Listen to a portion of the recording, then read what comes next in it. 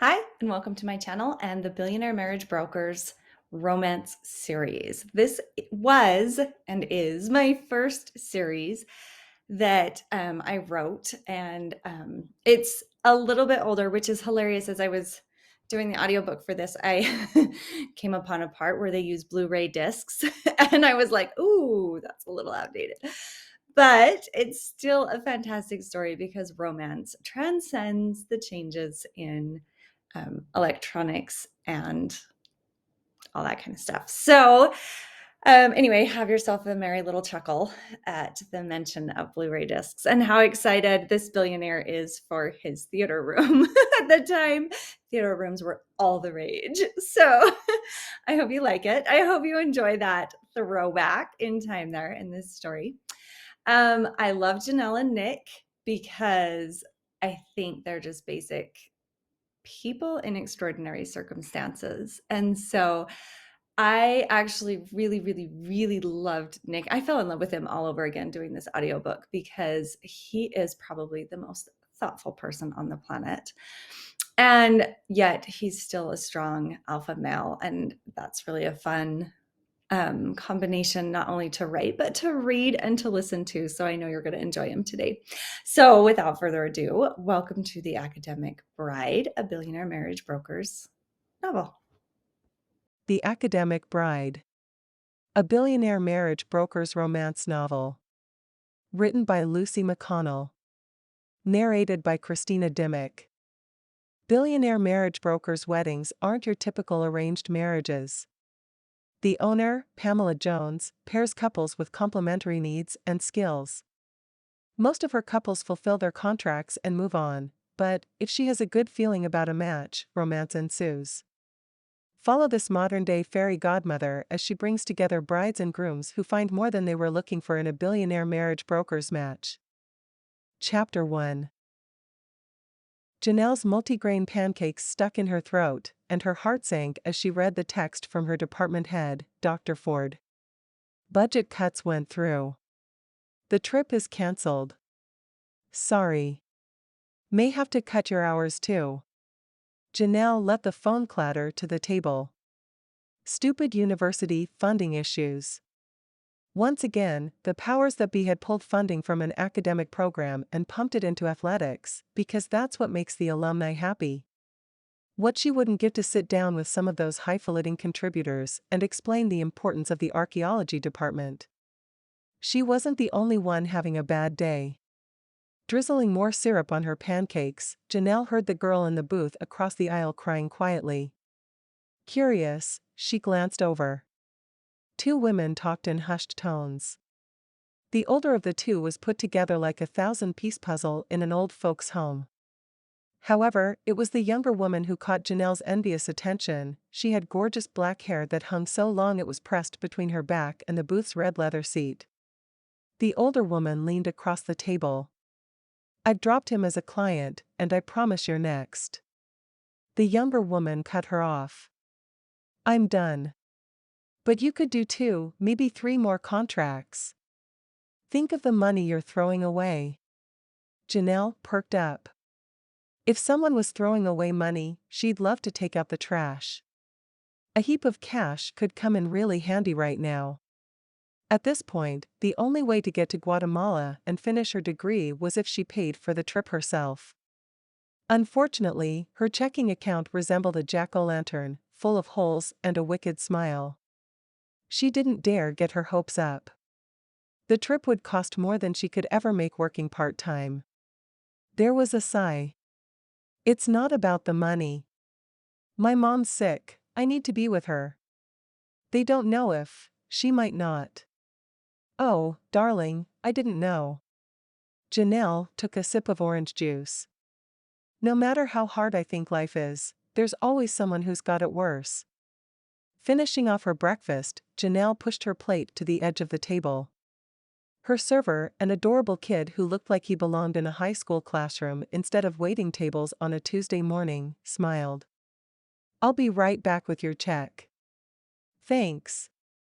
He moved across the aisle to the women at the next booth. Can I get you anything? The older woman said, I need hot chocolate. Kiera? The girl shook her lovely hair. No, I'm leaving. I'll be right out with that, he promised. The boy hustled off, and the conversation between the women continued. Janelle kept her head down, and her ears tuned in. I'm sorry, Pamela. I hate to leave you in a lurch. Pamela shook her head. Don't worry about me. I'll find someone else. It takes a special person to do this work. There are wonderful women out there who are looking for a career with these kinds of benefits. You just take care of your mom. Janelle threw back the last of her orange juice. This sounded like an opportunity. Even if she couldn't pay for her dig, she could at least increase her income. As long as the job was flexible enough to work around her classes, she'd be happy to quit cataloging other people's work and doing data entry for minimum wage. Thanks. The girl with the gorgeous locks gathered her jacket, one of those fitted ones in a flashy pattern that Janelle always looked at but passed over because they only went with 2 outfits. After the two hugged goodbye, the blonde sank back down in her chair and rested her chin on her hand and her elbow on the table. When her hot chocolate arrived, she gave the server a grateful look and stirred in the whipped cream as it melted. Janelle took her check, figured an exact 23% tip. She didn't have a dime to spare, but the server needed to make a living too, and left the fake leather book on the table. As she stood, the woman sighed again. Janelle paused mid-step, remembering. For the first 3 months of her senior year of high school, she'd watched the wall of fame fill up with pictures of the students of the month, secretly disappointed she never made the cut. One cold December day, she'd asked her math teacher how students were nominated. He'd told her the students get the form from the front office and ask a teacher to fill it out and turn it in. She'd stared at him, her mouth dragging across the floor. That was it? Come January, her picture was on the wall, and she never forgot the lesson: if you want something in life, you have to make it happen. She took off her glasses, cleaned the lenses on the hem of her t-shirt, and put them back on. What's the worst that can happen? She asked herself. She crossed over the center aisle. Excuse me? The woman looked up and smiled politely. Her lipstick, the perfect combination of gloss and color, had left a mark on the cocoa mug. Remarkably, she still had full color coverage. Effortlessly stunning in her tailored navy blue suit and silk scarf, she carried herself with a sense of confidence Janelle had yet to master. Yes. I couldn't help but overhear that you'd just lost an employee. Might I inquire about the position? Janelle swallowed. Might I inquire? The phrase felt right when talking with a woman who looked like she was born in a power suit, but it sounded funny coming out of Janelle's mouth. The woman stood up and looked Janelle in the eye, and Janelle found herself straightening under the scrutiny. She held still, feeling like she was going through an MRI machine, exposed and x-rayed. Her skin tingled. She didn't think anyone had looked at her that closely in a long time. It was a little unnerving, and yet she didn't feel judged, just red. The woman smiled as she offered her hand. I'm Pamela Jones. Janelle. Pamela gestured to the empty booth. Have a seat. Are you dating anyone? Janelle sat, thinking of Alfred. Were they dating? 2 dates in as many months didn't constitute a relationship. Not at the moment. Why? This job is not conducive to pre-existing relationships. Oh, okay. What did that mean? Janelle wondered. Tell me about yourself, said Pamela. I'm earning my PhD in archaeology. I teach 2 entry-level classes and work as an aide to one of my professors. Are you local? Yes. What's your 5-year plan? Janelle tried not to blink too much or too fast. Her mom always said it made her look like a fish. These were regular interview questions, but she hadn't prepped for a job interview this morning. I was scheduled to go on a dig in Guatemala, but the funding fell through. It was my thesis project, and now I'm going to have to scramble to come up with something else if I want to graduate in the spring. After that, I want to teach in the archaeology department and take sabbaticals to follow through on a few theories I have. Pamela stirred her cocoa. Your parents must be very proud. Janelle lifted her shoulders. That's what they say. Pamela patted her hand. I have a good feeling about you. She reached into her purse and pulled out a card. Stop by the office later this afternoon for an orientation. If you're still interested, we'll talk. Janelle put the card in her coat pocket. She needed a good hour to dress appropriately and review some online tips for the interview. I look forward to it. As the ding over the front door announced her departure, Janelle glanced over her shoulder at Pamela, who took her picture with her cell phone and waved gracefully. The whole thing had happened fast, and it was a bit bizarre. Janelle wasn't sure if it was legal to ask questions about an interviewee's personal life, but she shrugged it off because it wasn't exactly an interview. Having her picture taken bothered her, though.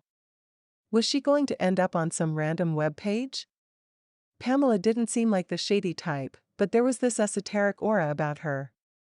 Janelle shook her head. There was no such thing as magic or mystics. Feeling the business card in her pocket, she decided to Google the company the minute she got home. She'd been either smart with a dash of bravery or really stupid to jump into a job she knew nothing about. Chapter 2. According to Janelle's hurried research, the company was real but covert. They worked exclusively by word of mouth, and the only helpful information on the website was a phone number for the main office. Janelle dialed it and set an appointment with Pamela through the receptionist. The office was on the third floor of a 25-story building. The people in the elevator were dressed as if they had important meetings with overseas clients, all sleek lines and splashes of color. Janelle wondered if her gray slacks and purple button-up top were dressy enough for this job. If she had to buy suits, she'd be out of there faster than you could say credit limit. The elevator deposited Janelle in front of a reception desk, where the same logo from the website, a cursive B&B, hung at eye level on the wall. A cute redhead without a single freckle talked on the phone and waved a quick hello to let Janelle know she'd be off in a second. Janelle wondered if, when they were dishing out freckles in heaven, she'd accidentally taken this girl's smattering. She'd never minded her freckles, she thought they gave her face character, but when she came in contact with someone who had flawless skin like Tina, as Janelle read on her nameplate, she wondered if she was missing out on something. That won't be a problem.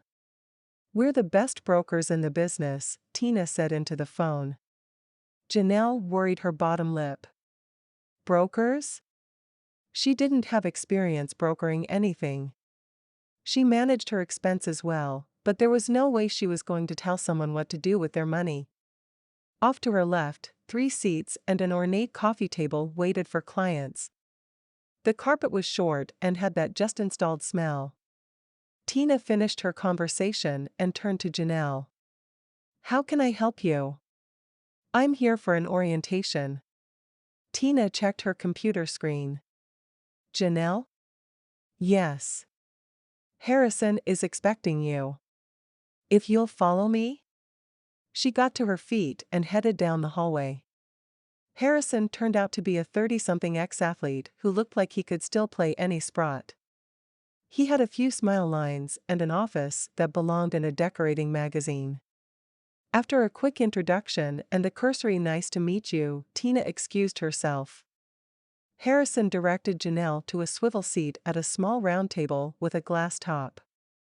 He took the chair across from her and grabbed a file and 2 pens that looked like they had been waiting there for her arrival. In fact, she caught her name typed on the label attached to the tab. If nothing else, these people are efficient. She thought. You probably have a lot of questions, but if you'll wait until I finish with the orientation packet, it may answer most of them. Okay. Our company is called Billionaire Marriage Brokers. We have a large and extremely private list of billionaire clients who are looking for a spouse. Before we continue, I'll need you to sign this privacy agreement. Anything we discuss from here on out will be considered confidential information.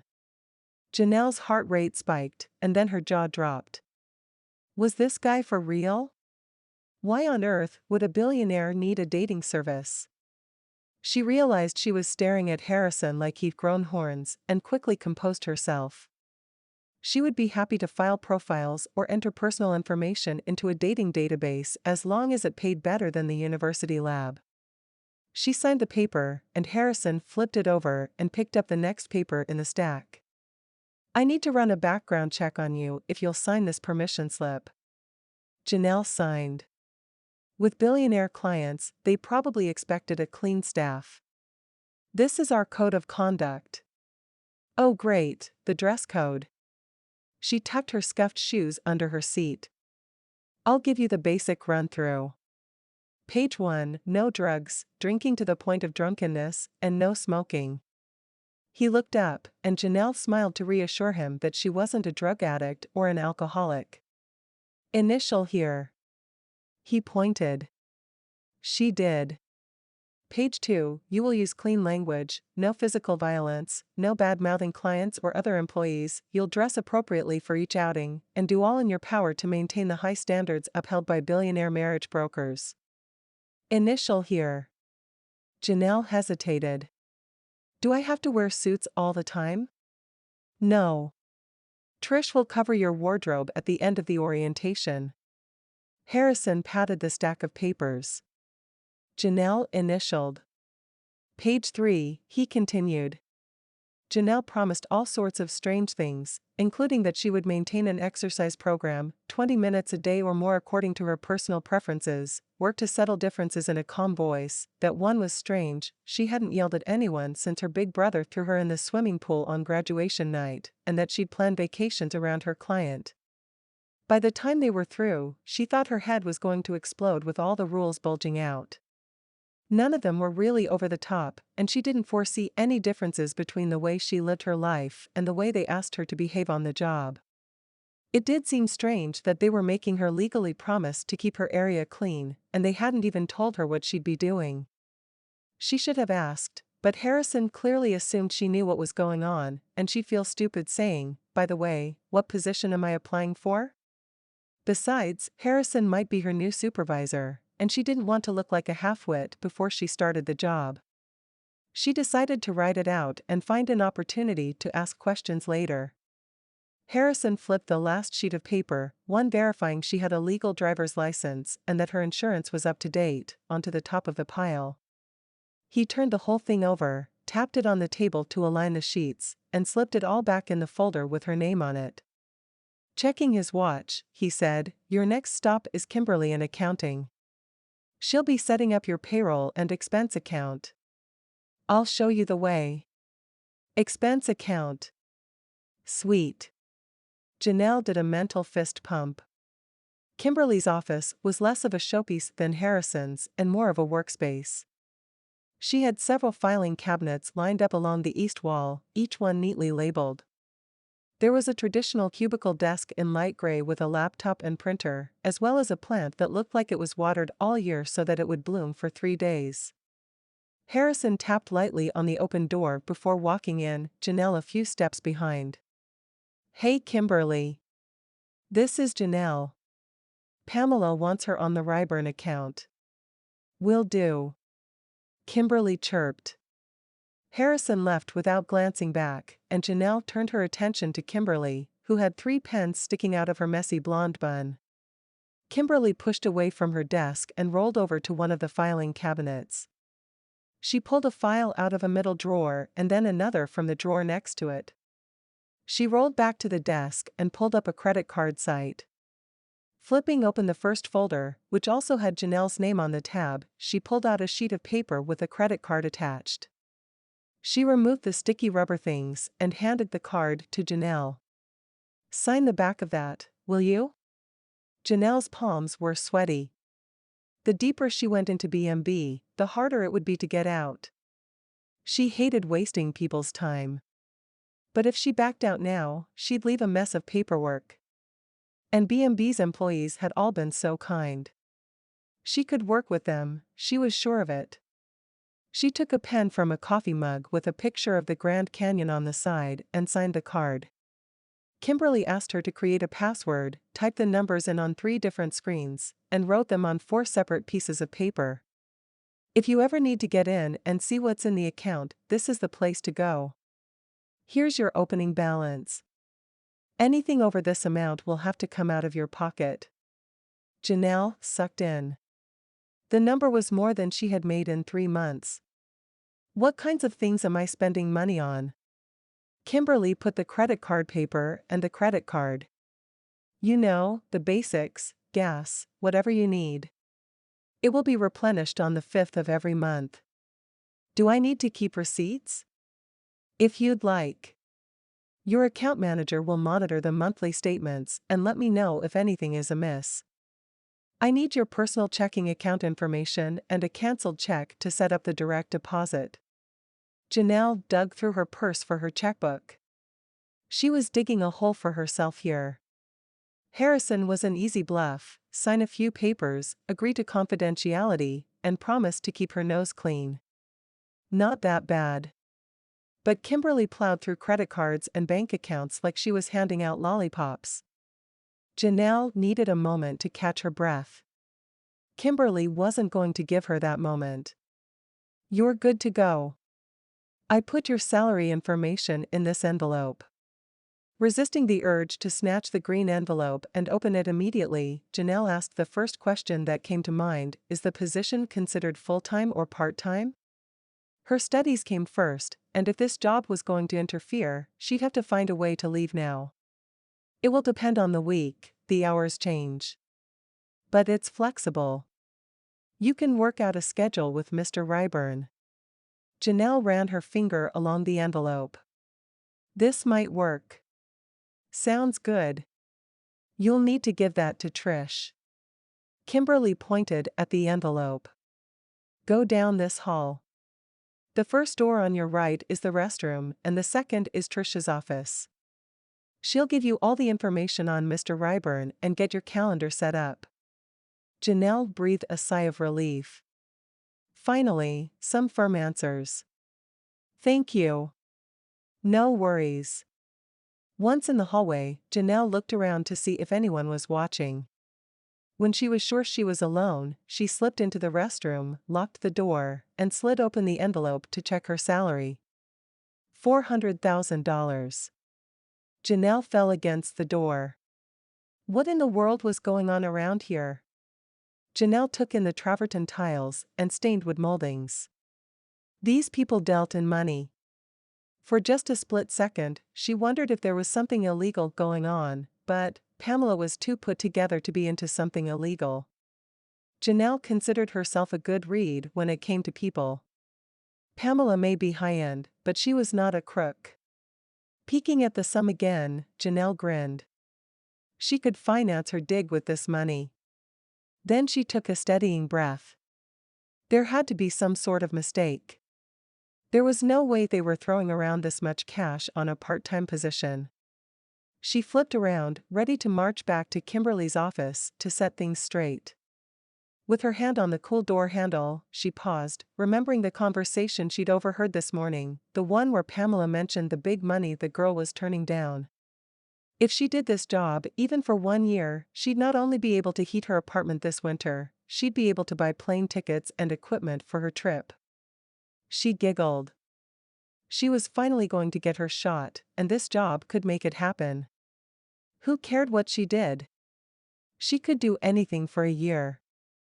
Throwing her shoulders back, she slipped out of the restroom and knocked lightly on the next door down, which was also open. Hi, I'm Janelle. She held out her hand, and the woman took it with a smile. Trish. Nice to meet you. Trish's hair was pink, well, half pink. The other half was so white it practically glowed. The cut was short and feminine and made her eyes stand out. In fact, all of Trish would stand out, from her zebra print dress to her pointed snakeskin boots. Trish didn't release Janelle's hand but used it to pull her into the office. If you could call the space made up with a makeup table, animal print furniture, and a rack of evening gowns an office. There was a small desk with a petite laptop and fashion magazines and 2 low couches in wild prints. Let's take a look and see what we have to work with. Trish reached up and slipped Janelle's glasses off. Hey. I just want to see your eyes. They're beautiful, a nice mix of gray and blue. We'll need to darken up your hair color just a bit to make them pop, but it shouldn't be a big deal. Janelle took her glasses out of Trish's outstretched hand and slid them back on. I can see why you chose those frames. The dark color draws attention to your eyes, just like the hair color will. Good choice, said Trish. Janelle held back a laugh. She'd picked the frames because they were the only ones in her price range that didn't look like bug guards. Trish slipped the paperwork out of Janelle's hand and sat down on the sofa. Let's see what kind of expense account we have to play with, shall we? She slid her eyes over the numbers and smiled.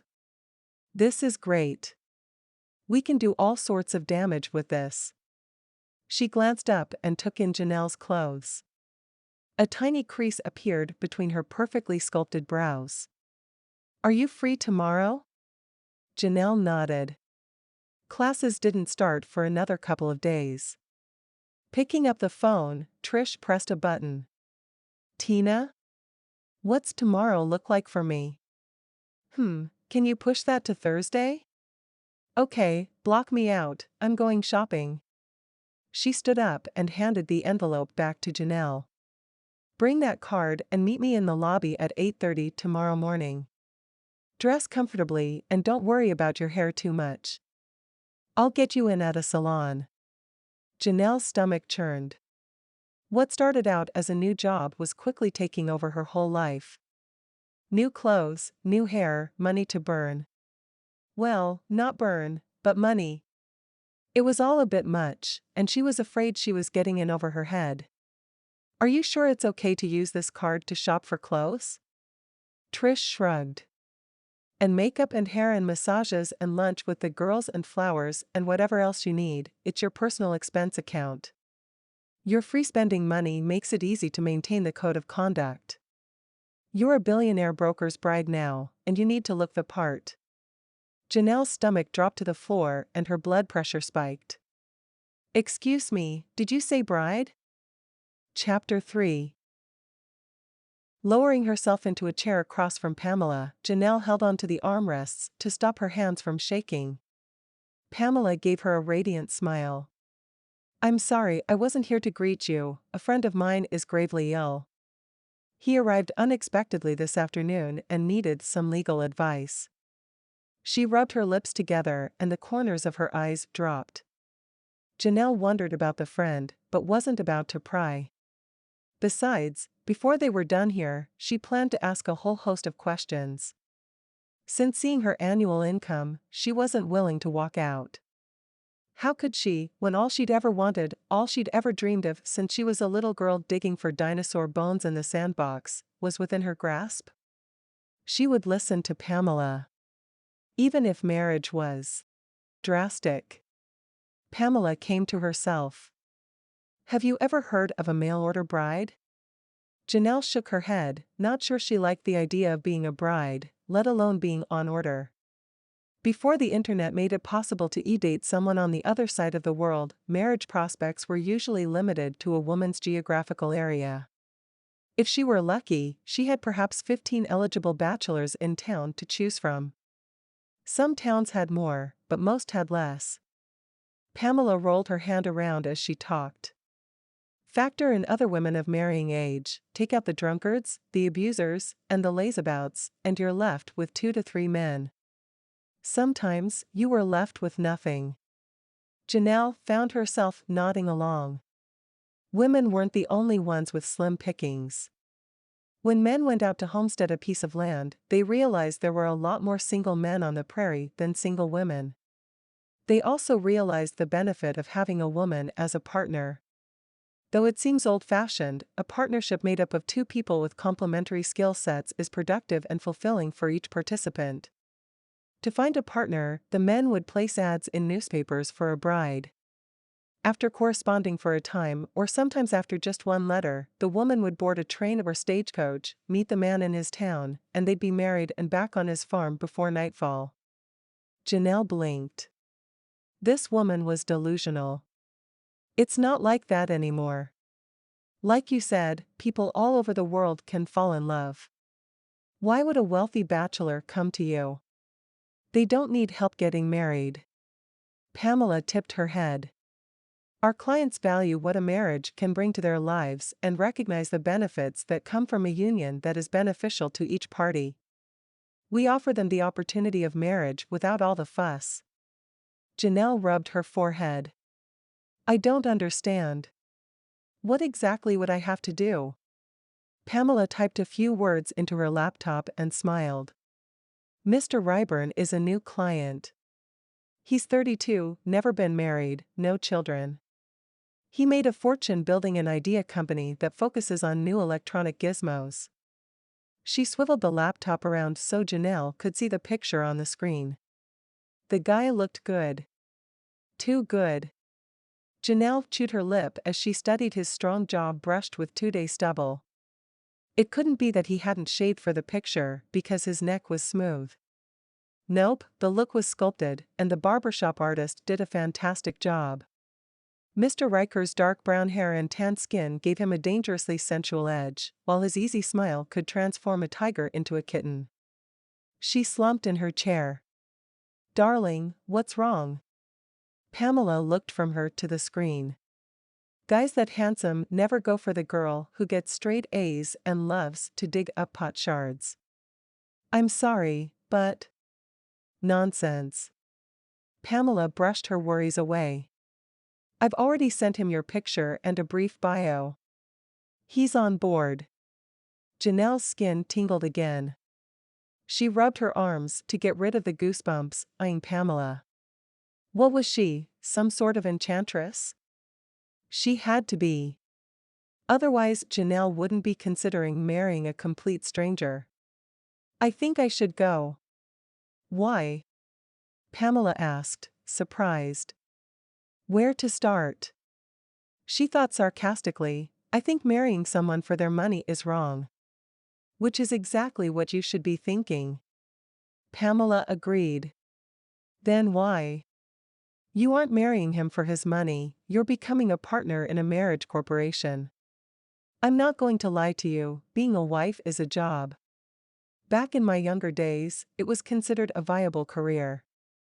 Janelle bit her lip. I still feel like it's using him. Do you feel like you could contribute to this union? Aren't you smart, capable, organized? Do you have managerial and leadership qualities? Janelle had gone over her work history this morning. She was all those things and did have the qualities needed. Yes. Trust me, you'll bring as much to this marriage as Nick will. But, why me? She asked. I told you I had a good feeling about you. Pamela winked. I've been at this a long time, longer than BMB, and my feelings are never wrong. Contemplating Nick's picture, Janelle thought of the last boyfriend she'd had that was seriously good-looking. Davy Lyman in the 8th grade. Of course, that was before she beat him in the science bee and he decided Cherry Steele and her devil-may-care attitude toward grades was more attractive than Janelle and her fascination with history. Janelle cringed internally as she asked, Can I see the picture you sent? Pamela clicked away, and soon the photo Pamela had taken with her cell phone at the pancake house popped up. Janelle put on a calm mask as she leaned forward to look over the image. Her black yoga pants looked good. Thank you, yoga classes. Her scarf and jacket were cute, if a bit faded. The messy bun and the wisps of hair around her face looked like she'd done them that way on purpose instead of getting caught in the wind. But it was the small smile and hopeful look in her eye that made her feel less self-conscious. Still, even though it wasn't a bad shot, the girl in that photo was nowhere near the league. Heck, she couldn't even afford to buy a ticket to watch a game in the same league as the guy in that picture. We have an extensive prenuptial agreement signed by both parties that Lisa Marie will go over with you and Mr. Ryburn on Thursday. The wedding will be scheduled for the following Monday morning. Trish will help you pick out something to wear when you shop tomorrow. Wait. Janelle held up her hand. You're saying we aren't going to date? We just get married? Pamela tapped her fingertips together. Arranged marriages are my specialty. In 20 years of business, I've only had 3 early termination contracts. Many of our brides are married several times over before they retire. It's a lucrative and fulfilling career. Janelle thought of the woman she'd seen crying this morning. Was she one of the 3? It felt like too much of a coincidence that Janelle had stumbled upon the scene. Under normal circumstances, Pamela sat tall and tugged on her jacket. Well, this isn't a normal case. But no, there is no dating period, because it's not a romantic relationship, it's a job. This isn't a setup, it's an interview. Don't let the job title scare you off. Janelle nodded. It wasn't a marriage where first comes love, it was business. I suggest you spend the weekend packing, said Pamela. Packing? Well, yes, you'll be moving into Mr. Ryburn's house. I have to live with him? A wife usually lives with her husband, darling. It makes coordinating and establishing solid communication much easier. Janelle felt sick. I need to set something straight. I know some women may crawl into bed with strangers, but I am not one of them.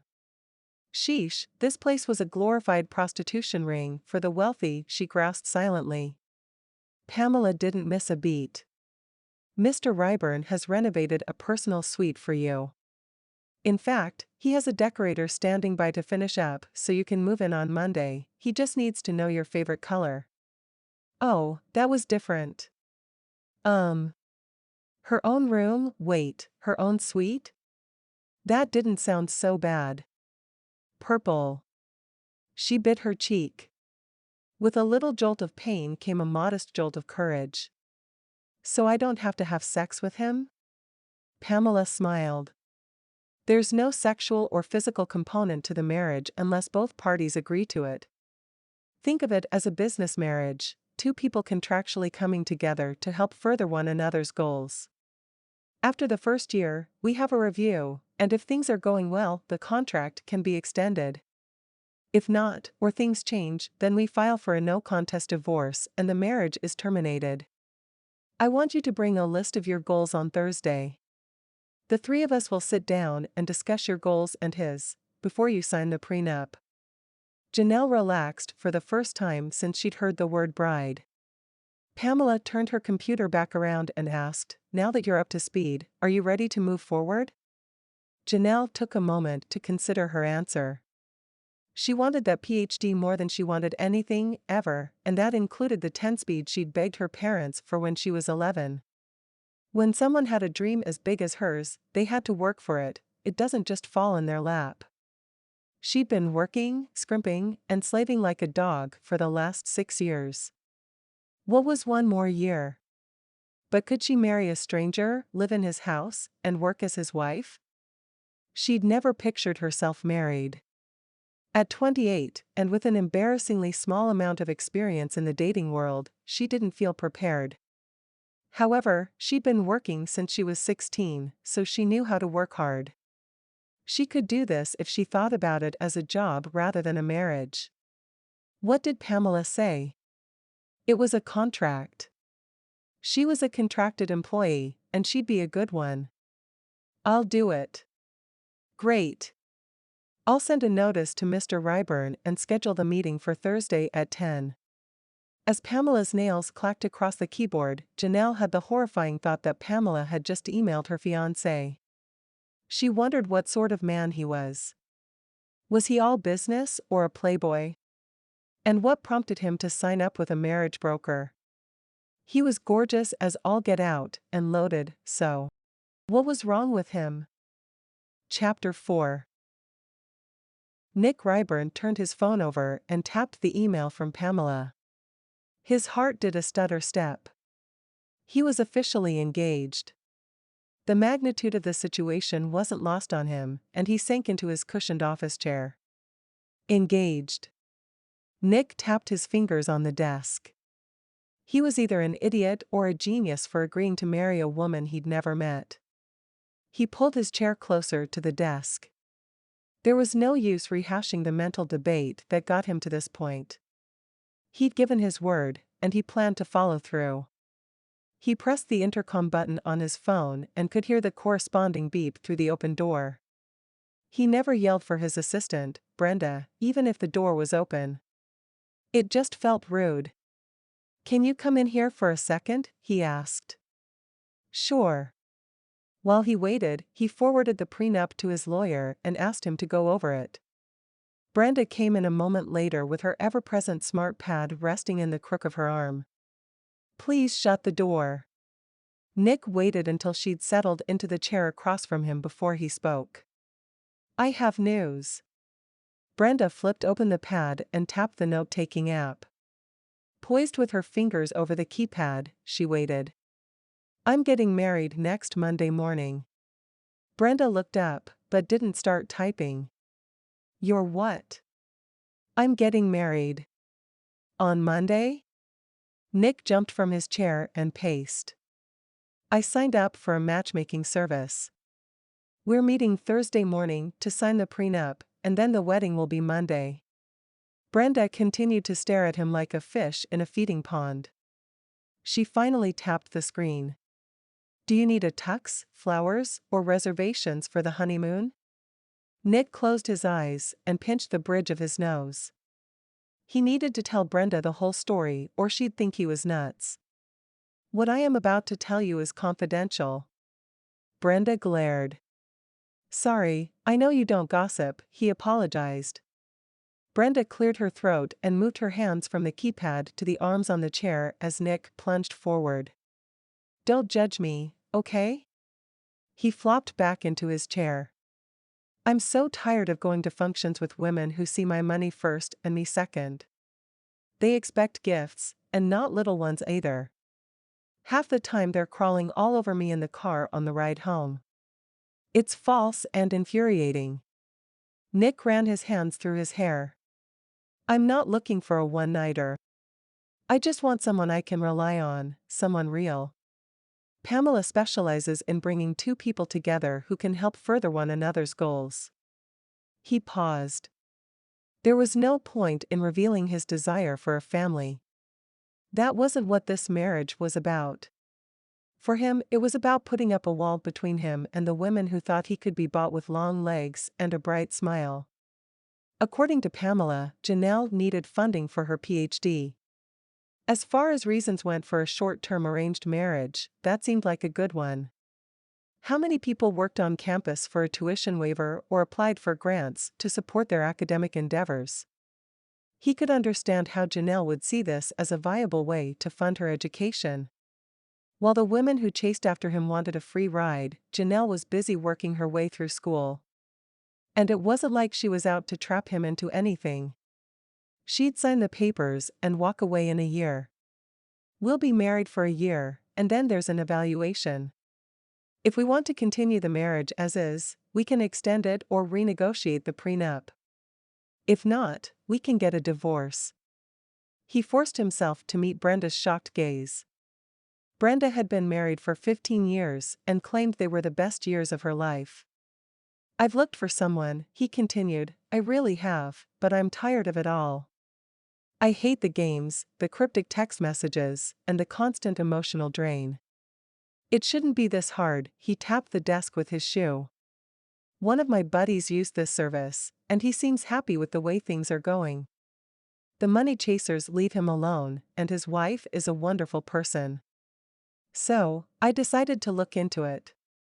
I met the owner, Pamela, one day for lunch, signed a contract and a code of conduct, and now she says she's found a wife for me." If Brenda's eyebrows got any higher, they'd fall off her forehead. "And you haven't met her?" "I'll meet her on Thursday." Brenda held back her judgment. "I'm only telling you all this because you're going to have to work with her. She'll need access to my calendars, both work and personal. I'll also need her informed about the company meetings when spouses or dates are included in the invitation." Brenda's fingers flew as she took down the instructions. Nick paused. "I want her to have access to me. If she calls, let me know." If she comes in, I want to see her. I need you to treat her like she's really my wife and not some glorified intern. If you do that, then the rest of the office will follow. Shall I also buy her flowers on Valentine's Day and pick up something for Christmas? No. Maybe. I'm not sure how all that's going to work out. He scrubbed the back of his head. What's your cover story?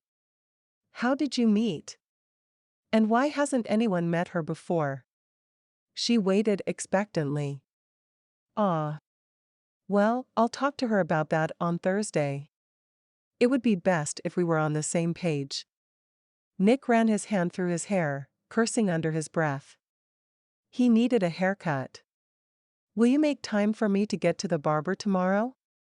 Brenda smiled knowingly. I'll get you the first appointment with Reggie on Thursday morning. You should have time for a shave and a haircut before meeting your, she trailed off for him to fill in the rest. Fiancé. Nick slapped the table. In fact, let's start letting people know I'm engaged. Just start a little rumor. Then, in a week or so, I'll tell everyone we eloped. Nodding, Brenda said, sounds good. She clicked the sleep button on her pad and stood to leave. Nick rolled the tension out of his shoulders. He didn't realize how hard it was to tell someone he was getting married. Married. How could one word hold so much promise and responsibility? Thanks, Brenda. You're good at what you do. And don't you forget it, she smiled. Nick clicked on the image of Janelle to make it fit the screen. She was pretty in a wholesome way he hadn't seen in a long time.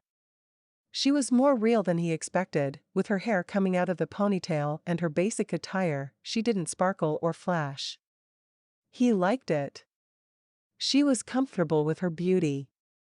He read her bio again, taking in every little detail, although there weren't many.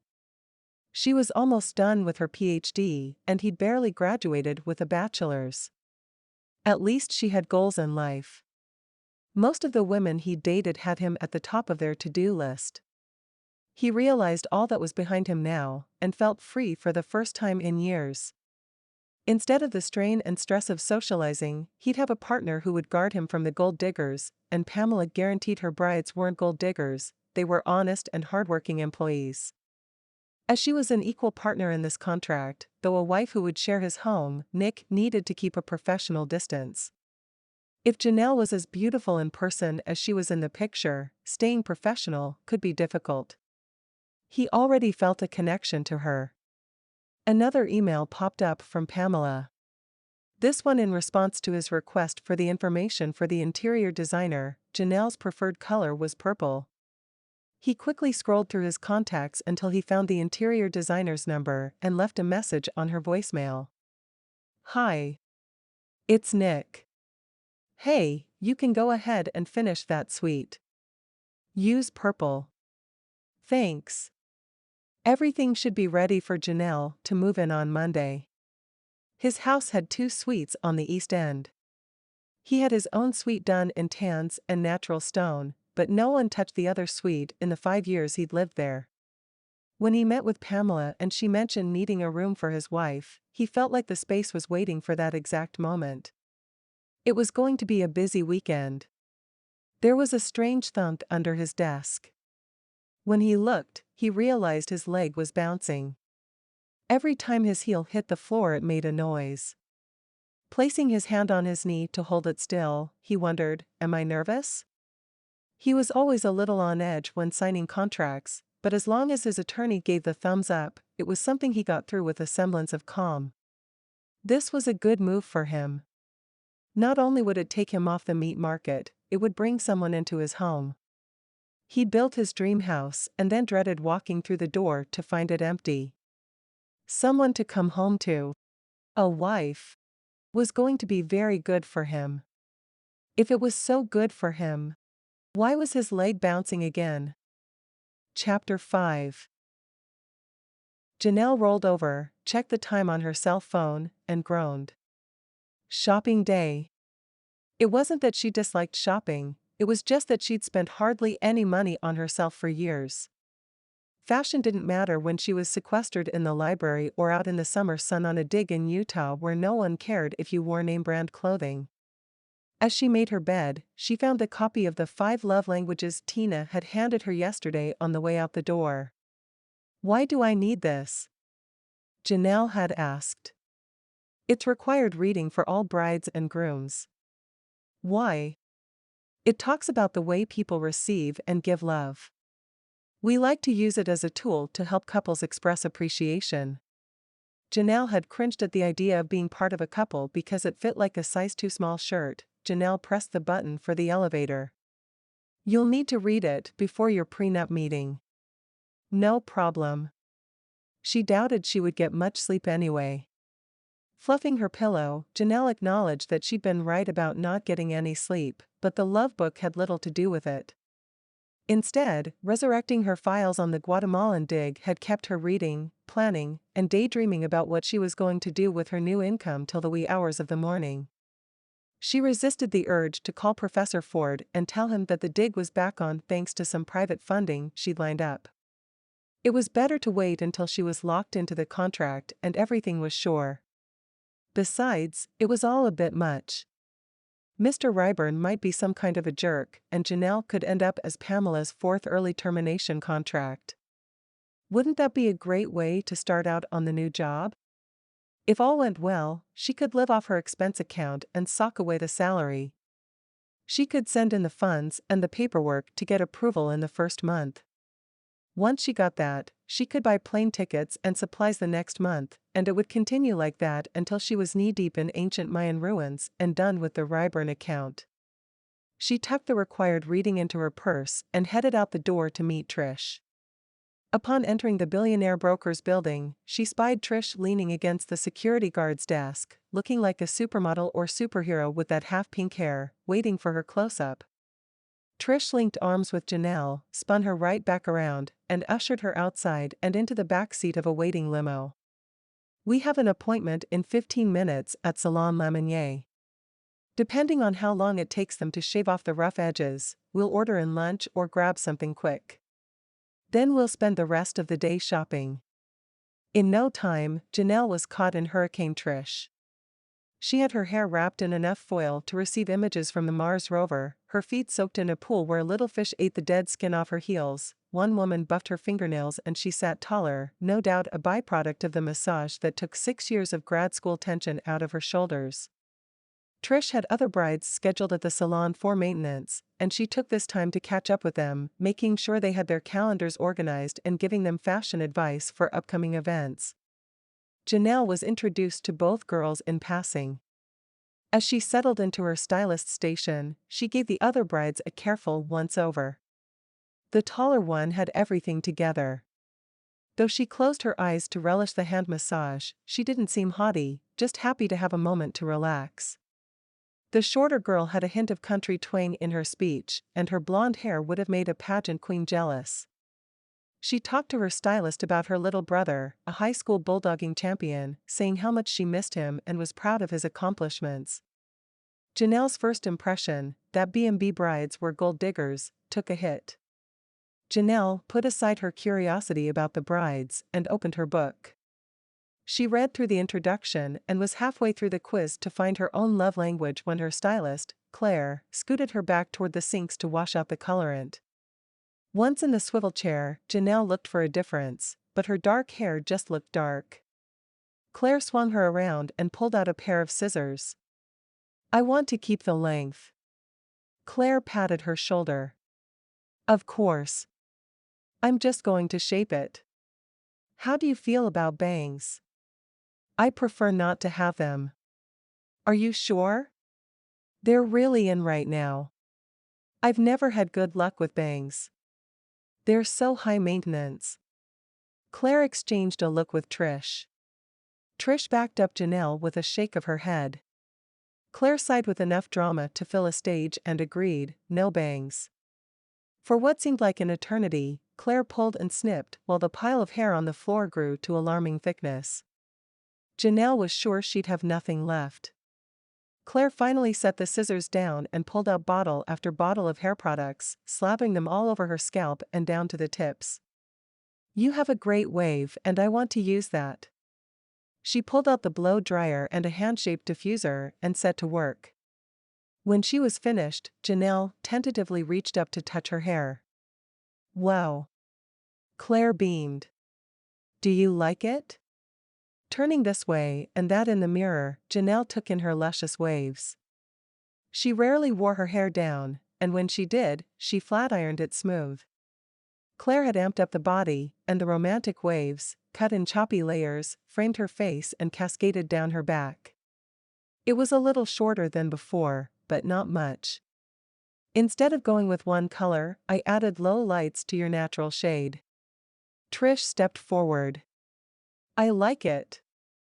It's not as dramatic as a solid black would have been, but the waves don't need the drama. Did you do her eyebrows too? Yep. It works with her skin tone. Her eyes really pop, don't they? Love it, said Trish. What do you think? Janelle pointed at her head and asked, Can I do this? Sure, it's all in the diffuser. I've put together a basket with the products I used and there's a blow dryer with the attachments. They'll have it for you at the front desk. Blow dry and go, I can totally handle that. Thank you, that was very thoughtful. As she handed over her credit card to pay for the morning, she chewed at her lip. Trish gave her a knowing smile. That's what the money's there for. Don't fret. She picked up the basket, all wrapped and tied with a teal ribbon, and headed for the door where their limo waited out front. Besides, we're about to set that card on fire. She grinned mischievously as she handed the basket to the driver who moved to put it in the trunk. Janelle sighed. She hoped Mr. Ryburn's love language, or language of appreciation as she preferred to call it, wasn't gift-giving. If he intended to express his appreciation by showering her with flowers, jewelry, or shopping trips, he'd stress her out. She chewed her lip again. What if his language was gifts and she'd be required to buy him something? She had no idea what men wanted. Janelle slid into the limo, crossed her legs, and folded her arms. No matter how many times she told herself this was just a job, it felt like a lie. She did the only thing she knew how to do when she was worried. She pulled out her book and studied, determined to pass this test and get the money for the dig if it killed her. Chapter 6. As Janelle exited B&B's elevator the next morning, she tugged at her new teal leather jacket. The short heel on the brown, calf-high boots clicked against the tile, causing Tina to turn in her direction. Janelle's cheeks flushed. Tina's eyes widened. Wowza. Pressing her hands to her cheeks, Janelle whispered, It's too much. Trish. This was all Trish's fault. She'd pulled this outfit together in a small boutique when Janelle was too worn out to put up a fuss. A teal leather jacket, for the love. When she dressed this morning, she'd felt like $1,000,000. Now, waiting to meet a man who really was worth $1,000,000,000, or more, she felt like an imposter. Panic seized her chest and she let out a small squeak. Tina rushed around the desk and wrapped Janelle in a warm embrace. It's going to be okay. Janelle managed to ask, Is he here? Tina pulled back.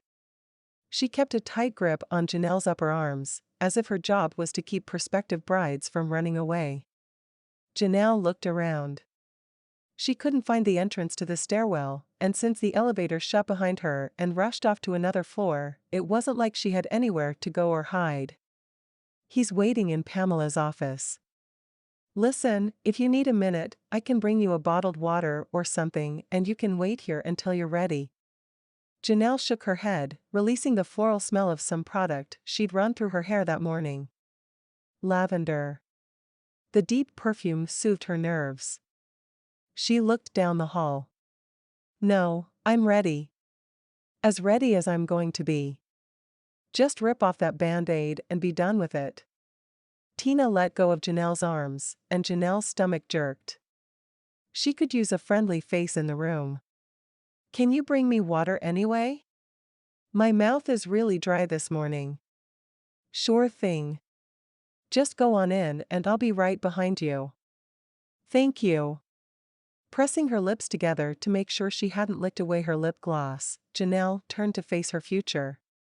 Whatever happened in this meeting would mean the difference between achieving her lifelong goal and having to erase the last 2 years of research and start over. She knocked lightly on the cracked door before pushing it all the way open and waiting to be invited in. Nick's leg bounced as he waited in Pamela's office. He still had a hard time believing he was engaged. It was a good thing Reggie was a master barber, because Nick's hands weren't steady enough to hold a razor today. Pamela's phone beeped. Janelle is on her way back, she said, nodding toward the door as there was a small knock.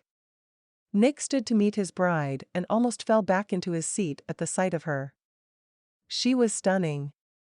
He'd spent every spare moment studying her picture, trying to acclimate to her beauty, but she still managed to take his breath away. Her hair was different, wavy, and it seemed like there was more of it, but maybe that was just the new style. "Hello, darling. Come in, come in." Pamela moved to take Janelle by the hand. "I'd like you to meet Mr. Nicholas Ryburn." Nick offered to shake hands. When they touched, he had the strangest urge to turn her wrist and kiss just above her knuckles. Mentally shaking himself, he withdrew his hand.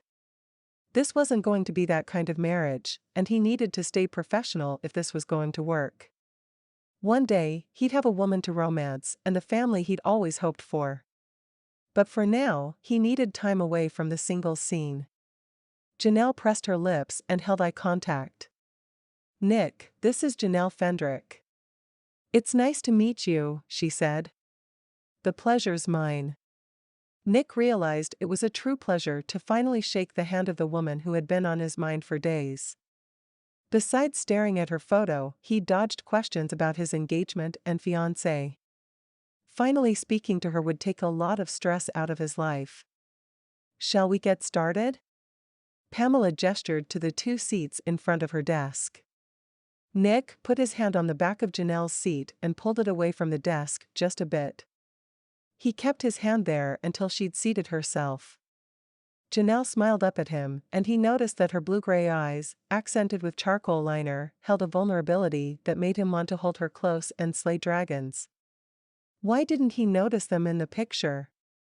She adjusted her glasses, and he realized he hadn't been able to make out her eyes in the photo because her glasses had a slight glare. He tore himself away before things became awkward, and took his seat. "We have a few things to go over before your meeting with Lisa Marie."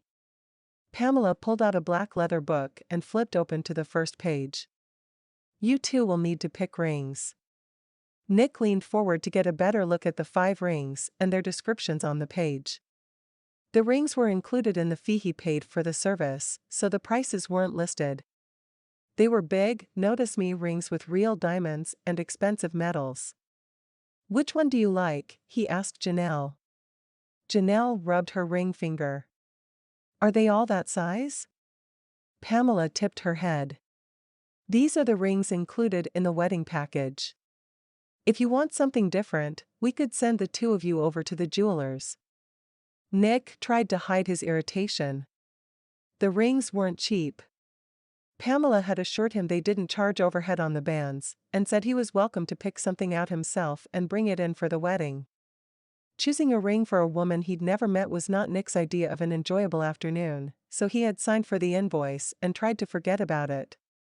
If Janelle was the type that wanted big jewelry, and her earrings indicated that she liked big and shiny pieces, then they might be in trouble. "No, they'll be fine." She continued to rub her finger, which was turning red from the abuse. Nick sighed. "What is it?" Janelle shifted in her seat.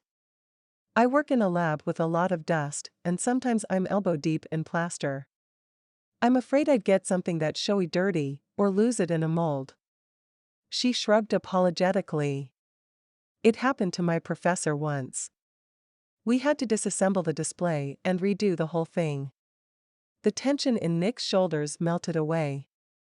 She didn't want something bigger, she wanted something smaller, more functional. He turned back to the page. "What about this one?" It has a band and the stone setting. That way you could wear the band at work and put on the stone to go out. I didn't notice that before. It's got gold and platinum, so I could wear it with anything. I like it. Pamela beamed as she flipped the page. Okay, how about your ring, Nick? He turned to Janelle. What do you think? It's your ring. I know, but I'd like your opinion. She looked closely at each ring, then flipped back and forth between the women's and men's pages. How about this one? It looks like they belong together. The ring was wide and flat with a band of gold inlaid against platinum. The design was simple, yet elegant. It was the one he would have picked. He took it as a sign and nodded at Pamela. Now, I need to know which love language you speak in here. It took Nick a moment to realize she was talking about that book he'd had to read. He'd been embarrassed by his test results. What kind of a man ties his love language score between quality time and physical touch? How needy did that make him sound? He'd spent a couple days contemplating the test results and determined that his best memories growing up were the times his family just hung out together. That explained the quality time, but the physical touch one still made him blush and wonder at the validity of the test. He'd had plenty of women use physical affection to get at him, and it always turned him off. At any rate, he wasn't going to embarrass his bride by telling her he required physical contact to feel appreciated in the marriage. Janelle shouldn't think he was buying his way into her bed.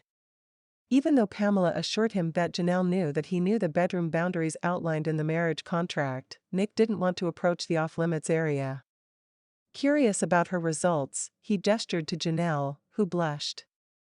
I was a tie between acts of service and physical touch, Janelle intoned. Pamela typed that in and then looked at Nick. If the deep blush making its way through the smattering of freckles across Janelle's cheeks was any indication of her embarrassment, then she was brave to share her full results. Maybe hearing his would ease her discomfort. Quality time and physical touch, he said, grateful that his voice held steady. He was rewarded for his bravery with a smile of gratitude. Janelle was honest, even when it was hard for her. He liked that. They talked for a few minutes about their schedules. Besides her teaching and the time she'd need to write her thesis and prepare for a dig, she was pretty free. I hope you won't be bored with me. I work a lot, he said. Janelle laughed, and Nick found that he enjoyed the way the sound made his chest warm. It doesn't sound like much, she said, but I've got a lot of research to do. I think I'll be fine. Pamela pressed her palms together. That wraps things up here. I'll take you two down to Lisa Marie's office, and you can sign the prenup. After that, we're good until Monday.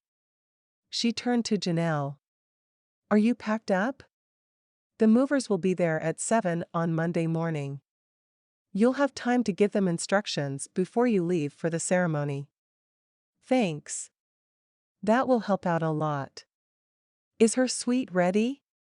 He nodded. The paint is drying as we speak. The furniture should be there later today, and the designer was going to work Saturday on the finishing touches. Sounds like everything is in place. I'll see you two on Monday. Don't be late. Nick held the door open for Janelle as they walked down the hall. He almost placed his hand on the small of her back to guide her into Lisa Marie's office, but caught himself just in time. He looked down at his hand. It was an inconsequential gesture that he'd done a million times when escorting a woman to a table at a restaurant. So why did he hesitate now? Did it mean more because this woman would be his wife? He'd have to watch himself. With her living just across the hall, well, the space between their rooms was more like private sitting rooms, what with the couches and all. They could become too familiar and lose the professional barriers they'd need if this was going to work. He steeled himself to proceed with caution. Janelle tried to keep her breathing steady as they entered Lisa Marie's office. Nick was better looking in person than he was in his picture, a picture she hadn't been able to get out of her mind last night. With the way she concentrated on it, she could have picked him out in a police lineup in a matter of seconds. He was clean-shaven today, and she could smell the deep scent of sandalwood. He also looked like he'd just had a haircut. Though she appreciated the effort, she wondered what he looked like tousled. "Slow down there, girl. This is your new coworker, not your boyfriend." Janelle took her seat as Nick held the chair for her again. It was nice to be with a man who treated her with respect. She found herself responding like a duchess. It was a side of herself she'd never really seen before, but then, she'd never been with a man who treated her like a lady. The men she'd dated were polite, just not truly attentive. 2 sets of identical papers were placed before them, and they were directed to initial or sign almost every page as Lisa Marie explained each clause. Basically, she wasn't entitled to any of his money or other assets, ever. Even if he died while they were married, the money would go to his mother as stipulated in his will. Janelle was fine with that. The only money she wanted was her salary, and that would be waiting in her savings account when the year was up. She refused to look at Nick as Lisa Marie went over the physical relationship clause. She signed quickly to get that part over with. It wouldn't have been so uncomfortable if she didn't find herself attracted to her fiancé. She'd worked with other men she found attractive, and as long as they didn't encourage those feelings, they would get along just fine. Halfway through the stack, there was a knock on the door. "Sorry," said Tina as she came in. "I thought you all might like something to drink." As she handed a cold plastic water bottle to Janelle, she raised one eyebrow. Janelle gave her a quick nod. Things were going well. Nick took a water and Lisa Marie asked for coffee. "You know what? I think we could all use a quick breather. I'll grab my own coffee and be back in a minute." Lisa Marie walked out behind Tina, leaving Janelle alone with her fiancé. Nick twisted the lid to his water back and forth. He stared at the Western painting on the opposite wall, but his eyes weren't focused. "You look bored," she said. "Sorry. It's not your company, I assure you. I spent an hour and a half listening to my lawyer go over this thing yesterday. It's waterproof. You'll be fine, too." I asked him to look at your end of things. Had he noticed how closely she listened? How many questions she asked? She tried not to look self-serving in front of him, but this was all new to her. And she couldn't afford to pay an attorney and then walk away if all this wasn't what she wanted. Next to Nick, Janelle was the poor country mouse, and she felt every bit of her dowdiness wash over her. Nick tapped his fingers on his stack of papers and grimaced. Janelle's stomach dropped. Was he having second thoughts? "What?" she blurted. "Phil, my attorney. He's a great guy, don't get me wrong. He gave me a half-hour lecture on the sanctity of marriage." Janelle looked down at her hands. "Oh. Is this your first marriage?" She nodded, her nerves doing strange things to her stomach, her throat, and her brain, all at the same time. "Did anyone try and talk you out of it?" Janelle groaned. "No one knows. My parents are going to flip, and I mean FLIP flip." She covered her mouth with her hands. She shouldn't have said that. It wasn't very professional to announce to your fiancé, 3 days before the wedding, that your parents didn't know you were getting married. Nick chuckled. "They aren't the only ones. My mom will have a canary." Janelle let out a silent prayer of gratitude and patted his arm. "At least you told your lawyer. And my secretary." She threw her arms in the air. "Great, you're too up on me." When Nick laughed, the sound resonated within her and chased away the icy dread. Nick had a deep voice, one that commanded attention but was gentle. His laughter went right to her bones and made her smile. She realized that spending time with him at their weekly planning meetings wouldn't be a problem, she was going to enjoy it very much. "Are you inviting anyone to the ceremony?" she asked. Nick cleared his throat. "I wasn't planning on it." "Me neither. Let's just keep it low-key. Agreed. Lisa Marie came back in with a steaming cup of coffee the color of dirt, and Janelle took a sip of her water. As time went on and they signed more papers than it took to buy a small island, she felt more at peace with her decision to go through with this. Nick was a great guy, they seemed to get along well, and he wasn't going to make a big deal about meeting her family. Her family. Maybe she should cancel her standing Sunday dinner with her parents this week. She couldn't seem to come up with a viable excuse, though. She knew she couldn't tell them she needed her beauty sleep because she was getting married in the morning, and she couldn't say she was sick because her mom would just haul her home for some motherly attention and a couple days of R&R. Nope, she was going to have to suck it up and eat dinner with her parents and somehow not tell them she was getting married the next day. Chapter 7.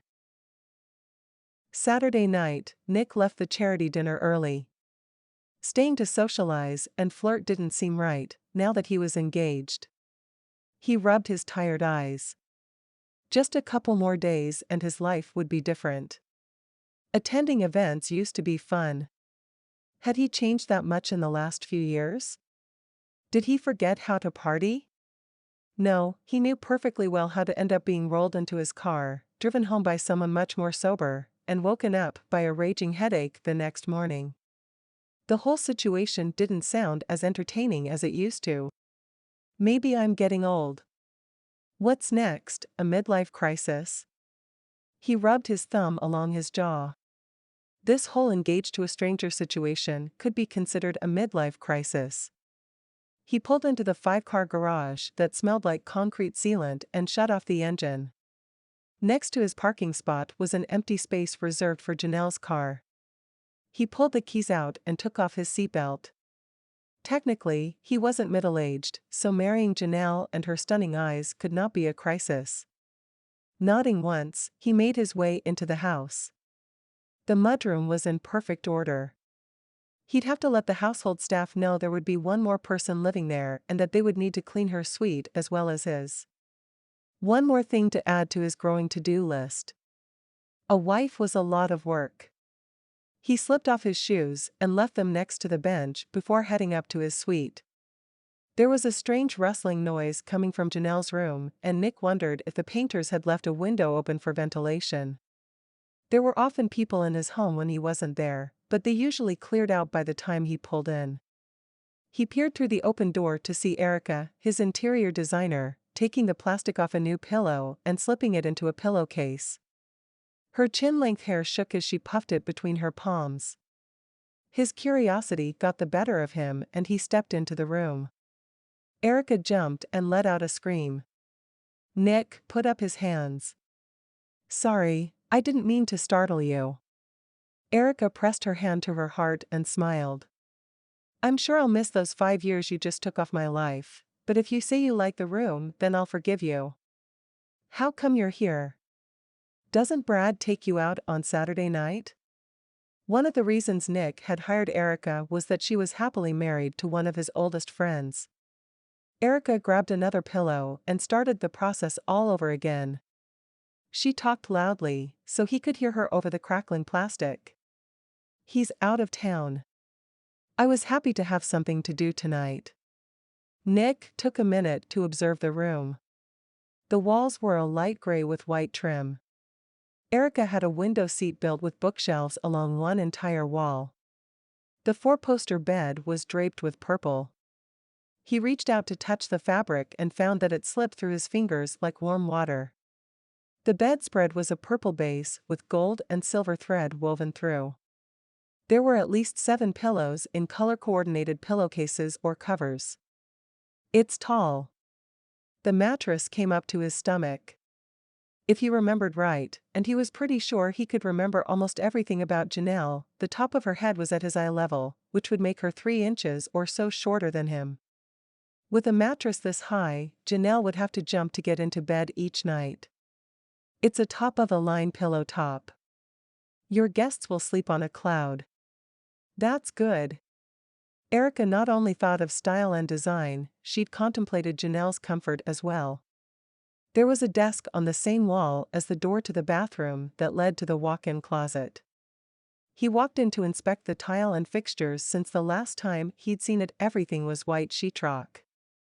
The area was light, whimsical even, compared to the dark colors and natural stone in his room. He liked the glass tiles in the shower. Teal and purple tiles were scattered randomly through the clear tiles on a white background. The dark cabinets were a nice contrast to the light colors. The closet was filled with organizational tools. There were plenty of empty shelves and closet rods, as well as a shoe rack and a belt organizer. A box of wooden hangers sat in one corner. He went over, ripped the plastic off of a set, and hung them on the nearest rod. He did the next set, placing it on a different rod, and then continued till the large box was empty. Placing all the plastic in the box, he took it out to Erica, who was unwrapping a gilded, full-length floor mirror. "I have to admit," she said as she stuffed the bubble wrap in the box he brought out, "I was surprised you picked purple." "I didn't. My fiancé did." Nick grinned. Erica let out a squeal and clapped her hands. "Why didn't you tell me? We're eloping on Monday." "I was trying to keep it under wraps." "So, are you two moving over to this room?" "I wish I'd known. I would have added a few more masculine touches. Maybe I can get something over here tomorrow." "No. I like it just the way it is. Besides, I want her to feel comfortable." Erica swatted his arm. "I can't believe you." She looked around the room, tipping her head this way and that, before nodding once. "Yep. I'm officially done. It looks amazing." Erica hefted the box of garbage onto her hip. Nick protested, "I can carry that out." "Nonsense. It's light as a feather. Have a great night, and congratulations." "Thanks." Nick walked over to the bed and ran his hand along the brocade pillow.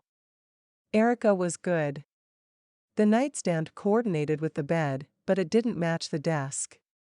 It gave character to the room. He sat down on the window seat and looked Janelle's room over once more. Janelle's room. The title was both exciting and disappointing. She had been nervous about the prenup, and he wished he'd told her earlier that it protected her as much as it protected him. She'd relaxed after he mentioned Richard had looked things over. That was good, it showed a bit of trust on her part. They also seemed to be on the same page as far as telling people about their marriage. His mom would be furious. However, she was on the other side of the country, visiting his brother and his wife and adoring her first grandchild. With any luck, she'd never know the marriage took place. He looked forward to having Janelle move in. Their first meeting went well, perhaps a little too well, as he found himself attracted to her in a way he hadn't planned on. He supposed that's where the disappointment came in. He couldn't pursue her romantically. Well, technically, he could, but they'd just met, and she wasn't expecting to be swept off her feet. But with a woman so lovely sleeping less than 100 feet away, not pursuing her was going to be difficult. It was for the best though. His heart was tired, worn out from falling for women who only saw him as a notch on their designer belts. They played games. Nick rubbed his eyes. Was he playing a game? He'd had his moments of doubt, wondering if this would really work out or if he'd end up feeling trampled on by the end of the year. He hoped not. As Nick had learned when he'd started his business, sometimes hope was all you had to go on. Chapter 8. Janelle woke Monday morning to someone banging on her apartment door. She glanced at the clock and groaned. She'd overslept. Who oversleeps on their wedding day? She pushed the sheets back and reached for her robe. Wrapping her robe around her shoulders and tying it with a jerk, she opened the door just as Trish was about to unleash one of the overly muscular movers to break it down. Trish walked in, took one look at Janelle, and began issuing orders. Her hyper yet controlled energy filled the space and set Janelle on edge. "You have 7 minutes to shower." Janelle ran to the bathroom, slamming the door behind her. After their shopping trip together, she knew that when Trish said 7 minutes, she meant 7 minutes. The woman was a human stopwatch. Trish gave instructions to the crew. Thankfully, Janelle had packed her wedding suit, shoes, and accessories in a garment bag last night and hung the bag on the back of the bathroom door. 2 minutes. Trish called through the door. Janelle rinsed the face wash off and jumped out. Here. Trish cracked the door and shoved her arm through. She held out a clean set of panties and a bra. Janelle muttered her thanks and made sure the door was firmly shut before letting her towel drop to the floor. 2 seconds later, as Janelle tried to shimmy into the panties while her legs were still wet, Trish's arm appeared with a pair of yoga pants and a t-shirt. 1 minute. Janelle was certain that meant whether she had the clothes on or not. They were 5 minutes late to her appointment and Claire was in a tizzy. Did you moisturize this morning? Trish folded her arms. She overslept. I used that special face cleaner stuff you gave me. Janelle felt the need to defend herself. This was her wedding day. Yeah, she wanted to look good, but wasn't sleep important? At least, I won't have bags under my eyes. Claire gave her hair an extra tug as she squeezed out the excess water from her super quick shampoo, but didn't say anything else about being late. Janelle worked to calm her racing heart. This was her wedding day, and she had no idea how she was supposed to feel. The idea that she didn't know how to be a wife had her fingers drumming every surface they could find. Did the other brides have training? Trish walked by as her brows were being shaped, did a double take, and pressed Janelle's hand flat against the seat. No cold feet now, she said with a reassuring smile. Janelle felt the tears build, and it had nothing to do with losing a few eyebrows. I feel so unprepared. I understand this has all happened for you at light speed. It's not usually like this. I promise you, I'm not going to drop you at the wedding and run. I'll be there to train you as the week goes on. Okay? Janelle flipped over her hand and gave Trish's a light squeeze. It was just a job. Okay. Are you going to make it through this? You look a little pale. Guatemala. Guatemala. I'll be fine. I'll find you some juice. You probably need a little sugar. Thanks. After being filed, buffed, blow-dried, and waxed, Janelle was ushered into a changing room, where everything she needed to get dressed was laid out. Trish must have unpacked her bag. She hurried through the process, barely checking to make sure her button-up blouse was tucked in before throwing on the jacket. She blew out of the changing room and stopped short, as everyone in the salon had gathered to see her finished look. Tugging at her jacket sleeve, she asked, "How do I look?"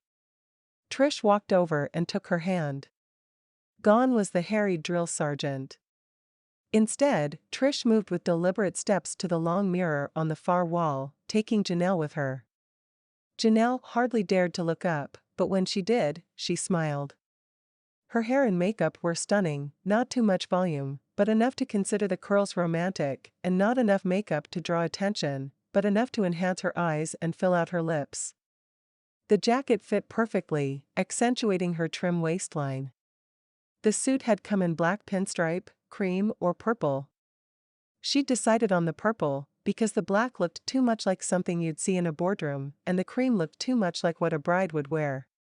The purple was a nice combination of both, just like her marriage. Claire appeared beside her and pulled a few curls over her shoulders to frame her face. Janelle hugged her. Thank you. The ladies clapped and giggled as Trish ushered her out the door. Before she knew it, Janelle was walking into Pamela's office to get married, and Nick was looking at her like she was the only person in the room. Her butterflies from earlier returned, times 10.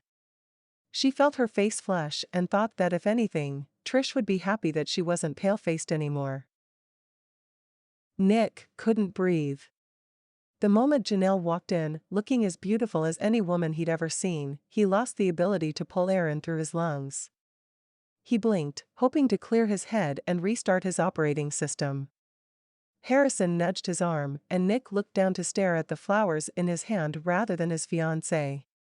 The flowers. He crossed the room to intercept Janelle to have a second with her before the justice of the peace started. He had to clear his throat to find his voice. I know this isn't a traditional wedding, but it's traditional for the groom to buy the flowers. He held out the bouquet of white lilies. I thought you might like a bouquet. Janelle took the flowers and closed her eyes as she breathed in their intoxicating scent. She looked up from lowered lashes. Thank you. They're perfect. That moment, that one little moment, was worth the hours he'd spent last night tossing and turning, debating if he should give them to her or not. His heart beat wildly in his chest. He was on the verge of marrying this beautiful woman, and he was shocked to realize he felt happy about it, really happy. He hadn't expected the amount of anticipation that raced through him. We're ready. Pamela waved everyone closer as the officiator, dressed in a bad brown suit and sporting a comb-over, took his place in front of the desk. Nick offered his arm to Janelle, who only hesitated a second before slipping her hand over it.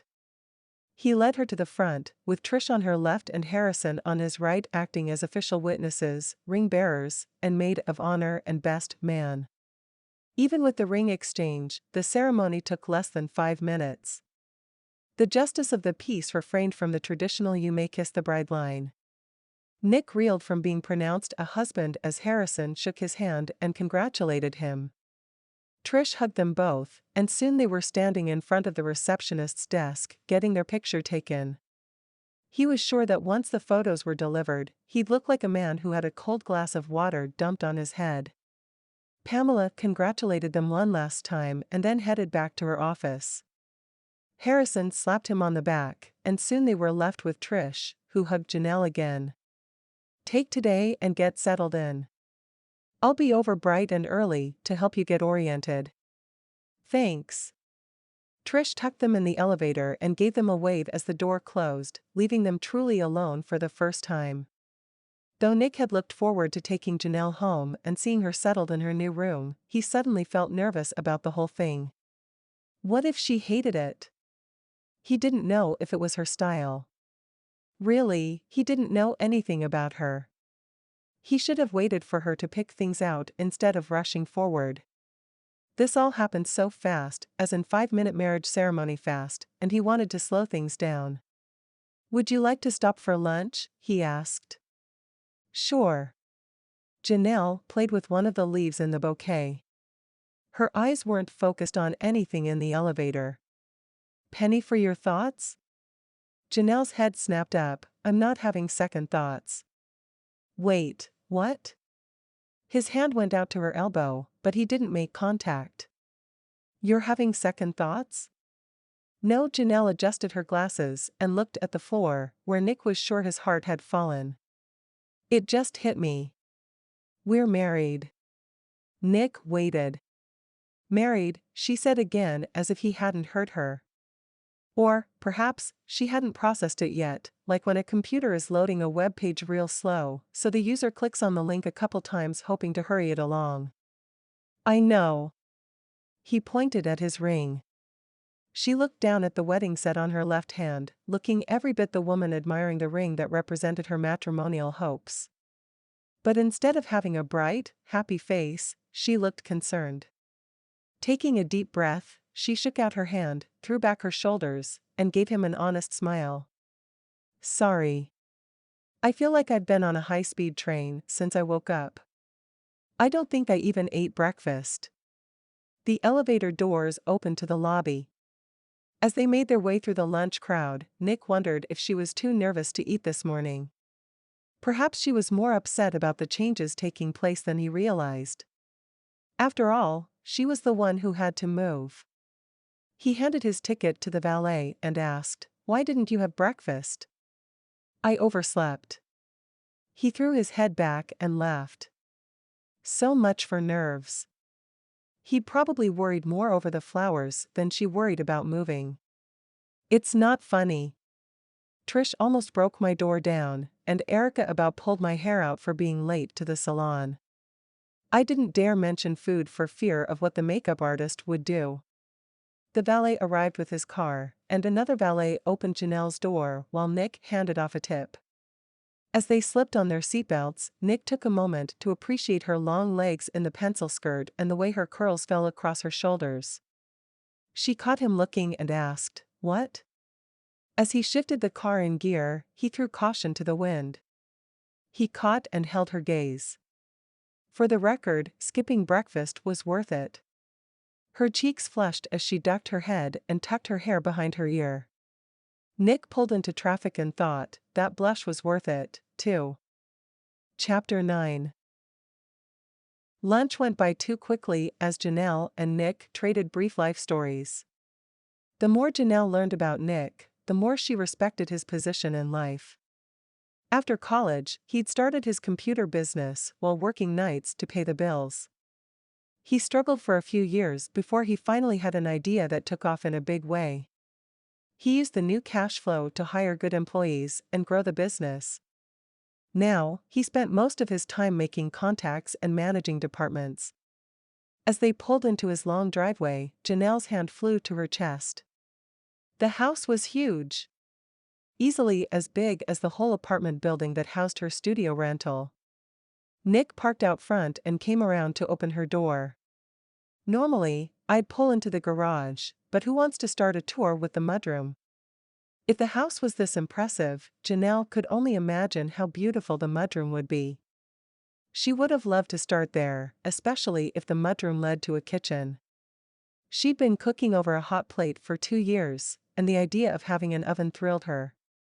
Nick typed in a security code and opened the door. "I gave you a code already. I hope you don't mind." "What is it?" she asked. Nick gave her a small smile. "It's today's date." He picked their wedding date as her code. It was sweet.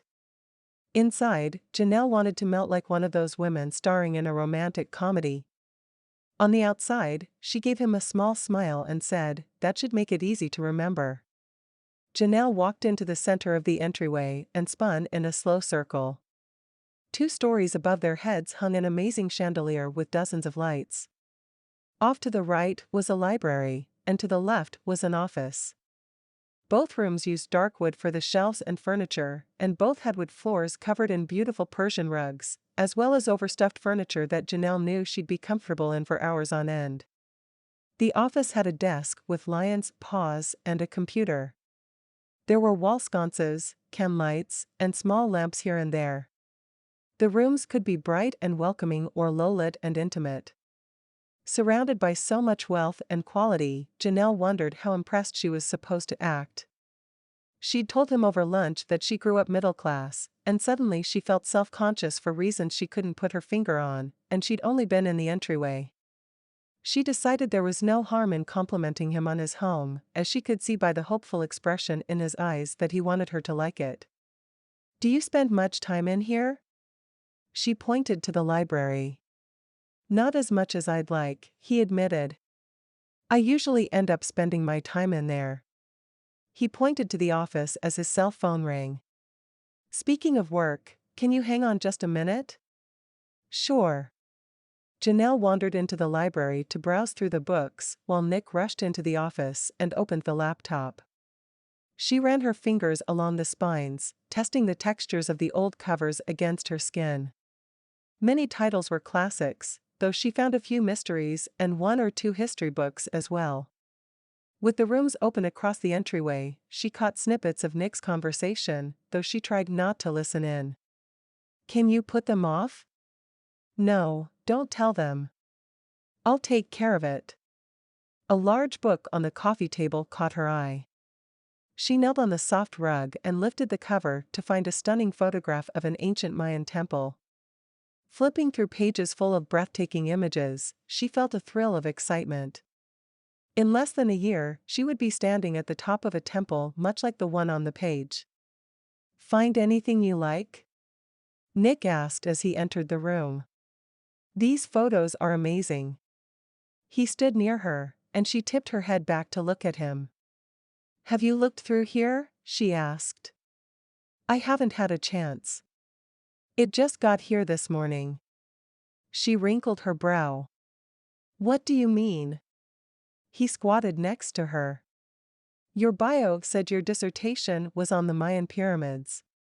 I wanted to see what you were interested in, so I ordered it Friday. When it arrived, I didn't have time to do much more than unwrap it and set it here. Janelle was stunned. She couldn't think of the appropriate thing to say. No one in her life had ever made an effort to understand her work before. Her parents were supportive and would listen when she was excited about something, but they never went out of their way to learn more about her chosen field of specialization. The few boyfriends she'd had were caught up in their own studies. She looked back down at the book and hoped he didn't see the moisture in her eyes. It was just a book, but it meant more than that. I'm touched. Thank you. It was quiet for a moment. Then Nick's phone chirped. He glanced down and sighed. I hate to do this, but I have an important client who insists on meeting with me this afternoon. Will you be okay if I head to the office for a while? Janelle blinked. She didn't think much about what would happen after the wedding ceremony, but she kind of planned on them spending the day together. Plus, he hadn't finished giving the tour. She didn't even know where the bathroom was. As far as jobs went, the orientation was sorely lacking. Of course, if she was going to make this work, she'd have to fly solo eventually. I'll be fine. Nick held out his hand to help her off the floor. When she stood up, she felt a slight squeeze, and he didn't let go right away. Nick was like an electric blanket, she realized. Every time she touched him, warmth spread through her body. There's one thing I have to show you before I go. It was only when he went to move that he noticed he was still holding her hand. He dropped it like a kid caught stealing a cookie, and motioned for her to follow him. Walking up the circular grand staircase to the loft on the second floor, Janelle did her best not to peek or gawk at the home. This is the private living area. I rope off the staircase when I throw a party. No one but you and I, and the maids, will come up here. The balcony at the top overlooked the gathering room. It reminded Janelle of the books she read about Old English parties and children allowed to spy from the top of the stairs as guests entered the home. From this high, she could see everything that went on in the large room below. Several sets of couches or chairs divided the room into different zones, which no doubt made it easy for people to gather in small groups and mingle. A black grand piano stood in one corner. Do you play? She asked. No. I hire a pianist when needed. Of course you do. This way. They walked through a private sitting room. The wall directly opposite the balcony had a built-in entertainment center, a big screen TV, and a set of shelves full of contemporary titles. Several magazines were fanned out on the glass-topped coffee table, and a huge leather couch faced the TV. The room was smaller than the great room downstairs, but it was anything but small. Nick moved to a door on the left and placed his hand on the doorknob. This will be your room. He swung the door open and stepped back, so she could go in first. Stopping just inside the door, Janelle pressed her hands to her face. The room was beautiful. She had her own set of bookshelves waiting for her books, which sat in 4 boxes nearby. The window seat was a treasure aged to perfection, with beveled edges and an overstuffed cushion. Everything was beautiful, but it was the bed that caught her imagination. Big enough to hold a family of bears, the fabric swags and the mountain of pillows brought out a desire to jump in and never get up.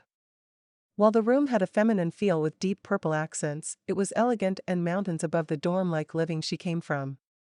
She walked over to the bed and brushed her fingers across a velvety pillow. Do you like it? Nick asked. She looked up to see him standing in the doorway with his back straight. It's perfect, she whispered. Nick's shoulders relaxed. He came into the room and went to the desk, where a laptop sat, exactly like the one in his office downstairs, along with a pile of sticky notes and several expensive-looking pens. I'd like you to take over managing the household staff. The staff? 2 maids, a chef, a gardening crew, a plant guy, a pool company does the hot tub, and there's a list of contractors I've worked with in the past if any repairs pop up. All the information is in here. He clicked open a file. You can read through it and let me know if you have any questions. I gave everyone the day off, so you could settle in without a bunch of people around. Janelle nodded. That's very thoughtful of you, thanks. She glanced at the computer screen, where a long list of spreadsheets and Word documents stared back. Let the work begin, she thought. Nick's phone chirped. He pulled it out and glanced at the screen. I really have to go. You can wander through the house and make yourself at home. He waved his hand toward the boxes near the wall. Unpack, grab some food, whatever you want. He put his hands in his pockets and rocked back on his heels. Janelle ripped the tape off the top of the closest box. When he didn't leave, she asked, was there something else? Nick ran his hand through his hair, messing it up just enough that he looked handsomely unpolished. Her older brother worked hard to get that look, and Nick came by it naturally. I'm going. He flipped around. She watched as his long strides took him to the door, where he paused and turned back to her. His forehead creased as he hesitated. Bye. She laughed and shooed him out the door. I'll be fine, go. He ducked his head and walked out. She waited until she heard his footsteps disappear down the stairs before she went back to unpacking. Looking around her room, she was amazed at the care he'd taken to help her feel comfortable in his house. Her house. Their house. Well, it wasn't really her house, as her name wasn't on the mortgage. And according to the papers she'd signed, it would never be hers officially. She looked at the bed. Still, this was her space, at least for the next year, and she loved it. The colors were perfect and she'd felt at home the moment she walked in. She paused as she placed a textbook on the middle shelf. If it was her room, then why did it feel empty when Nick left? Chapter 10. Nick cringed as Brenda came through the door, preceded by the smell of Chinese takeout. While she arranged it on the buffet table on the far end of the room, he checked his phone for messages or texts. He'd put it on silent before entering the meeting, but he wondered if Janelle was waiting on him to eat dinner and if she'd call to find out what was taking him so long. It wasn't like they had a history of sharing meals besides lunch this afternoon, or that she'd miss him. He just felt this pull to be at home with her. Perhaps it was because his father rarely missed dinner with the family. It was one of the ways his parents built a solid foundation for him and his brothers. Not that Nick's current situation was anything like the marriage his parents had shared. Still, that pull to her wouldn't let him relax. Then there was that strange feeling he got as he left this afternoon. Usually, he thrived on work. There was nothing more exciting, captivating, or downright interesting than development meetings like this one that focused on a chip that would allow a gaming system to coordinate with 3D televisions. Only this time, when he got the call to come into the office, he wanted to blow the whole thing off and show Janelle around his home. Their home. Blowing off Mr. James would have meant an end to business. Whatever circumstances had brought the executive into town, they also meant Mr. James wouldn't be back for a month. It was now or never, and Nick couldn't afford never. His mind wandered back to the house and Janelle's open appreciation of it when she'd walked inside. He was proud of the floor plan, having worked tirelessly with the architect to create a home that would accommodate a family as well as entertaining large numbers. That's why there were 2 rooms at the top of the stairs. Janelle's was actually the master bedroom. His room could be converted into 2 bedrooms, one for a boy and one for a girl. Then the family would have private space, away from all the distractions and noises, where they could just be together and do things like play board games or watch cartoons on Saturday mornings. As much of a playground as the rest of the house was, and he'd wanted it that way for when his kids were teenagers, the upstairs was his nest, and he never let anyone but the maids up there. Until Janelle. The think tank group lined up at the buffet. Nick pulled Brenda aside. Will you call Janelle and let her know I won't be back until late? Janelle? He looked around to see who was listening. Charlie had her head bent over the MO pork, but that didn't mean she couldn't hear. Wife. Janelle. I don't have her number, Brenda whispered. It's in my contacts list. Right, she snapped her fingered. I'll let her know. Nick took his place in the back of the line. When he settled in his seat with a full plate, Charlie asked in a voice loud enough for the whole room to hear, "When did you get married?" Nick's face burned. Never once for subtlety, indeed, she'd thrown herself at him on multiple occasions. Women like Charlie were one of the reasons he'd contacted Pamela in the first place. He was thankful he and Charlie only had to work together when their companies collaborated on a project. Otherwise, she was safely on the other side of the city. Charlie, you've got to be joking. Darren slapped his hand on the table and laughed. Nick cleared his throat. Actually, I was married recently. I thought I spotted some new hardware. Charlie brushed her fingers over his wedding ring, and Nick had the urge to douse his hand in sanitizer. He settled for wiping his hands with his napkin. Are you serious? Darren pointed his chopsticks at Nick. If you went and got married without letting me throw a bachelor party, I am going to be majorly ticked off.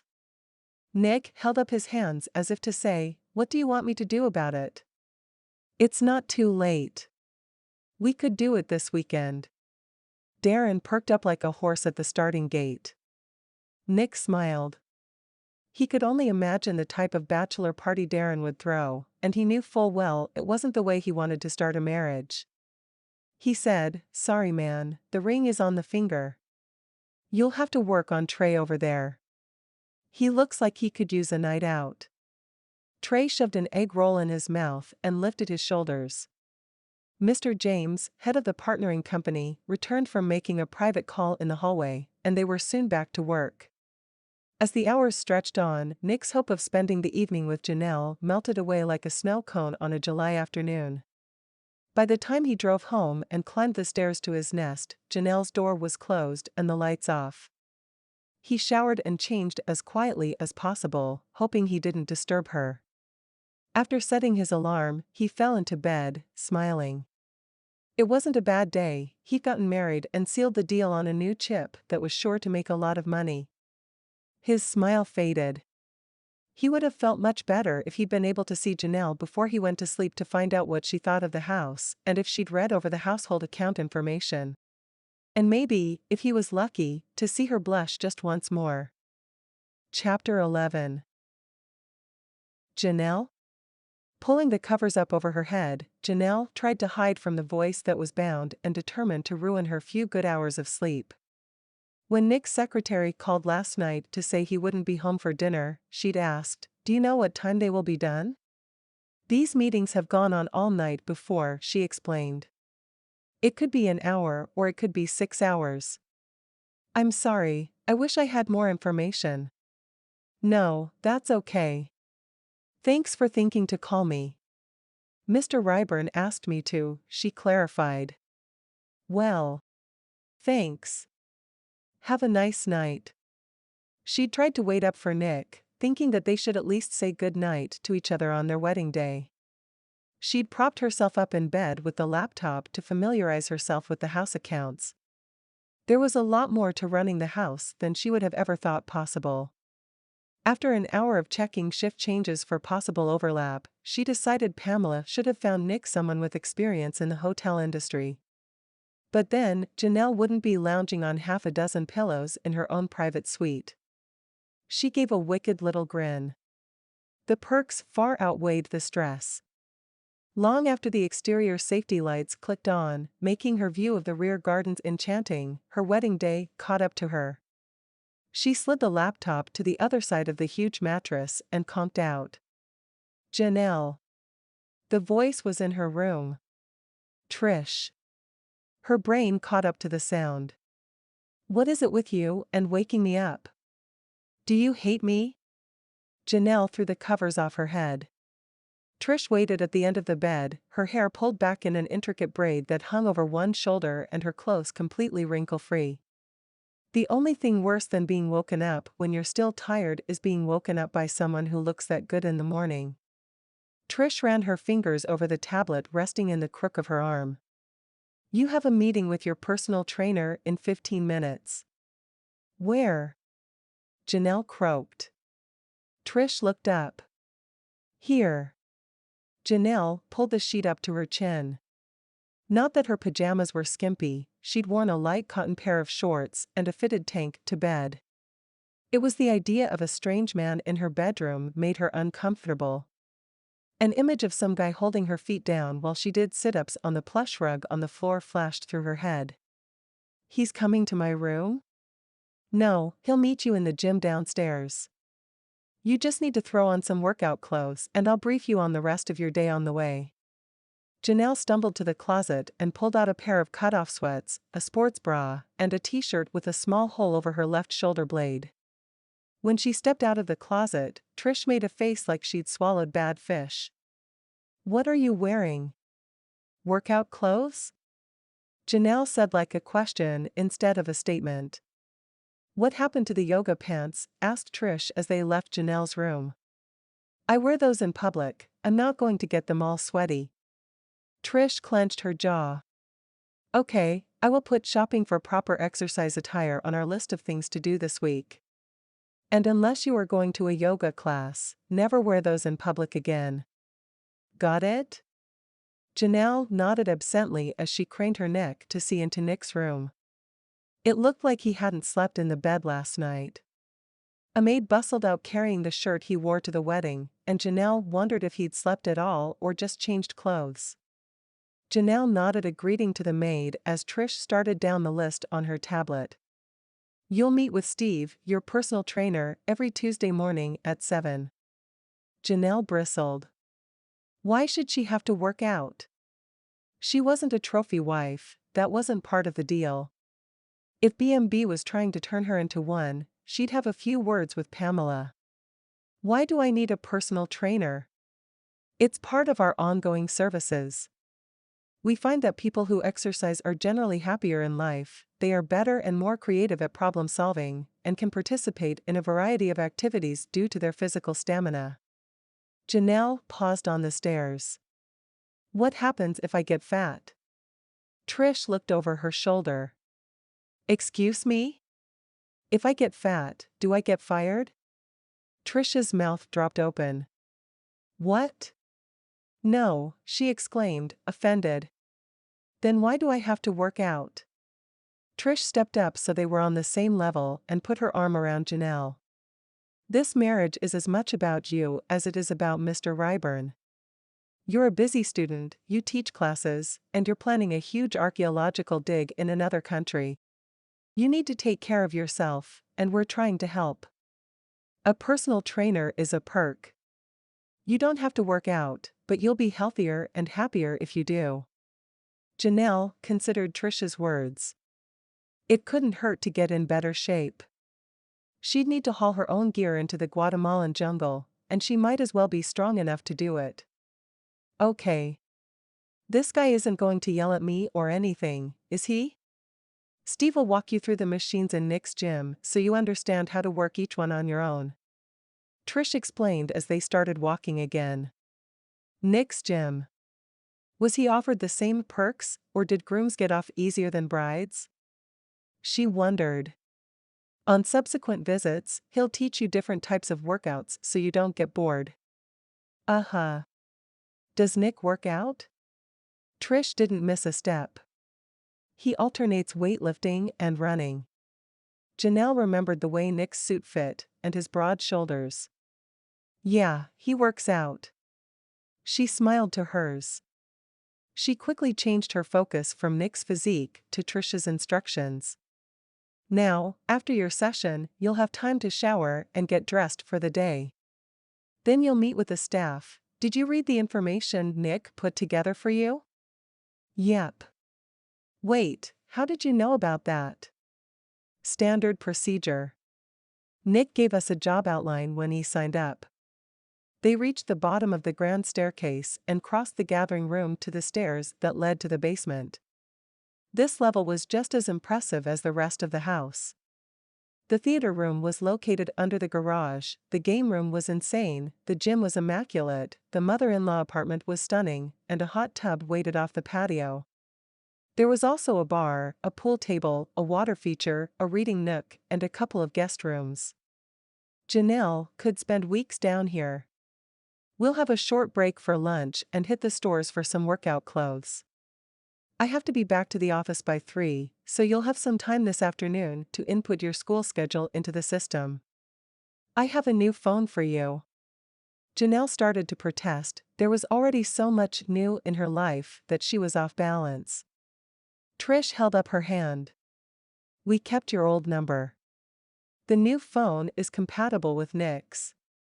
You guys can see real-time updates to your calendar, talk at the push of a button, and do a whole bunch of other things that I don't have time to tell you about because Steve hates it when people are late. Trish opened the door and motioned for Janelle to go in first. Janelle entered the gym, took one look at Steve, and stepped backward into Trish. Steve was built like a locomotive. He had more muscles in his arm than Janelle had in her whole body. She wondered if he took steroids.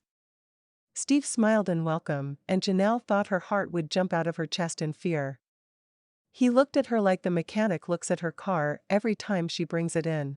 She was a lemon, and he was about to make lemonade. At that moment, Janelle swore she would never be late for her workout because if that was Steve's welcome face, she had no desire to see Steve's upset face. The day went by quickly, and by the time Janelle returned home with an armful of shopping bags, she was ready to go to bed. Nick's chef, Enzo, made 2 dinners, and she found hers in the warming drawer under the oven. A warming drawer was a luxury Janelle never thought she'd have. It was beautiful with its stainless steel finish and easy grip handle. She spent the next couple of minutes running her fingers over every surface in the kitchen. The long day listening to Trish give her the do's and don'ts of fashion was worth it to come home to this room. As she sat down at the table to eat, she realized she hadn't heard from Nick all day. She played with her new phone, finding the text icon and debating over what to say. She finally just typed a quick hello and asked if he wanted her to keep his dinner warm or put it in the fridge. Fridge, we ordered takeout. Thanks, came his reply. Janelle speared an asparagus and chewed as she read through his schedule for the next couple of days. He was booked from sunup to sundown, which didn't leave much time for them to see each other. As far as employers go, Nick was pretty easygoing. The staff all seemed to like him. Since they were aware of the sleeping arrangements in the house, she wondered if they would resent her coming in and taking over, but she didn't sense any hostility. They were good at their jobs, and as long as the quality of their work stayed the same, she didn't foresee any problems. After finishing her dinner, a chocolate craving took hold and wouldn't let go. Janelle rummaged through the kitchen and found minimal baking supplies. She couldn't make her grandma's brownies without chocolate chips, so she grabbed her keys and headed to the store. She bought enough supplies to make brownies, cookies, and a cake, should the mood hit. She hadn't had a real kitchen in years, and she wasn't about to let this one go to waste. Someone should be able to enjoy the household amenities, and it wasn't going to be Mr. I'm at work Ryburn. Back at home, Janelle put the brownies in the oven and spent the next 30 minutes filling out her calendar. When she hit save, her and Nick's days blended together. Well, at least she was cyber-connected to her husband. Chapter 12. Nick scrolled through his calendar, which had officially become the Ryburn calendar, with his events highlighted in green and Janelle's in purple. Janelle started school in 1 week, and it looked like she'd be teaching a couple of classes as well as monitoring a lab. She had a few hours set aside for research and writing her dissertation. A bi-weekly visit to the salon appeared excessive. Janelle didn't seem like the type to go overboard on pampering herself, but Pamela had said that was part of the package when he signed up, so he shrugged it off. All in all, Janelle was busy, but her evenings were free. He tossed his phone on the desk in front of him. It wasn't like his schedule was going to open up anytime soon. If they hadn't gotten married on Monday, it would have been 3, maybe 4 weeks before he'd be able to take a morning off again. Development for the new chip had hit a snag, and the late nights stretched out before him like a lonely country road. Much later that night, or more accurately, early the next morning, Nick finally made it home. The house was dark but not empty. Funny how just knowing Janelle was asleep upstairs made a difference in the atmosphere. Entering the kitchen, Nick was overwhelmed by the smell of fresh-baked goods. Chocolate-baked goods.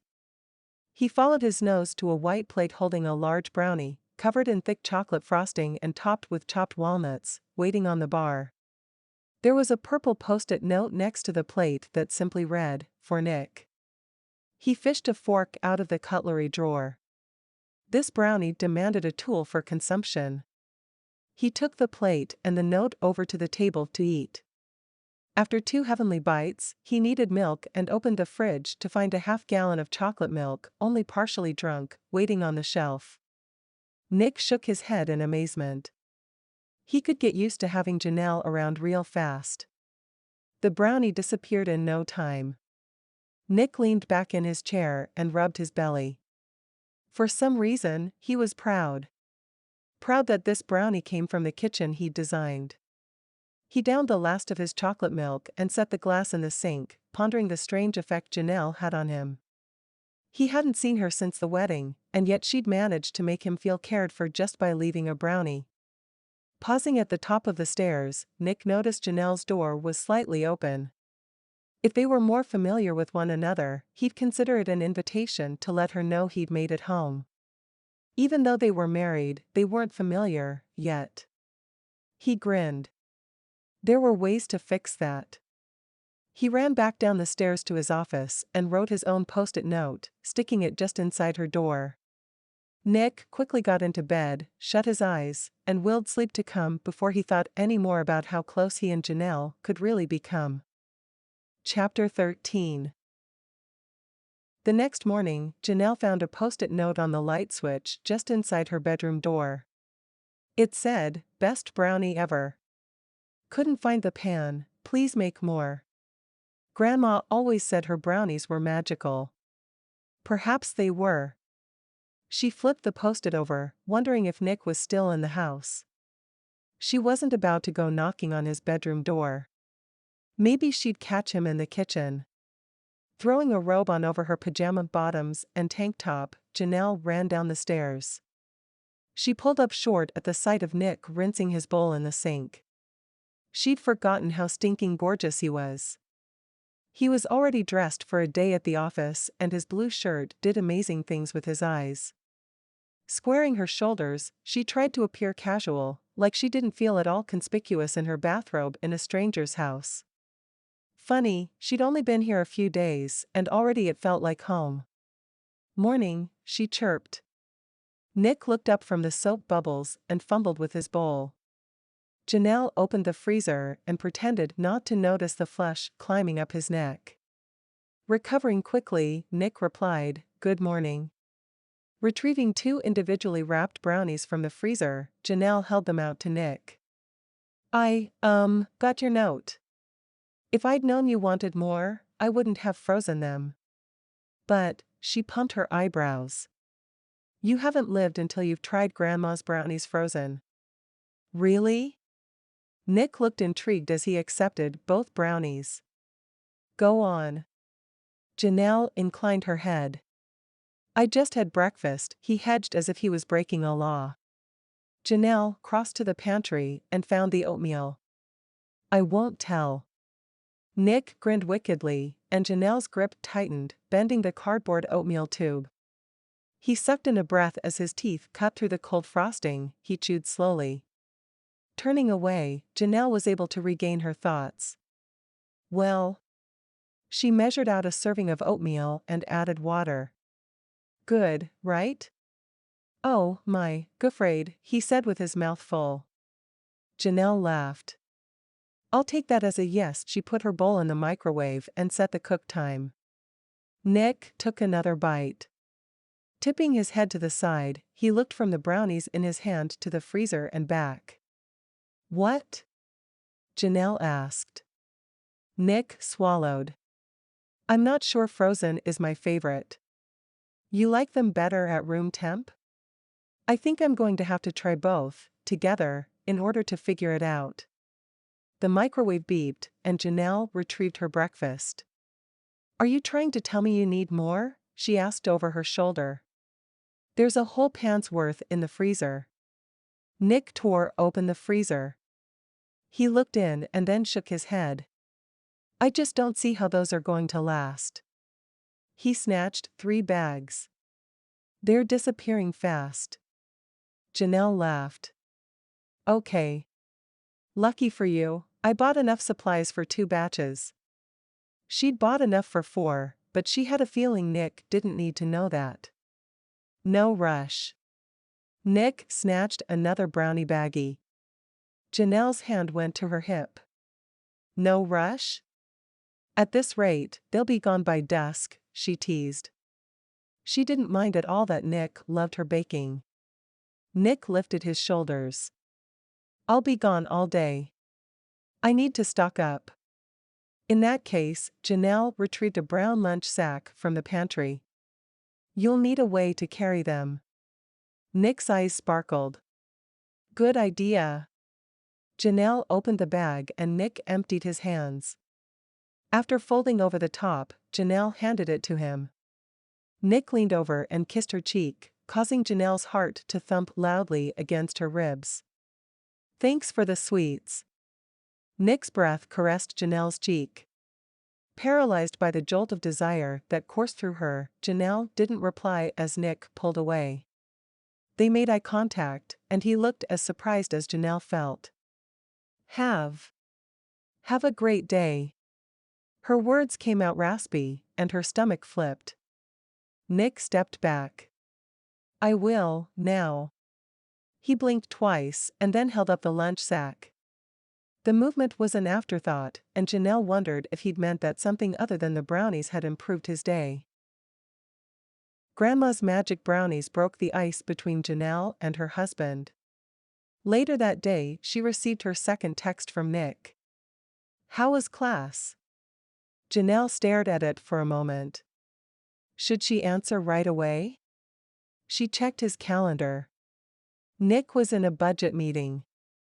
She didn't want to bother him, but he'd texted first so she could at least reply. "Good/busy. I always have a couple of students who want to add the class late and then have to scramble to catch up. Correcting first assignments now." She bit her lip as she hit send, wondering if she'd said too much. Maybe she should have kept it short. His reply was encouraging. "They're lucky to have you. I remember a couple instructors who weren't that nice." Janelle smiled. That was sweet of him.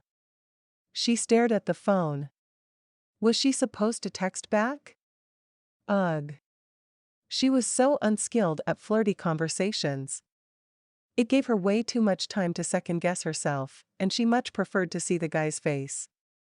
Now that she'd waited this long, it felt awkward to send another message. Besides, wouldn't that make her look needy or something? With a beep, a picture came through. Janelle squinted and pulled the phone closer. She burst out laughing.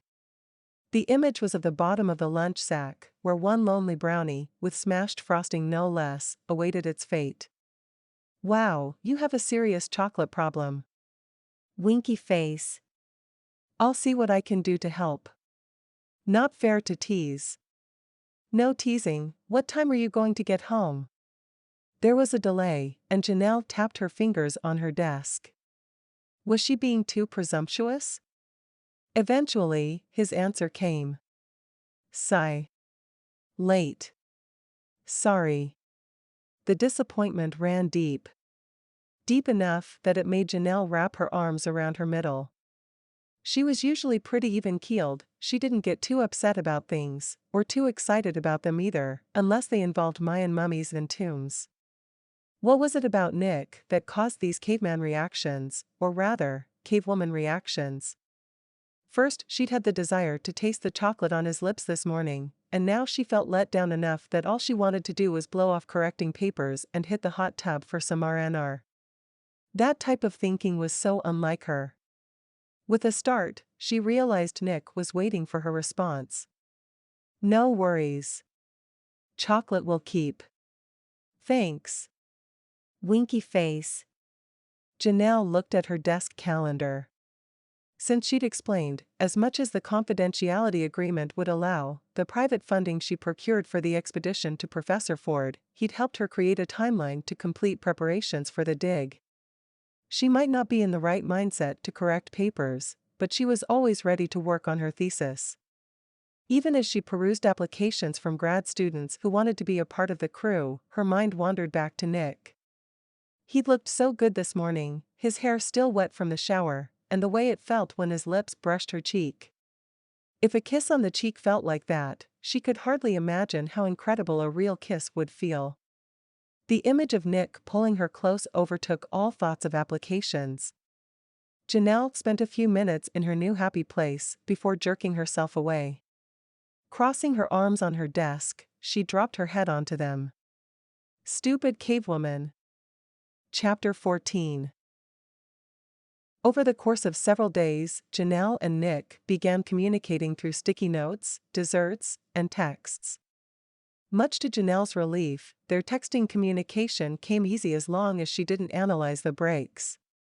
She'd text Nick right up until a class started, and then she'd have to stash her phone, creating an hour-long pause between texts. She realized Nick probably did the same thing, and the pauses most likely meant he was working, not freaking out over what she typed. Though she enjoyed flirting, Janelle wished they'd have the chance to spend more time together.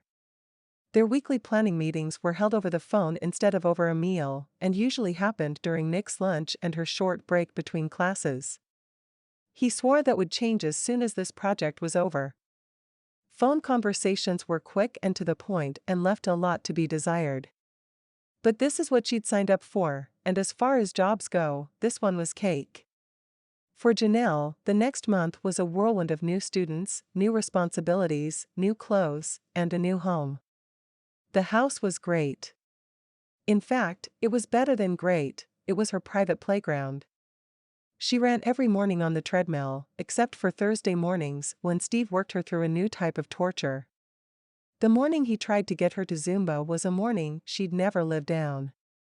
It was just too funny watching a guy that big salsa his way through the grapevine. Between her laughter and her lack of attention, she'd ended up tangled in some weight-resistant contraption, and it took Steve 5 minutes to get her out. At one point, she thought he'd have to call in the fire department to use the jaws of life. Not cool. They stuck to weightlifting and body conditioning after that. She caught Nick in the kitchen a couple of times. Usually he was rinsing out a cereal bowl as she raced through to grab a granola bar and a breakfast shake on her way to class. There were several other people who worked in the house throughout the day, so it wasn't uncommon to bump into someone. Nick, however, was a rare treat. And what a treat he was, with his button-up shirt rolled up at the cuffs and his tie flung over his shoulder so he didn't spill on it. She full-on admitted that he was fun to look at. Janelle found his easy masculine confidence attractive and looked forward to getting to know him better, if his schedule would ever let up. About a week into October, Janelle got a surprise text from Trish. Big weekend. We need to shop. Clicking over to her calendar, Janelle realized that Saturday was marked in blue, blue being an event she and Nick would share. The mayor was hosting a masked ball for a fundraising event, and she was scheduled to go with Nick. She quickly texted back, "Mask? I'll pick you up tomorrow at 3. Thanks." She pushed the ball and costumes out of her mind in order to negotiate with the airlines. Her first paycheck would pay for the seats, and she wanted to get the travel arrangements in place. The next afternoon, Janelle settled into the passenger seat of Trish's eco-friendly car. Trish gave her a one-armed hug. "Hello.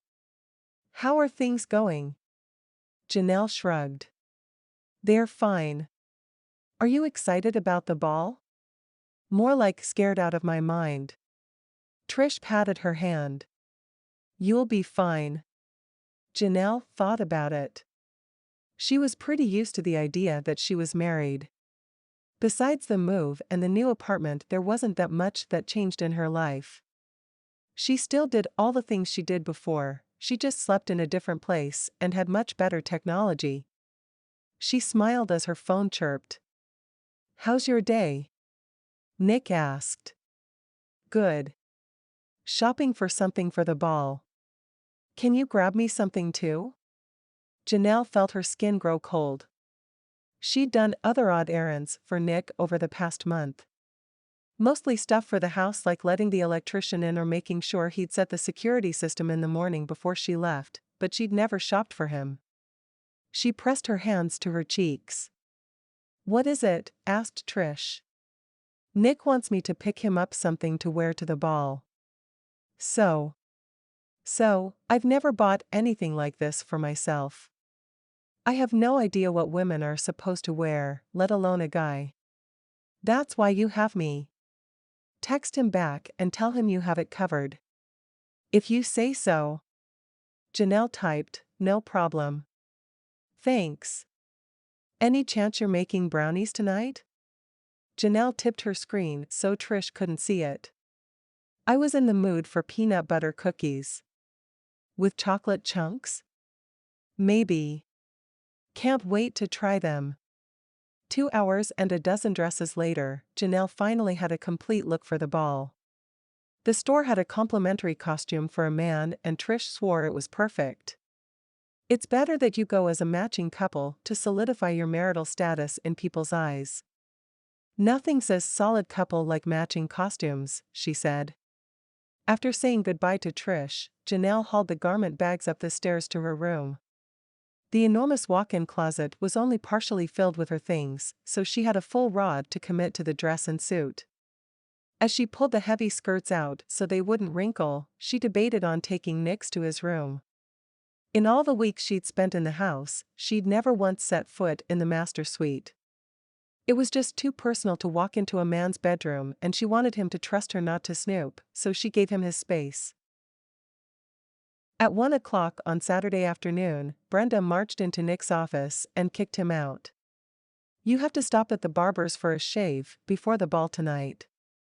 He panicked. The ball's tonight? I didn't get a costume. I thought you said Janelle was taking care of that. Nick rubbed his short beard. He hadn't had time to shave for 4 days, and it was starting to itch.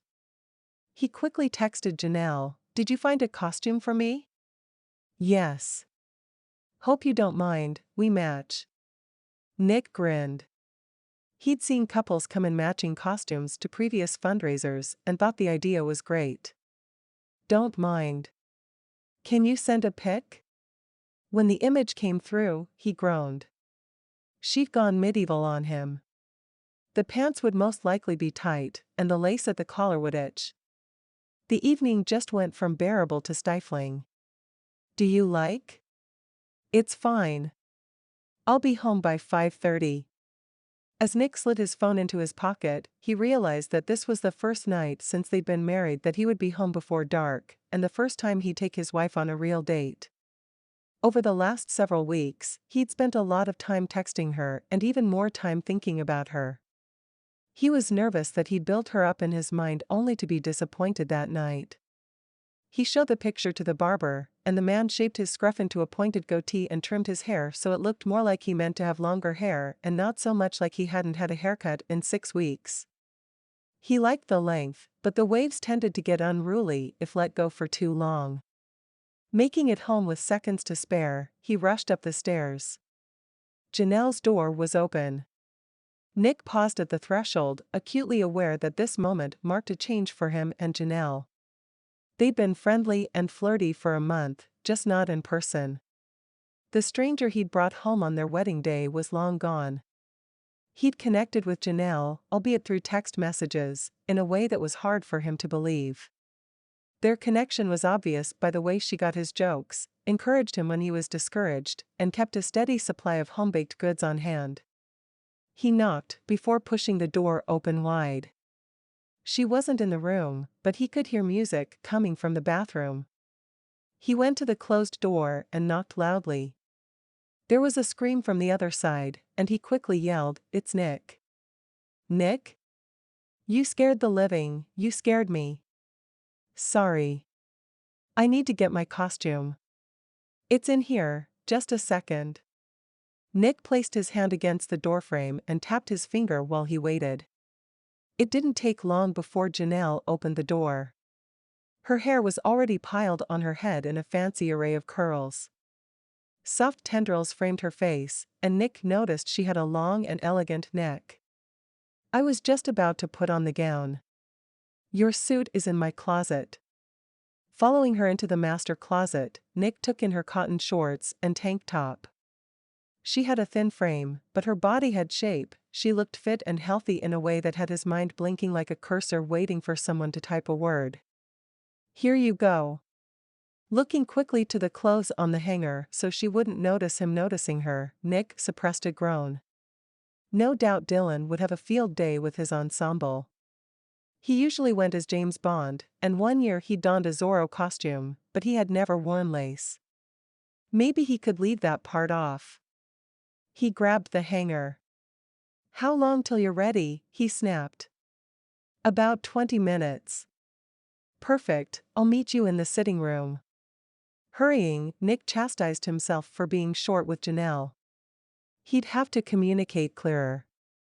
They worked so well together, he almost thought she could read his mind. It was ridiculous, considering the short amount of time that they'd been married. After a quick rinse in the shower, he struggled into the tight pants and loose shirt. He shrugged on the jacket with a grunt. It was made of velvet and would be too warm for October. Looking at the pile of leather and lace still on his bed, he shuddered. He did his best to put things where they should go, but the costume just wasn't coming together. He needed this night to go well. There were several companies he wanted to work with. He had so many big ideas and just needed the resources to bring them to fruition. Arriving late, in a frenzy, and in a ridiculous costume would put him at a disadvantage. What was Janelle thinking? In the midst of trying to wrap a piece of leather around his shoulder, he heard a light knock on the door. "Nick, I think we're going to be late." Nick looked at the clock on his nightstand, and this time he didn't suppress his groan. Cursing, he tucked everything under one arm, including the ridiculous boots, and stormed to the door. He yanked it open, marched past Janelle, and dumped it all on the couch. "You got me a defective costume," he said. "You need to ask me before you pick something that requires an instruction manual." He picked up a wad of lace. "I don't even know what this is." He shook it and threw it on the couch. He pulled the jacket off as he turned to face her. His anger floated away like clouds on a summer afternoon. His arm got stuck halfway out and halfway in the jacket. Was he trying to put it on or take it off? He couldn't remember. Janelle's bare shoulders were smooth and creamy against the deep purple dress. It hugged her figure and made a heart shape over her bodice, giving her the appearance of a generous figure. The skirts were full and he couldn't see her legs, but the grace in which she carried herself was enough to knock him speechless. She bit her lip, and he immediately felt guilty for snapping at her. He pulled the jacket on. She blinked a few times as she approached the couch, and he hoped she wasn't trying to hold back tears. "I'm sorry. I was told most couples wear these types of costumes to the ball." Nick sagged like a forgotten houseplant. "Other people do, but I don't." "I'm sorry." Nick thought of all the couples he'd seen and somewhat envied because of their boldness for wearing matching costumes. "You know what? I've never gone to the ball with a wife. Tonight will be full of firsts." Janelle smiled. "It's my first ball. Ever. Then I guess we should try to be on time." He looked down at his clothes. You'd think a guy who could build a computer from scraps would be able to get dressed. Janelle chuckled. "I think we can figure this out."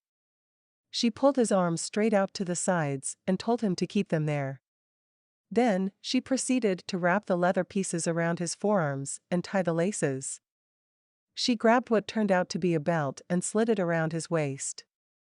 When she leaned in close, he could smell coconuts and vanilla. It was an exotic combination, and he found himself closing his eyes and getting lost in the scent. All too quickly, Janelle pronounced him ready to go. He slid on the boots, which were surprisingly comfortable, and asked, "How do I look?" Janelle appraised him, her eyes sliding over him like a caress. "You look dashing." He raised one eyebrow. "Dashing?" "Yes. Dashing." Reaching up, she brushed her fingers over his goatee. "This is the perfect touch." She looked up into his eyes, her fingers softly resting just below his lips. Nick stared into her perfect blue pools, and everything he thought was important evaporated. The ball, being on time, and making the connections he was hoping to make. Every part of his being centered in on her touch, her nearness, and her breath that came in short spurts, lifting her chest to strain against the dress. Nick lowered his voice and reached out to brush his fingers up her arm. "I should have thought about this earlier, but no one will be looking at me." Janelle whispered, "Why not? You're too beautiful to look past. As long as I'm with you, I won't have to worry about a thing." Janelle's cheeks pinked, and she backed away, breaking the bubble around them and sending his worries crashing back in. He resisted the urge to take her by the shoulders and pull her close, to convince her of her beauty and watch her embrace it. It would take some time and be a most enjoyable experience. Instead, he offered her his arm and escorted her to the limo waiting out front, just like a dashing prince should do. Funny thing, he didn't feel like a prince, he felt more like Tarzan. Chapter 15. Janelle wondered at Nick's ability to make her blush. Other men had admired her, especially since she had a biweekly appointment at a salon and a relentless personal trainer, but none of their compliments felt as personal or as honest as Nick's. It was as if he could see right into her soul and pull out the very thing she needed to hear before she knew she needed it. She wondered how he was able to do that when they'd spent less than 24 hours together in their month-and-a-half-long marriage. Maybe it was the same way she knew he needed a calming influence tonight. He didn't wear his nerves on his sleeve, but she'd seen the stress in the set of his jaw. When he snapped at her, she understood it wasn't so much what she'd done that caused his mood as it was his worry over the evening. After helping him through the mini-crisis, he'd relaxed once again. Relaxed Nick was much more intimidating than Nick when he was agitated. She could handle a grizzly bear. 95% of her department was made up of male professors, assistant professors, and students. They all had bad days, and most responded well to a calm voice and intelligent assistance. Like when Professor Ford's computer crashed at the beginning of the semester, he ranted like a child who'd dropped his ice cream cone until Janelle pulled up his files that had automatically saved to the cloud. Nick was no exception to the rule, and as far as tantrums went, his was mild. Besides, the way he looked at her in this dress was more disturbing than any snappish comment. His eyes had drawn her to him like nothing she'd ever experienced before. Touching him was what caused the spark. If she hadn't reached out to feel his goatee, the fire between them would have stayed silent instead of roaring loud enough to drown out her thoughts and create a place where just the two of them existed. It startled her enough to step away, and she found that the intensity broke at her movement, leaving her slightly disoriented. In the driveway, it took a moment to get Janelle and all her skirts situated in the limo. Once she was sufficiently tucked in, Nick shut the door and went around the car to get in through the other side. Janelle took a moment to calm her racing heart. This thing with Nick, whatever it was, couldn't continue. She finally felt like she had her feet underneath her with this job, and she couldn't afford to mess it up by flirting with her husband. Alright, that sounded weird, but it was the truth. She couldn't flirt with her husband. Not in person. Text flirting didn't feel real. She pressed her hand to her cheek. How could she have been so short-sighted? She should have known that eventually, they would have ended up in the same room together, check that, in the back seat of the same limo together. She wanted to bang her head on the window. Marriage wasn't supposed to be this complicated. At least, not the way Pamela made it sound. The driver opened the door for Nick. They needed a safe topic. "Why are we taking your car?" she asked. "I didn't want to deal with the traffic. It's easier to have a driver for an event like this." "A car?" PSH, Janelle ran her hand over the plush leather seat. Despite her mental eye roll at Nick's version of a car, it wasn't long before Janelle could see why he preferred not to drive. A long line of sports cars, limousines, and high-class SUVs curled up the tree-lined drive to the governor's mansion. Valets hustled here and there, reminding her of a stirred-up hornet's nest in their yellow jackets. Janelle placed her mask over her eyes, careful not to mess up Claire's airbrushed cat-eye effect. Though she hated to admit it, the mask was her favorite part of the costume. Made from satin that matched her dress, it also had short black feathers and black beads that caught the light. She used her compact mirror to pull the hair out from under the thin band and smiled at Nick as he slipped on his mask. He paused when he caught her eye. "Where's your glasses?" Nick asked. "They didn't really go with the mask, so I put in contacts. I don't normally wear them because my eyes tend to dry out quickly, but I should be okay for tonight." Nick touched her temple. "If they start to bother you, let me know and we can leave." Janelle's mouth was suddenly dry. "I packed some drops." She held up the velvet bag tied to her wrist, grateful that her hand was steady, because the rest of her wasn't. "I should be okay." They soon pulled to the front of the line, and a young man with slicked back hair opened her door and offered his hand. Janelle clicked her knees together, slid around, and planted both feet on the ground before trying to extract herself and her dress from the car. She wasn't sure, but she thought she felt Nick push a bundle of fabric out as she stood up. She stepped aside so he could join her. Nick offered his arm. Janelle took it and leaned over to whisper, "Dashing." Nick shook his head slightly and looked at the stairs. Janelle grinned. "Your turn to blush." Even though it was October and there was a slight chill in the air, the French doors lining the back wall of the house were thrown open, and the party went from the front of the house all the way through the gardens. There were food tables in strategic locations and waiters wandering around with trays full of appetizers and drinks. Janelle declined a glass of wine, remembering the lengthy code of conduct she'd signed, and instead took a stuffed mushroom off a passing tray. Nick moved them from group to group, introducing her as his wife to his colleagues and acquaintances, always keeping in constant physical contact with her in some way. He held her hand as they wove through the crowd, or rested his fingers on her lower back while they chatted with other couples. The touching needed to happen. They were supposed to be married. Well, they were married, but they were supposed to act married in these types of situations. The problem with Nick's light caresses was that Janelle had a hard time disguising the fact that his touch made it hard to concentrate on people's names and basically on anything more than staying upright and smiling.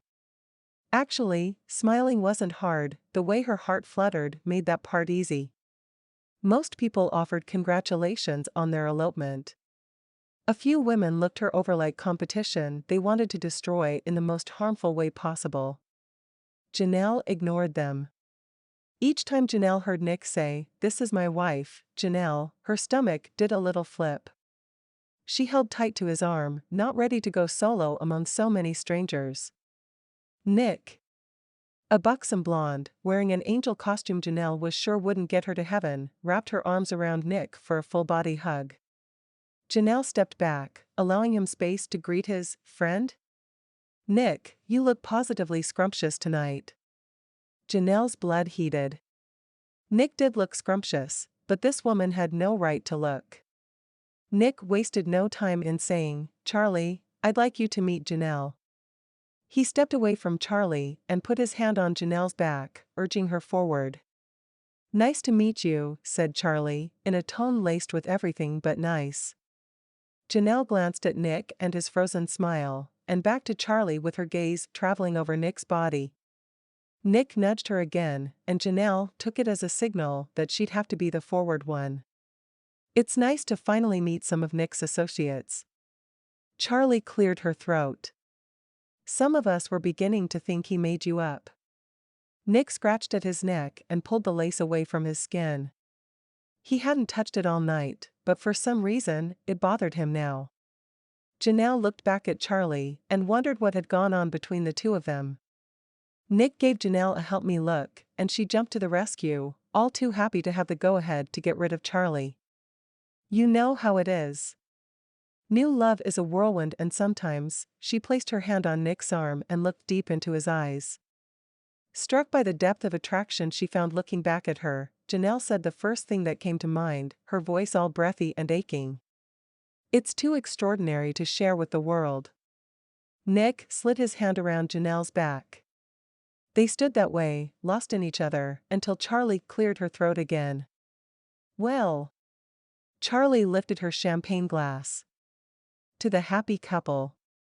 She threw back the glass and downed the drink. Janelle giggled. Thanks, she called as Charlie skittered away. Nick didn't let go of her like Janelle thought he would. Instead, he leaned over to whisper in her ear. You were extraordinary. As his warm breath brushed her bare neck, it was all Janelle could do to keep from melting into him. Do you feel up to sending a few more women scampering away? Janelle worked to center her thoughts. Being near Nick, breathing in the deep, musky scent of his skin, made it difficult to follow his train of thought. Women? Nick grinned wickedly. There are a couple I'd like to tell to get lost, and I can't. Janelle finally caught on. You can't, but your wife can. She tapped her chin thoughtfully. The corners of Nick's eyes lifted. Yes, she can. He brought her hand to his lips and kissed her knuckles. At that moment, Janelle would have taken on a den of angry lionesses for Nick. Let's get started. After 45 minutes of mingling and in some cases running interference before another woman could grapple a hug from Nick, Nick put his hand over Janelle's and leaned in close. This is Darren, watch out. He winked and turned to greet the handsome man with a Cheshire grin and a well-endowed redhead on his arm. Nice costume. Darren smirked. Nick ignored his jibe, but he flushed. To anyone else, it could have meant the room was warm. Janelle knew it was because he was truly embarrassed to be caught by his guy friend in what could be considered tights.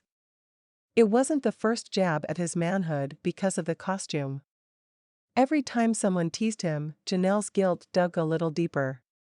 Despite his discomfort, Nick managed to put on a smile. Darren, I'd like you to meet Janelle. Darren placed his hands on Janelle's shoulders, giving them a light squeeze. Janelle smiled politely. His hands were cold. She shivered, though she doubted it was all from his chilly embrace. She'd spent the last hour keeping women off of Nick and hadn't expected attention from anyone of the male persuasion. You are real. Darren cupped her face with his hands, and Janelle pulled her chin back. She didn't like being handled. I've never seen Nick whipped enough to wear tights before.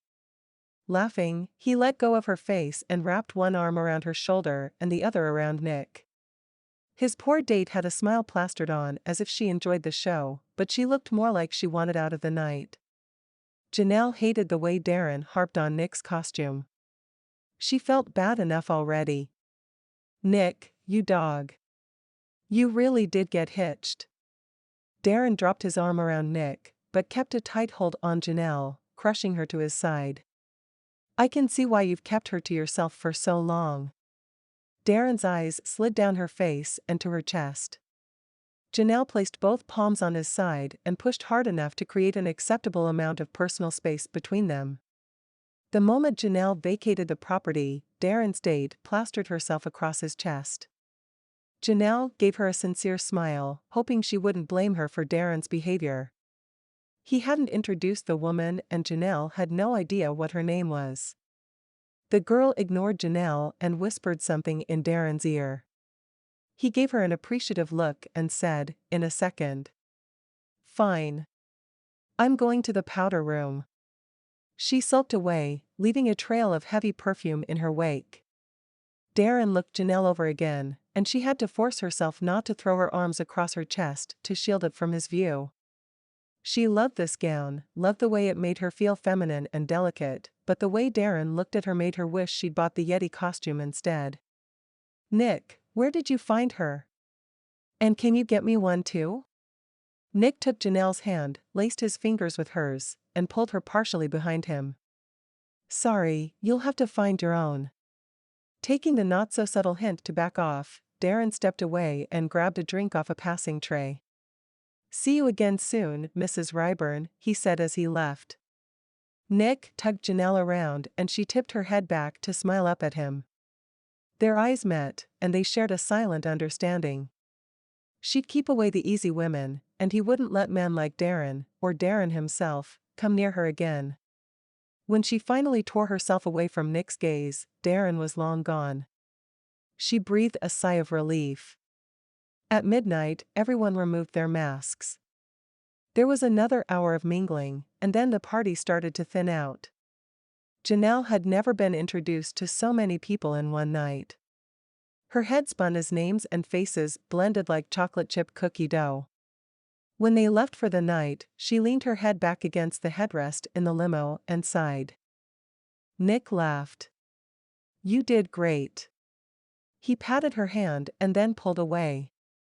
She looked down and wondered why he didn't hold her hand in private, when they'd been practically glued together all night.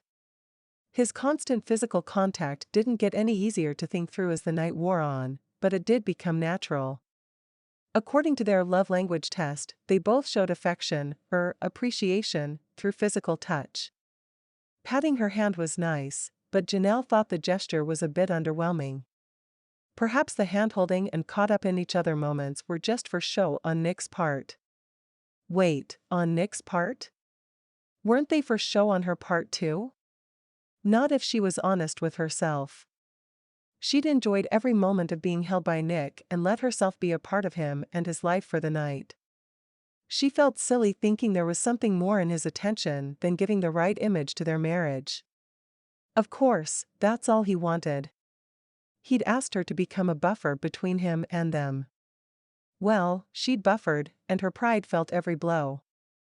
It took another hit as Nick removed lace and leather. When he was done, he shrugged off the jacket and wadded everything inside. "I'm sorry about the costume. I'll do better next time." Nick placed the bundle on the floor. "Thanks. But it was as much my fault as yours. I should have communicated better." It was nice of him to let her off the hook. He'd been such a good sport about the costume, really, he had, that it only made her feel worse. She played with her ring. "We'll get the hang of things." "I'm sure we will." Nick's voice was casual, lacking the strain from earlier. Janelle decided he wasn't angry with her and would probably let the whole thing go. She'd learned a valuable lesson and planned on putting it to use before the next event. Janelle tipped her head from side to side, trying to loosen the knots in her neck. Since they had about 20 minutes before they got home, she reached up and started pulling the pins out of her hair.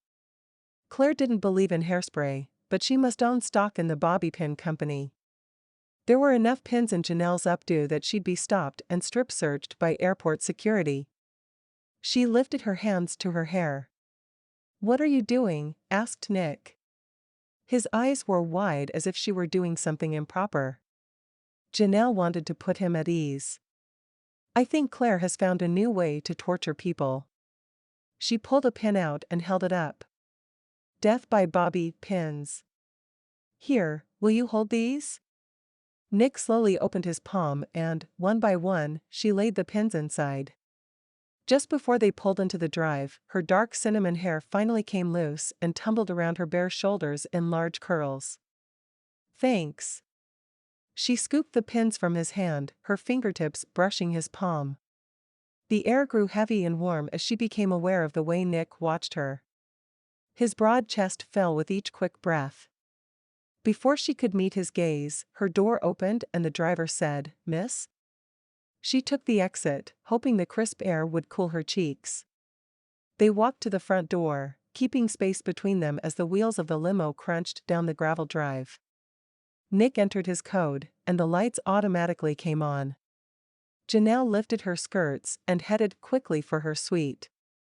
They didn't talk as they climbed the stairs and crossed the sitting room. When she got to her door, Nick softly called her name. She half turned toward him, afraid that if she faced him fully, she'd do or say something that would give away her internal fight over professionalism versus digging her fingers into Nick's hair and pulling him close. "Thank you for a wonderful evening." She curtsied and then blushed, thinking it was stupid and formal, but in a dress as amazing as this, it was completely natural. "Thank you for taking me to my first ball."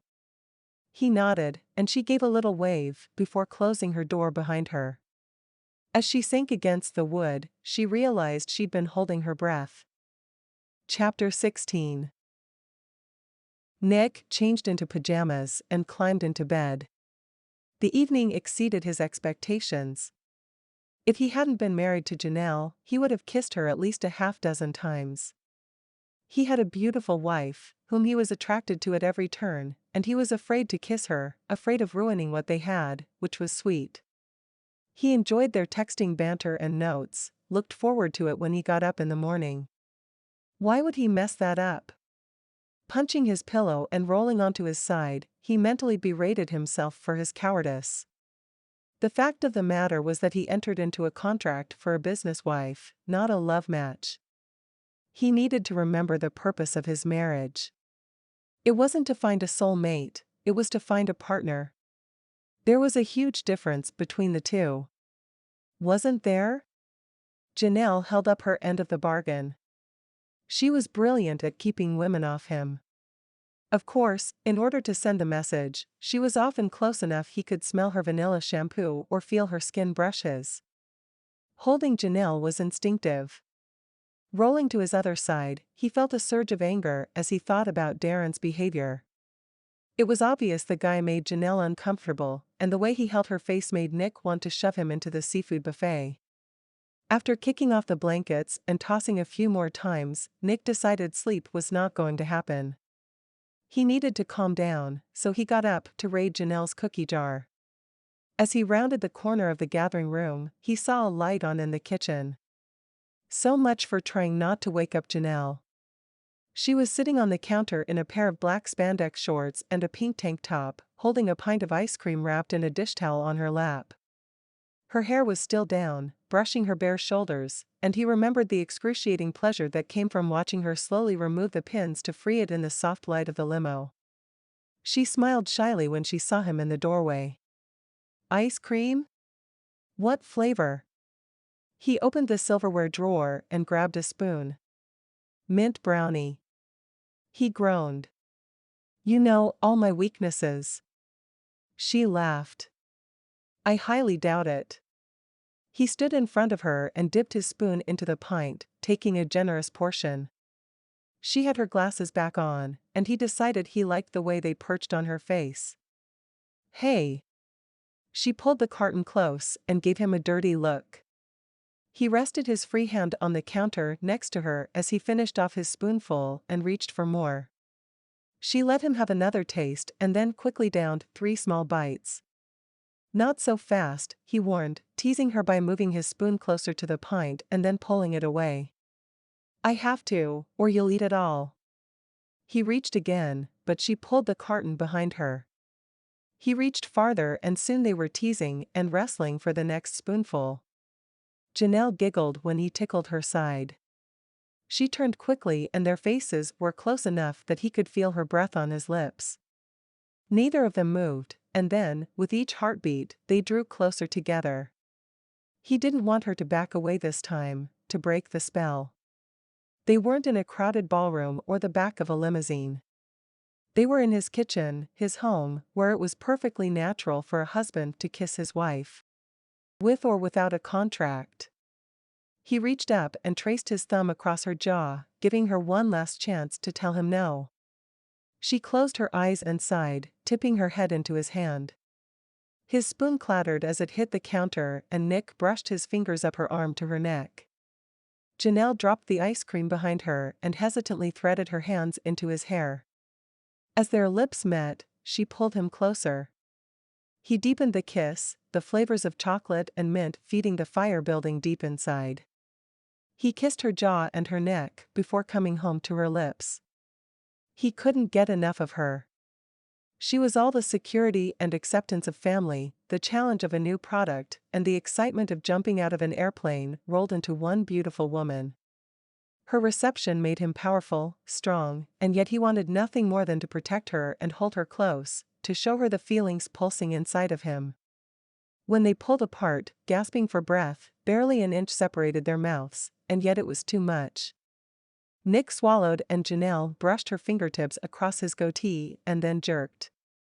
"I feel cold," she said.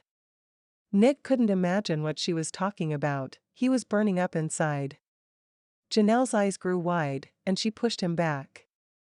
Jumping off the counter, she twisted to check her backside. Oh, man. Melted ice cream covered the counter and her shorts. Nick raised an eyebrow as he considered ways to clean her off.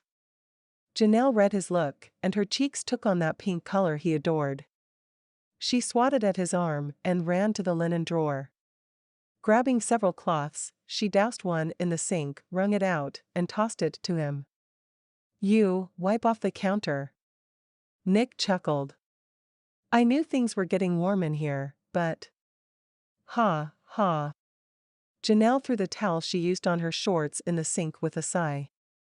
She bit her lip and lowered her eyebrows. One of her tank top straps slipped down over her shoulder, and Nick forced his eyes away from her skin. "I've got to change, and then I should probably get some sleep." She tucked a strand of hair behind her ear and refused to make eye contact. Nick sucked in. "Did I do something wrong?" Janelle pulled the strap back in place as she shook her head. "I don't want you to think that she took a deep breath, that I expect more out of this marriage than what's in the contract." Dropping the rag on the counter, Nick mentally kicked himself. He may have been open to more than just the contract, but she had a plan. In less than a year, she'd be gone, off on her adventure and starting the life she'd always dreamed of. His dreams of family were just that, his. He felt things shift and looked around the room. He loved his house, loved it as much for the future family he pictured sharing it with, as anything. Tonight, for just a brief moment, he allowed himself to believe that he'd found the person to build all that with. He shook his head. "I got caught up in the moment." Janelle's shoulders dropped. "That's not what..." Nick cut her off. "It won't happen again." She nodded once and left the room. He listened to her light footsteps, and then waited another 5 minutes before following her up the stairs and falling into his bed where he tossed and turned until his alarm went off. Chapter 17. A week later, Janelle sat at her desk, balancing the household account. The numbers weren't at all interesting, and she banged her head against the wood, just once and just hard enough that hopefully she knocked some sense into her brain.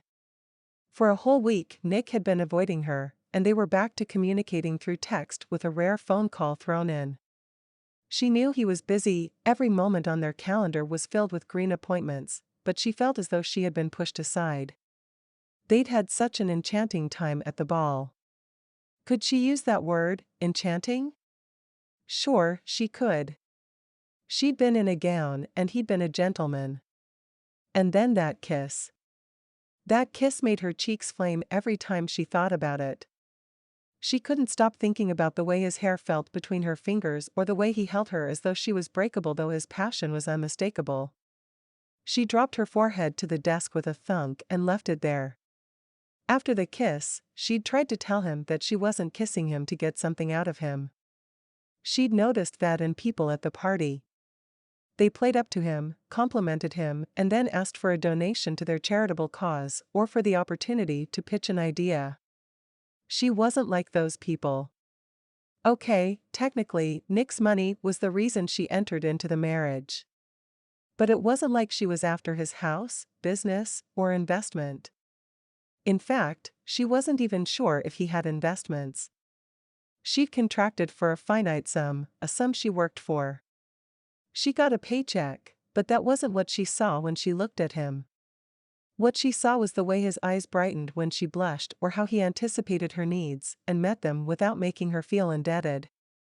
She kissed him because she was attracted to him and had feelings that she hadn't identified but for some reason felt safe enough to share. Her explanation had gone completely wrong, and she'd offended him. She picked her head up and rubbed her bleary eyes. It was no use.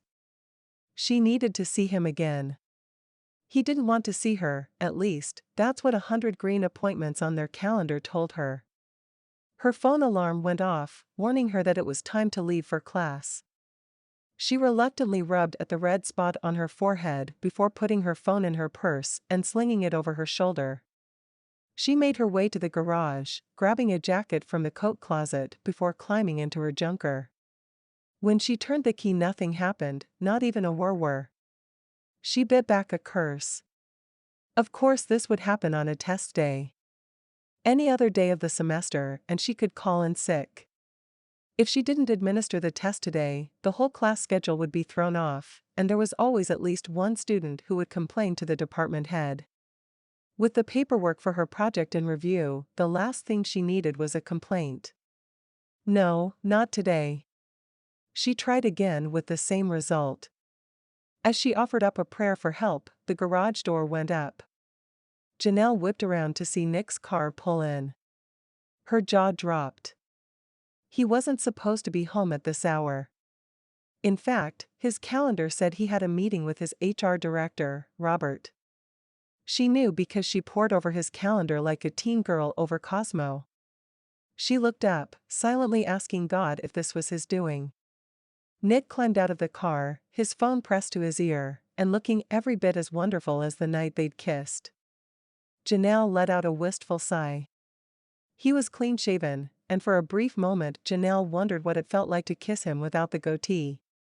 He caught sight of her and forced a smile. Great.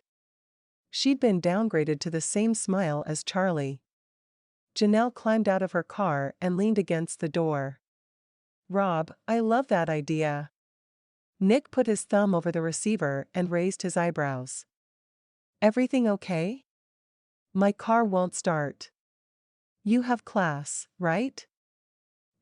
She checked her phone. 15 minutes. He nodded quickly. You can take one of mine. Nick jerked his head toward the other cars in the garage. Giving her an encouraging smile, he moved his thumb aside. Are you sure about that? He asked as he walked in the house. Janelle looked around the spacious garage. Besides her junker and Nick's luxury vehicle, there was an SUV and a convertible. Biting her lip, she fought against the panic swelling up inside her. She couldn't just take one of his cars. They were expensive and shiny. She folded her arms and shook her head. Janelle took out her phone and considered calling a taxi. She bit her lip. By the time they got here, she'd be late enough that the class would automatically dismiss. How will that affect overall morale? Nick came back into the garage. He stopped when he saw Janelle hadn't moved. Shaking his head and smiling, he took Janelle by the elbow and pulled her to the SUV. What about sick days? He said into the phone as he opened the door and motioned for her to get inside. Uh-huh. Janelle climbed in. If it had been anyone else, she wouldn't have accepted the offer. With Nick, she knew he wasn't trying to get rid of her by putting her in his car, he was helping. Even though he was in the middle of multitasking, he prioritized her needs and took care of them. She loved that he wasn't making a big deal about it or making her feel indebted to him. None of this if I scratch your back business.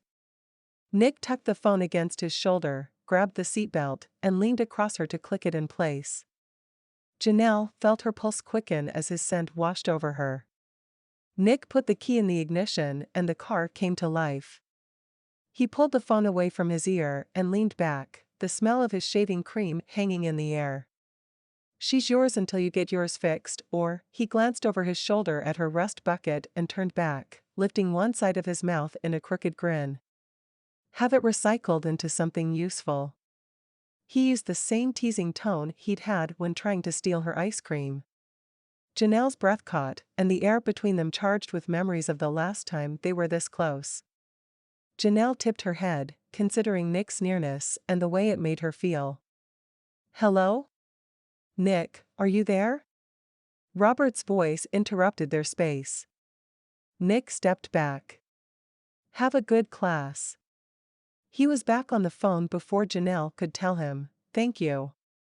She carefully backed the SUV out of the garage and pushed the button to put the door down. Once she was on a main road, she hit the gas and raced to campus. The surge of adrenaline spiking under her skin had nothing to do with her speed and everything to do with Nick. Being that close to Nick, if only for a moment, made it impossible for her to deny her feelings. She wanted what they had shared over ice cream. It wasn't only the steamy kisses she desired. It was Nick and his goodness that melted every bit of her resistance.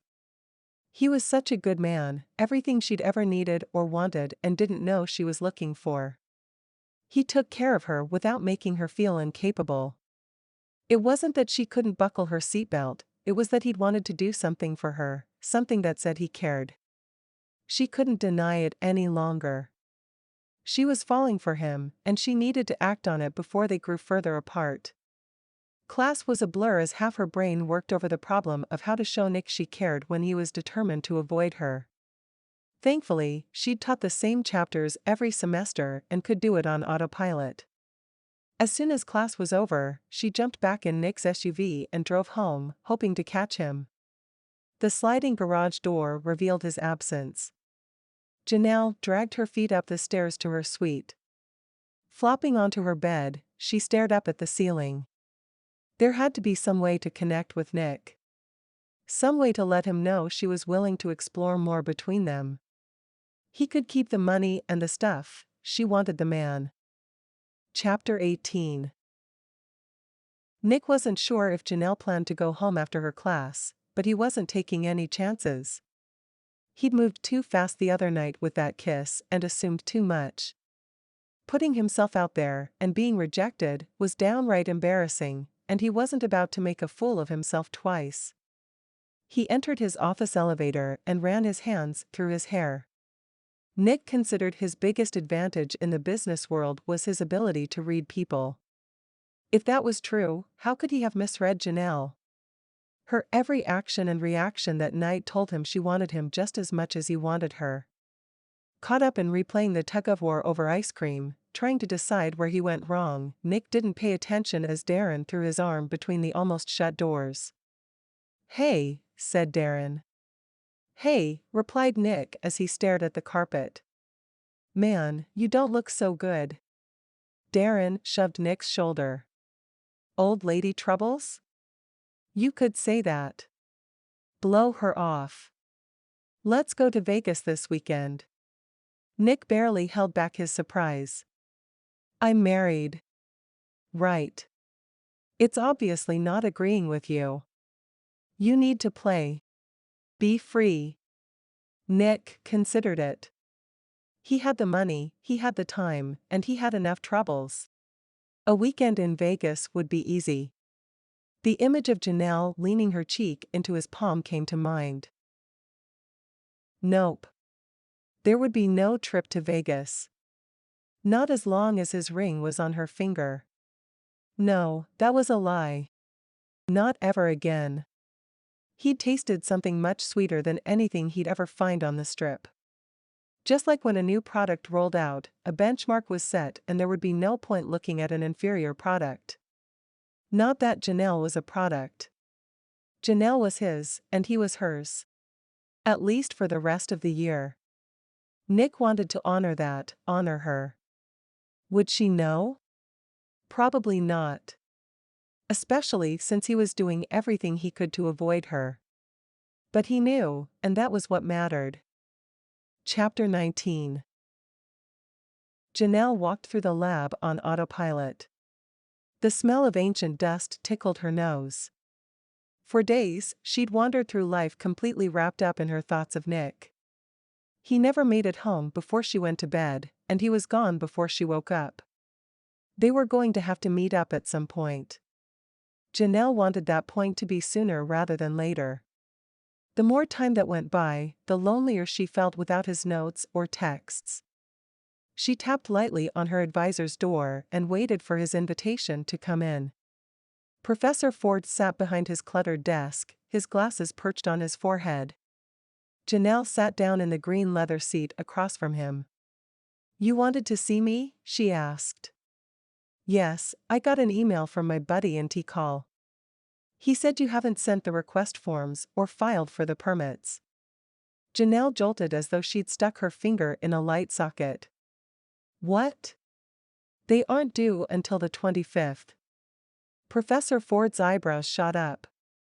"It's the 27th. Janelle pressed both her hands to her cheeks. No, she couldn't have missed the deadline. The amount of red tape it took to get permission to excavate a Mayan temple was outrageous. If she missed one deadline, she'd have to start all over again. "Is it too late?" "Henry filed an extension, but you only have until tomorrow morning." Janelle cringed. The permits were easily over 100 pages. In Spanish. She jumped to her feet. Her classes were done and Nick was scheduled for some R&D meeting tonight. If she worked straight through till morning, she might be able to do this. "Wait," said Professor Ford. "Is everything all right? You've been distracted for the last couple of days, and it's not like you to miss a deadline." "Yeah, I'm fine. It's just personal." Professor Ford's eye dropped to her ring. Janelle could see the wheels turning. Quick, secret engagement plus Janelle's change in behavior plus husband he's never met plus her reluctance to talk about her wedding equals controlling and possibly abusive husband. He squared his shoulders. "You know, if you need help." Janelle fought the urge to laugh. Nick was the farthest thing from an abusive husband in the world. She plopped back into her chair. "It's not what you're thinking." He waited, his fingers steepled and his brow low. Janelle weighed how much she could tell him and still honor her confidentiality agreement. As long as she didn't talk about how they met and focused on the issue at hand, she'd be safe. "Nick's amazing. We just. I said something stupid, and now there's this distance. I don't know how. Ugh. Marriage is not supposed to be this hard." Professor Ford barked a laugh. "Marriage is the hardest thing you'll ever do." "Harder than filing for a dig in Guatemala?" she pressed. He leaned back in his chair and spoke softly. 100 times harder. "Thanks for the pep talk." Janelle sighed. Professor Ford considered her. He seemed to have let go of his suspicions. Janelle folded her hands in her lap. "It's worth it. When you get to where Marion and I are, you can see that the bumps in the road were just bumps. They aren't roadblocks." Janelle twisted her ring on her finger. She and Nick would never get to that point. They had an expiration date. Janelle's eyes stung, and she blinked to hold back the tears. Had she missed her chance with Nick? "Janelle, you can get through this. All you have to do is study it out like you always do." "Thanks." Janelle stood and moved quickly to the door. "I'll have those requests filed by tomorrow morning. I'll let Henry know they are on their way." Shutting the door behind her, Janelle hurried down the hall. Everything she needed was on her dresser at home. She pulled out her phone and blocked out the entire night. Not that Nick would be home anyway. It just felt good to have something to put on her evening instead of staring at Nick's green boxes on the calendar while she ate dinner. Alone. She needed to get her focus back. The whole point of this marriage was to get her to Guatemala. It was her goal, her drive, and her life, until one mind-numbing kiss from Nick turned her brain to mush. No more mush. From here on out, she'd keep her head when it came to South America and her husband. Now, if she could just get her heart to cooperate, everything would fall into place. Chapter 20. Nick was surprised to see Janelle's light on when he pulled up the driveway. She was usually sound asleep before he came home. He pulled into the garage and cut the engine. Letting out a sigh, he hauled his sorry butt out of the car. He couldn't keep this up. Staying at the office until all hours of the night and getting up early were taking a toll. He'd fallen asleep at his desk twice this week. Brenda woke him up in time for his meetings, but she didn't look too happy about it. She probably suspected that all was not well at home and that he was using his work schedule to avoid the issue. The woman wasn't dumb. Thankfully, she merely pursed her lips, handed him notes, and left him to handle his private life on his own. He plumped his keys in the bowl next to the back door. Taking his shoes off in the mudroom, Nick tiptoed up the stairs. He paused at the top. Janelle's door was wide open, and from here, he could see that her bed was empty. A few quiet steps gave him the angle he needed to find Janelle asleep at her desk. She didn't look at all comfortable, with her neck kinked and her glasses askew. Nick looked from her room to his. He sighed as he set his shoes down just inside her door. He couldn't just leave her there. What on earth could have kept her up this late? He pulled his phone from his pocket and checked their calendar. She'd blocked out the night, but didn't say what for. Was she waiting for him? Did she feel the emptiness in the day like he did? He hit the lights as he passed the switch. The glow from Janelle's laptop would be enough to see by, and hopefully she wouldn't wake up too much as he transferred her to the bed. "Janelle," he whispered. Janelle moved and hit the computer's touchscreen, cutting out the screensaver and revealing a document with an official seal in the corner. Nick leaned over and made out the word Guatemala. Her expedition. He had to hand it to her. She was determined to make this happen. She put as much effort and concentrated focus into her trip as he had in creating his idea tech. Funny how a guy could feel jealous of a country. Nick set his phone down, took the Spanish-English dictionary off Janelle's lap, and set it aside. Sliding his arms under Janelle's knees and behind her back, he lifted her off the chair. She sighed and rested against his chest. The warmth that spread through his body was a testament to his need to keep away from Janelle. He simply couldn't help himself from hugging her closer before laying her on the blankets. He brushed her hair away from her face, and she leaned into his palm in her sleep. Nick's heart pounded. The sound was too loud in the quiet room. It would be easy to kiss her, just a small one on her cheek or forehead. He stepped back, sliding his hand out, and waited to see if she stirred. She didn't. Man, she was out. Nick ran his hand through his hair. He was exhausted. He went to shut the computer when an email popped up. Files due by 9 a.m. our time. It was from a Professor Ford. Nick clicked through the open files. It appeared Janelle was almost done. But if she slept in, she'd miss the deadline. Picking up her phone, Nick set an alarm for 6:30 a.m. and set the phone on her nightstand. Once in his own room, he set his alarm for 6.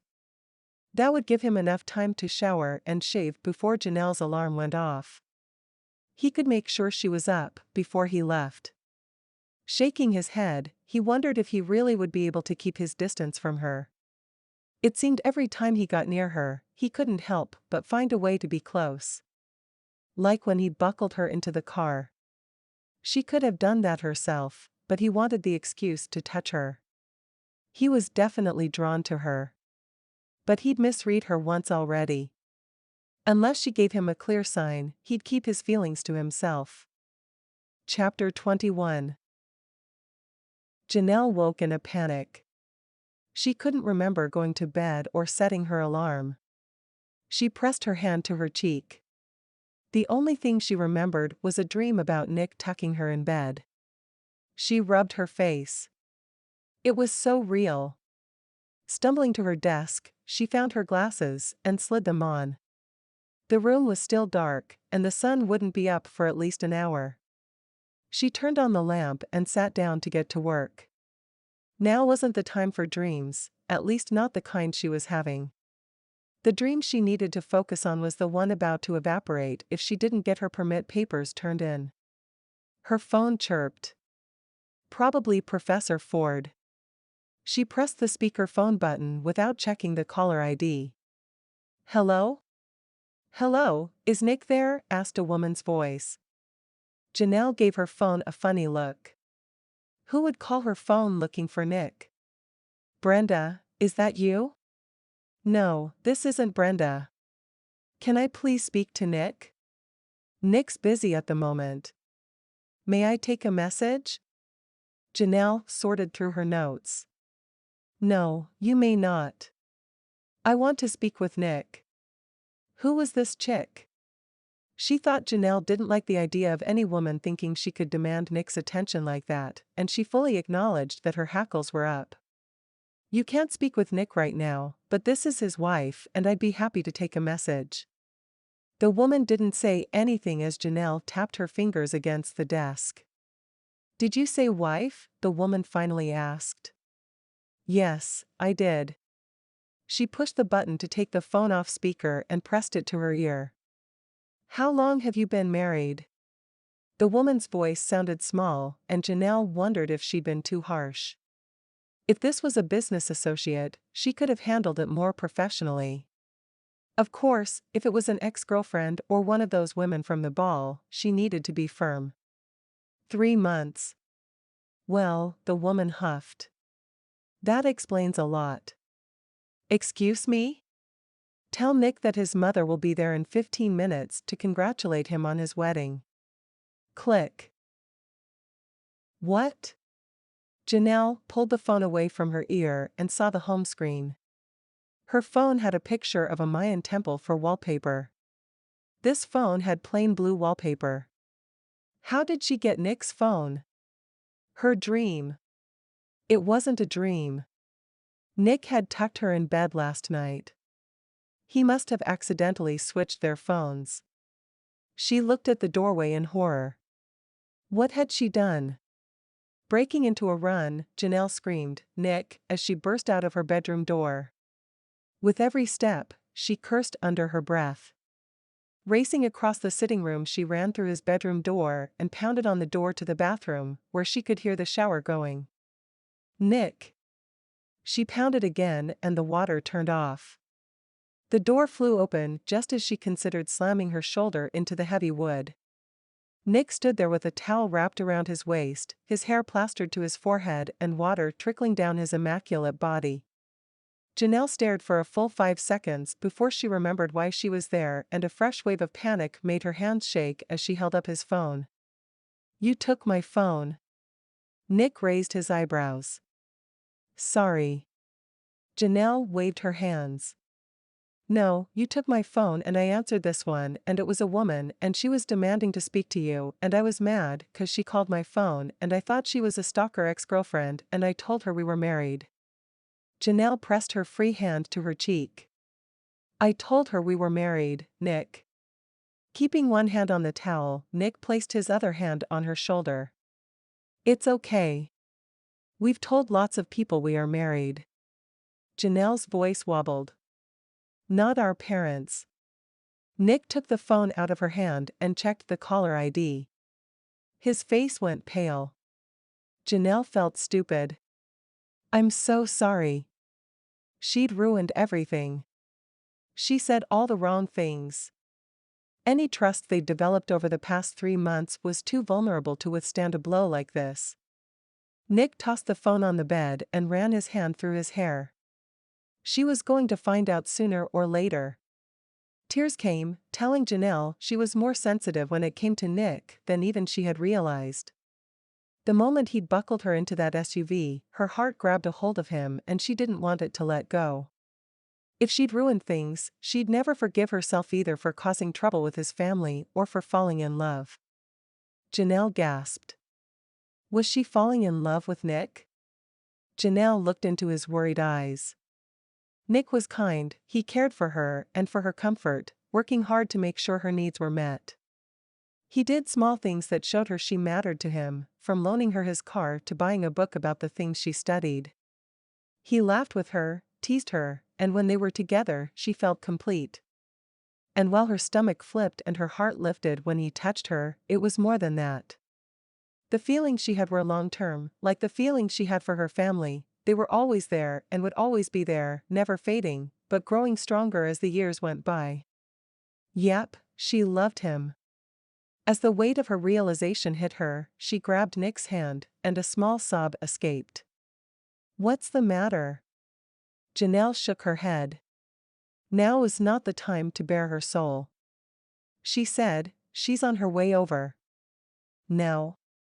No." Nick looked down at the towel around his waist and then back up at her. He had a wicked grin, like someone who was about to jump out of an airplane. "What we need is damage control." He wiped away the last of her tears. "I'm going to get dressed and you're going to change into something less rumpled." She looked down to inspect the damage, but he hooked his finger under her chin and brought her eyes up to meet his. "We need a united front. My mother's a no-nonsense kind of woman. Do you want to tell her about B&B?" "Not really." Janelle didn't blame him. She'd rather not tell her parents either. "Then what do we say?" Let's meet back here in 5 minutes, okay?" "'Kay." Janelle ran into her room. She grabbed a brush and yanked it through her hair as she rummaged through the closet, looking for something to impress her mother-in-law. Finally settling on a blouse and a tight pair of jeans, she hurried to apply some makeup. Chapter 22. Once Nick was dressed, he grabbed his phone off the bed and sent a text to Brenda to cancel his morning meetings. She replied quickly despite the early hour. Nick went in search of Janelle. He found her in her bathroom, putting on mascara. She glanced at him in the mirror and gave him an unsure smile before finishing up. Stunning, even in jeans and a loose-fitting shirt, she'd combed her hair, and it was all he could do not to reach out and run his fingers through the silkiness. "Let's meet her in the library," he decided. Is she going to be mad? Probably. They hit the bottom stair just as the bell rang. Janelle held back while Nick opened the door. His mom brushed past him with a curt hello and stood with her hands on her hips, facing Janelle. Nick plastered a smile on his face. "Mom, this is Janelle." "Janelle, this is my mother, Rebecca." Janelle offered her hand and smiled. With a shaky voice, she said, "I'm sorry for being rude on the phone. I didn't know who you were." "Well, that was obvious." Mom took her hand and they shook, though it didn't look like she was melting much. "Let's have a seat." Nick motioned toward the library. He and Janelle took the couch, and Mom took the love seat. Her eyes bore into Nick, and he was briefly reminded of the time he and his brother jumped off the roof onto the trampoline and Jared ended up with a broken arm. She pulled her purse off her shoulder, crossed her legs, and folded her arms. "So, how did this happen?" Nick cringed. He glanced at Janelle, feeling a need to protect her from the unpleasantness that occurred because he hadn't been honest. It was time to come clean. He didn't want to rush through things, this would take a deep explanation. "Janelle and I dated for a while." Nick stopped. Their regular explanation just wasn't going to work here. Hang the confidentiality agreement. If he was going to make this all work with Janelle, he needed to start by being honest about how they met, at least to their families. "Janelle and I were set up by a marriage broker." Mom held up her palm. "A what?" Nick sighed and placed his elbows on his knees. Janelle wasn't sitting close enough that their bodies touched. He needed her support in this. If they looked at all weak, Mom would pick up on it. She needed to know they'd entered into their marriage by mutual consent and desire. Janelle placed her palm on his back. The simple touch let him know she was behind him, ready to jump in if needed. He was grateful for her silent show of support. He knew she had a deadline to meet, and every minute spent with his mother was one less she had to work on her applications. Nick took a breath before jumping in. I was looking for something more than just another dead-end relationship. I wanted a partner in life. I'd heard about this marriage broker. She specializes in what she calls business marriages. He ran a hand through his hair.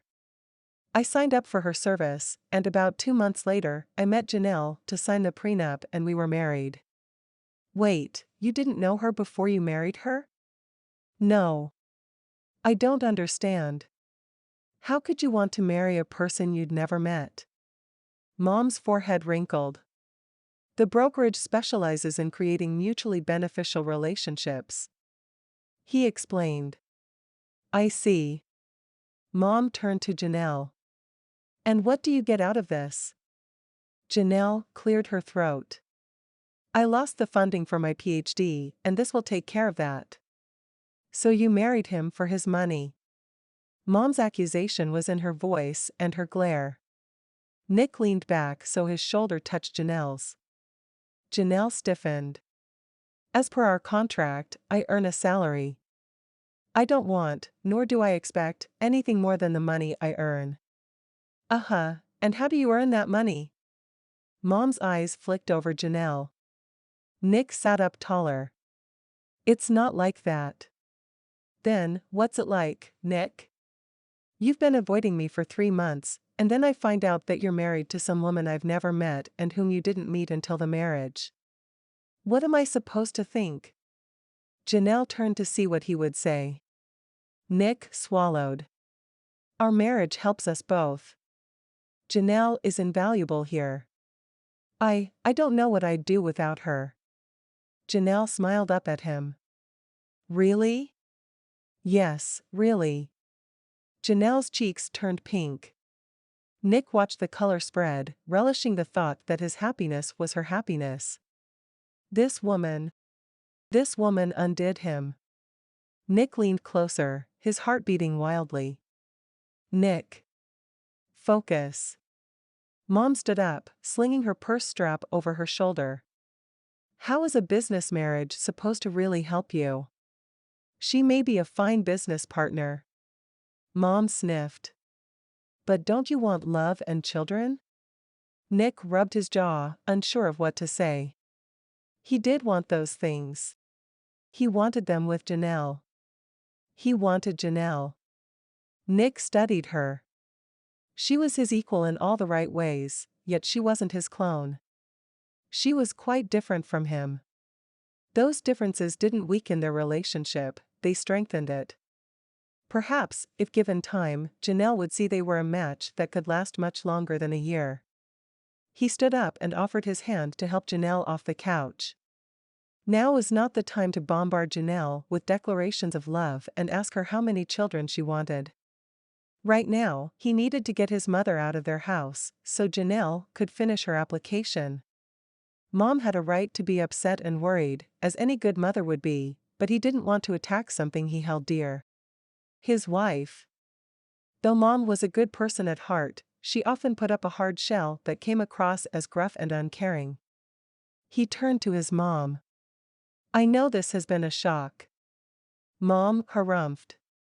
Why don't I take you to breakfast and fill you in on what's been going on? Mom looked pointedly at Janelle. Are you coming? Nick jumped in before Janelle could answer. She's got an important deadline this morning. Janelle's eyes went wide. It was almost like she'd forgotten about her application. Was it possible that she'd placed their marriage above her dig? The thought warmed Nick's heart. It was nice meeting you, Mrs. Ryburn. Janelle gave Mom a nod and slipped past Nick. He squeezed her hand before letting her go, and she rewarded him with a smile that lit up his whole day. It was a good thing, because breakfast was going to be awful. Chapter 23. Though Janelle left the library looking like the picture of calm, she tore up the stairs like a bargain shopper the day after Thanksgiving. She couldn't believe she'd been so upset about Nick's mother that she'd forgotten about her dig. If Nick hadn't said anything, she probably would have volunteered to go to breakfast with them.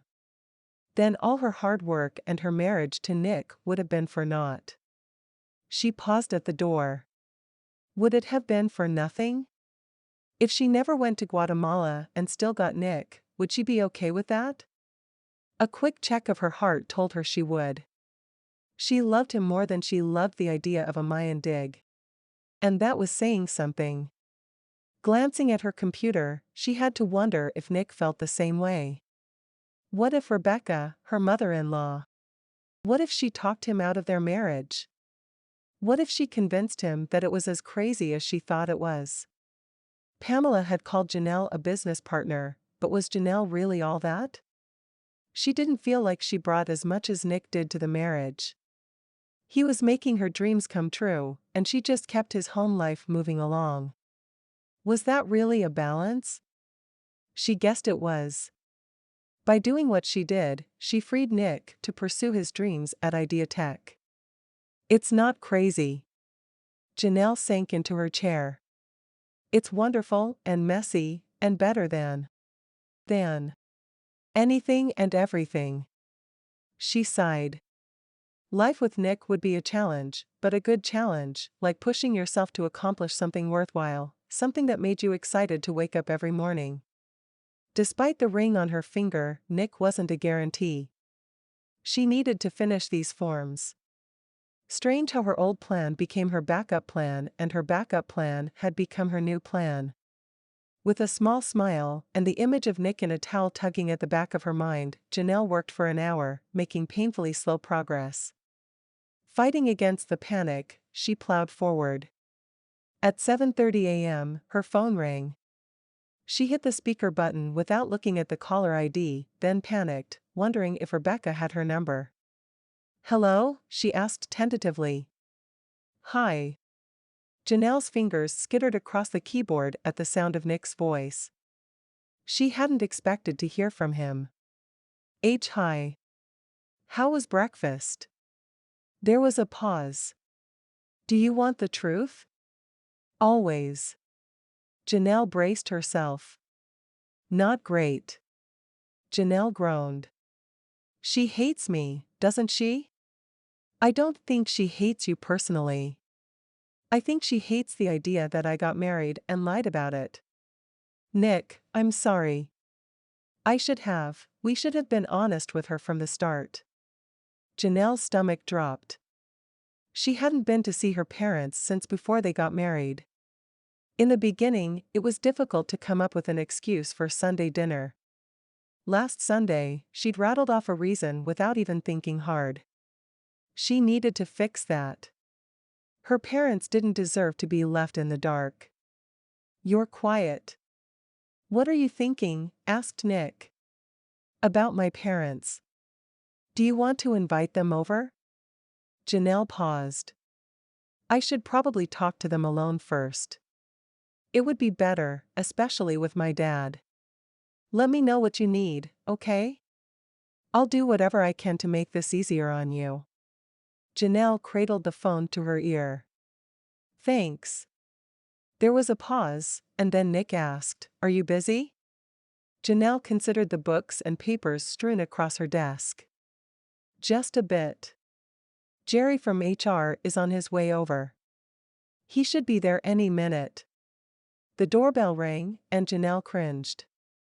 She didn't have time to do an errand for Nick. Sounds like he's here. Janelle jumped from her chair and charged down the stairs. The sooner she got this over with, the better. Good. He should be able to help. Nick sounded happy. Help? Help what? She paused at the door, waiting for instructions. Help translate. He's fluent in Spanish. Served some sort of church mission in Guatemala. Janelle whipped open the door. Jerry? She asked hopefully. Smiling, the man with the short haircut and baggy suit waved. Hola. Janelle grinned and motioned him inside. I'll grab my laptop and meet you in the library. You can use the office, offered Nick. Are you sure? It's all yours. Janelle was halfway up the stairs. How did you know I needed help? Come to think of it, she hadn't told Nick about the deadline, and yet he'd mentioned it to his mom. Nick cleared his throat. I'm just pulling into the office. I have to go. Okay. Thank you so much. No problem. Bye. Janelle hung up the phone and continued her mad dash to grab her things. Entering her room, she tripped and almost fell. Turning to see what caught her toe, Janelle found a pair of Nick's shoes just inside her door. She looked from the shoes to the bed and back again. Pressing her hands to her cheeks, she blushed. It wasn't a dream. Nick must have seen the forms on the computer. Tears formed. How did he manage to give her exactly what she needed? She touched the Spanish-English dictionary on her desk. Remembering the interpreter waiting in the library, Janelle wiped away the tears and gathered her laptop and notes. She paused to straighten Nick's shoes. She should take them to his room and write him a thank you. She grimaced. A note just didn't seem like enough, not after he'd saved her expedition. Jerry turned out to be a goldmine of assistants. He had her proposal proofed, interpreted, and finished with 20 minutes to spare. She asked a few questions about his church service, and he fueled her desire to get to Guatemala by talking about the wonderful people and beautiful landscape. Janelle let him out and sent a copy of the official email to Professor Ford. Sitting back in Nick's chair, Janelle contemplated the morning. Nick couldn't be angry with her. In fact, he was just the opposite, caring and supportive in her time of need. And forgiving of her blunder. He could have been upset that she'd blabbed to his mother, but instead he pulled close to her to work through the issue. What did he say? They needed a united front? That was exactly what he'd done and what had set her at ease. When she and Nick worked together, the sense of unity strengthened her feelings for him. He'd cared for her much too tenderly to be angry. So if he wasn't angry, why had he avoided her? Well, avoided her when she was conscious? She smiled as she thought about Professor Ford's advice to study it out. As if husbands came with a textbook. Janelle bolted upright in the chair. She did have a textbook. Taking the stairs 2 at a time, Janelle made it to her room in record time. Scanning her bookshelves, she grinned when she pulled the Love Languages book off the shelf. Thumbing through the front of the book, she remembered that she and Nick both spoke the language of physical touch. That explained why it was so instinctive to touch him and for him to touch her. It was their mutually understood form of communication. Her other language was acts of service, so of course she melted when Nick buckled her seatbelt or sent someone to help her translate applications. Nick's second language was quality time. Janelle plopped down on her bed. She didn't know how to speak that language. She tapped the cover. Learning a new love language couldn't be much harder than interpreting Spanish. She adjusted her position and dove into the book with more enthusiasm than she dug into the Guatemalan government forms. She quickly understood that quality time included listening to Nick, giving him her undivided attention in a relaxed atmosphere where he felt free to discuss his ideas and thoughts. As she read, a plan formed. By noon, Janelle had finished reading, showered, and changed, and she was headed toward Nick's office. He had appointments on the other side of the city this morning, and she hoped to find his office empty. After asking the receptionist where to go, Janelle found Nick's nameplate on the wall next to an opulent space that overlooked the city.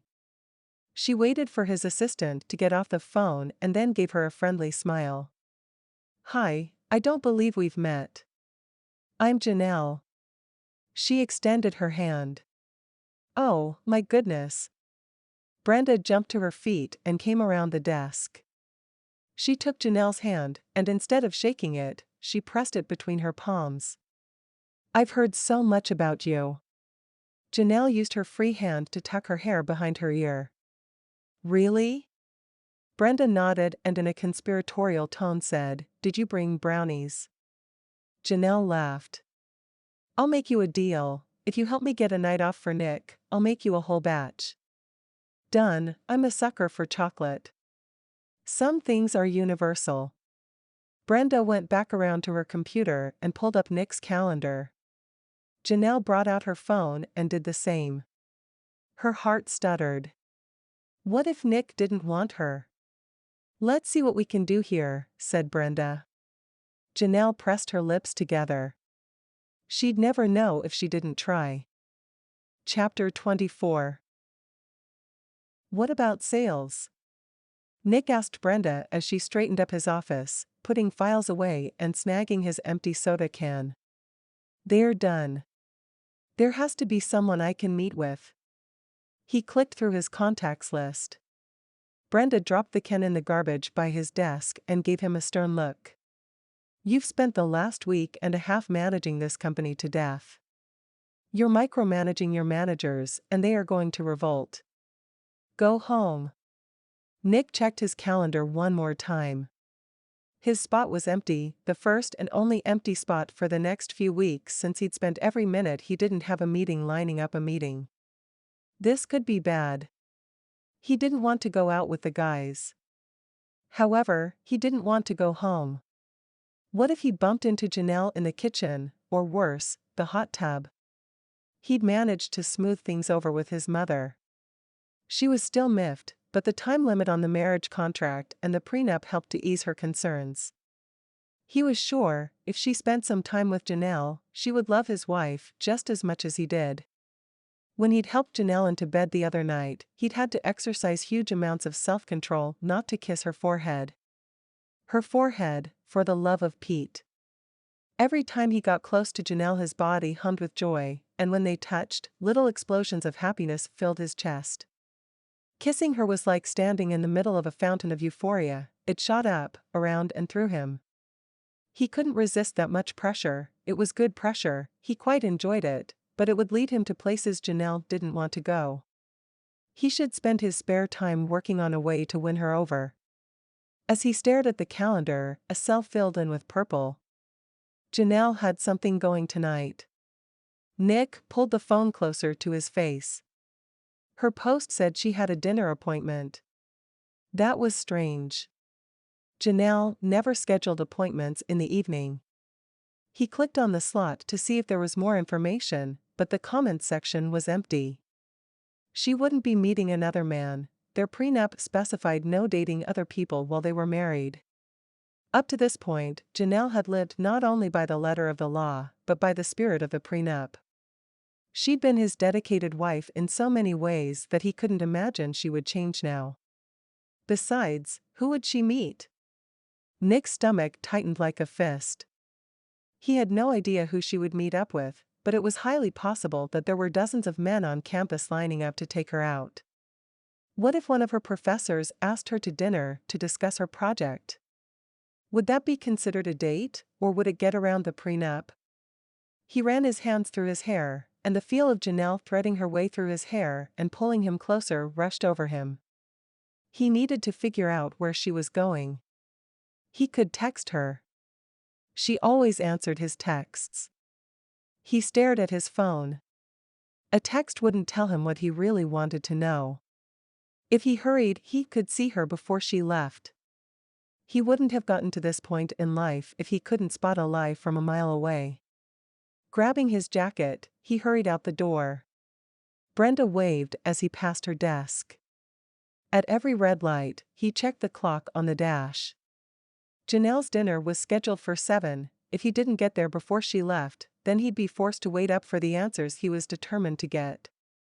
What kind of a creep asked out another man's wife? He groused. Maybe Janelle didn't wear her ring to school. He'd seen her leave with it on the day she borrowed his car. She could have slipped it off before she got to campus. He squeezed the steering wheel. Wasn't she the one who asked for a smaller, less conspicuous ring? If she was cheating on him, it was not going to end well for the guy. Rushing through the front door, Nick barely had time to register the smell of fresh-baked brownies before he stormed up the stairs. Janelle, he called halfway up. Janelle. I'm down here. Nick reversed directions and headed for the kitchen. Janelle met him in the gathering room, wearing an apron over a pair of tight-fitting leggings and a loose shirt that hung off one shoulder. Her hair was straight and hung in those big curls he loved, and she had a spatula smeared with chocolate frosting in one hand. "You made it." She smiled and beckoned him to follow her. "What are you doing?" "I thought you had a dinner appointment," he said as they made their way into the kitchen. Janelle ducked her head. She used the spatula to lift out a perfect brownie and set it on a square plate. "I do." Nick looked around the kitchen and saw dirty pans in the sink and the table set for two. "Are you hosting?" Janelle kept her head down as she placed another brownie on a different plate and then took them both over to the table. "I am inviting someone to dinner." Nick rubbed his hand over his stomach, where it felt like someone had just punched a hole. He watched as Janelle pulled out her phone and typed a quick text. The thought of Janelle with another man made him want to throw something, but standing here, facing the reality that she wanted a man that wasn't him made him sick. His phone chirped and he pulled it out of his pocket. "Would you like to have dinner with me?" Nick looked up, but Janelle was busy untying her apron. He looked again at the table. She'd laid out a dark tablecloth and set each place with care. She'd made a salad with dark greens, strawberries, and red onions, and there was a platter of flavored rice and salmon. It was all warm, so she must have just barely finished up. He was touched that she went to so much effort on his part. He looked at her again. Maybe she wanted to clear the air and discuss their parents. That could be beneficial. Or maybe her parents had talked her into ending their marriage. He had no idea what type of people they were. For all he knew, Janelle's mother was just as protective as his. That could be bad, but it wasn't anything they couldn't overcome if they worked together. He glanced at the table. She wouldn't have gone to so much trouble if she were going to break things off. He typed back. "Yes." Janelle's phone chirped. She glanced at it, and then up at him. Her cheeks colored, but she smiled and went to the table. Nick pulled out her chair and waited until she was situated before taking his seat. She offered grace before taking some salad and passing him the bowl. "I wanted to say thank you for loaning me your car. It's been a lifesaver." She started the conversion. "Oh, so this was a thank you dinner." He felt the tension between his shoulder blades evaporate. "No problem. It's good for the engines to run every so often, and I don't drive either of them enough." "Then why do you have them?" she asked. "Because it's nice to know that when I want to take a lazy drive up the coast I can do it in a convertible, or, if I need a four-wheel drive vehicle, I have it." Janelle shrugged and took a bite of her salad. "Thanks for sending Jerry over, too. He was a huge help." "Did you get everything turned in?" He was still worried about that. "Barely. But, thanks to you, we're back on schedule."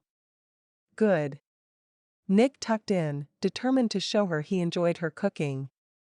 As he tasted the salmon, which was really quite good, he wondered at his earlier fit of jealousy. He should have trusted her more. He took a sip of water and wiped his mouth with his napkin before asking, "Have you told people at school that you're married?" Janelle picked at her food, keeping her head down as she talked. "I didn't go around showing off my ring when school started, if that's what you mean. Most everyone is aware of it by now. My students don't know the difference because I teach entry-level classes and get new ones each semester." She took a sip of water. Professor Ford was surprised. "He's my advisor. I've worked pretty closely with him for the past 2 years, and I think he was offended that he wasn't invited to the wedding. I told him we eloped and he relaxed a bit." "Why do you ask?" "I realize that you've met a lot of the people I work with, and my mother, but I haven't met anyone in your life." She looked up and met his gaze. "Do you want to?" Nick scratched his chin. Did he want to, or was it just his insecurities spurring him on? He tried to picture what she did, and the only images he had were of her in the ball gown or here at home. There was a whole other side to her that he had yet to discover. "Yeah, it would be great to see where you work and what you're working on." She smiled easily. In that case, I'd be happy to show you around. Fidgeting, Nick wondered if it were wise to bring up their parents. Turned out, he didn't have to. Janelle placed her hand on top of his. I haven't heard how things went with your mother, Rebecca. Nick leaned back. They went as good as could be expected. Is she angry? More at me than at you. He rubbed his chin. I should have been honest. I didn't plan on things getting, he broke off. What was he supposed to say? That he didn't plan on falling in love with his wife? That sounded stupid. Deep? Janelle offered. Yeah. Nick met her gaze, and he saw something there he hadn't seen before. Or perhaps it had been there, and he'd not paid attention or tried to talk himself out of believing it. Capturing her hand, Nick felt a slow burn start up his arm. The important thing with Mother is for us to show unwavering conviction. Janelle's eyes flicked to their hands. She licked her lips and asked, how do we do that? Nick enjoyed having her talk about we and us. It was another sign that she wanted in this relationship. Maybe not as much as he did. She might need some time for her feelings to develop. But it was a start. We'll start by taking her to dinner tomorrow night. Janelle smiled as if she actually liked the idea. Sounds good. She played with her napkin. Did you talk to your parents? Not yet. I'm having dinner with them on Sunday. I feel bad. They were so excited that I'd be there. We used to have dinner every Sunday. You can again. We can have them over here. Janelle considered this. I would like that. I haven't cooked for them since I was an undergrad. Then it's settled. A week from this Sunday. And every week after that, if you want. Thank you. Janelle gave his arm a squeeze before taking another bite of her dinner. Nick slid his dinner plate out of the way and pulled his brownie closer. Janelle was still working on her salmon, and he had no desire to hurry away. Tell me about your trip to Guatemala. For the next half hour, Janelle outlined ancient Mayan burial practices and explained her theory regarding the placement of bodies and what they said about Mayan beliefs in life after death. Her eyes danced as she talked about the Mayans, how they themselves knew names at certain milestones, and how they recorded their genealogy fastidiously. As she talked, he slid her brownie over and ate it too. She didn't notice until she paused to take a drink and realized the spot was empty. You. She playfully shoved his shoulder. Nick pointed at the counter. You have a whole pan full. Those are for Brenda. Brenda? He asked, surprised. Janelle piled her silverware on her empty plate and set her napkin on top. I made her a deal. If she got you an evening off, I would make her brownies. Nick softly thumped his chest. I'd been ambushed and I didn't even see it coming. Janelle laughed. That's kind of the point of an ambush. Letting the sound of her laughter wash over him, Nick enjoyed the happy bubbles floating inside his chest and finally let go of the jealousy and mistrust completely. Janelle wanted to be with him. In fact, she'd gone to a lot of trouble to make this dinner happen, and it struck a chord of hope that she might feel at least a fraction of the way he felt towards her. True, he conceded. Dinner was over, and Nick was nowhere near ready to let Janelle go.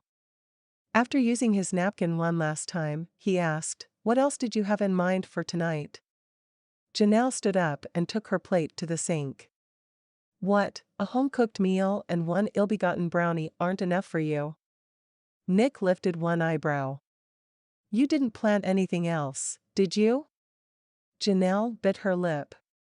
To be honest, I wasn't sure I'd get you to sit down at the table, much less stay for a whole meal. He mentally cringed. Had he been so callous toward her that she thought him cold? His feelings toward Janelle were anything but chilly. How could he be with her and not express how he felt, even with the smallest gesture or touch, without making her uncomfortable? But she'd planned the meal. She'd even enlisted Brenda in her scheme. If he was reading the signals correctly, she wanted to be with him. "Well, you did make my favorite brownies." He winked, and Janelle laughed. "Speaking of which, I'm going to have to hide these, aren't I?" She pulled the tinfoil out of a drawer and covered the pan. "Close your eyes." "Why?" "So I can hide the brownies." "You're kidding." "Nope. If you'll steal mine right out from under my nose, then an unattended pan doesn't stand a chance." "Close 'em." Nick sighed dramatically. "Fine." He closed his eyes and waited for Janelle to hide the brownies. As if she could mask their scent. He'd have them sniffed out in no time. She may win this battle, but he'd win the brownie war. And if he was careful and didn't frighten her away by moving too quickly, he might win much more than brownies this evening. Chapter 25. Janelle had no idea where she could put the pan so that Nick wouldn't find it by rummaging around. "No peeking," she called over her shoulder as she opened the freezer and shut it again. She finally settled on storing it behind the oatmeal in the pantry in the hopes that he wouldn't look past the first thing on the shelf. "Okay, you can open your eyes." "Am I allowed to look for them now, or do I have to wait for you to fall asleep?" he teased. Janelle put her hand on her hip. "Those aren't for you. Let's do something to take your mind off of chocolate. Do you want to play pool?" Nick considered it. "Nah. How about a video game?" Janelle made a face. Snapping his fingers, Nick smiled. "Movie?" Janelle pulled out her phone as Nick placed his dishes in the sink. "I can check show times. I'll bet we can catch a 9 o'clock showing." Nick took her phone and set it on the bar above the sink. "I have something better." He set his phone next to hers and grabbed her hand.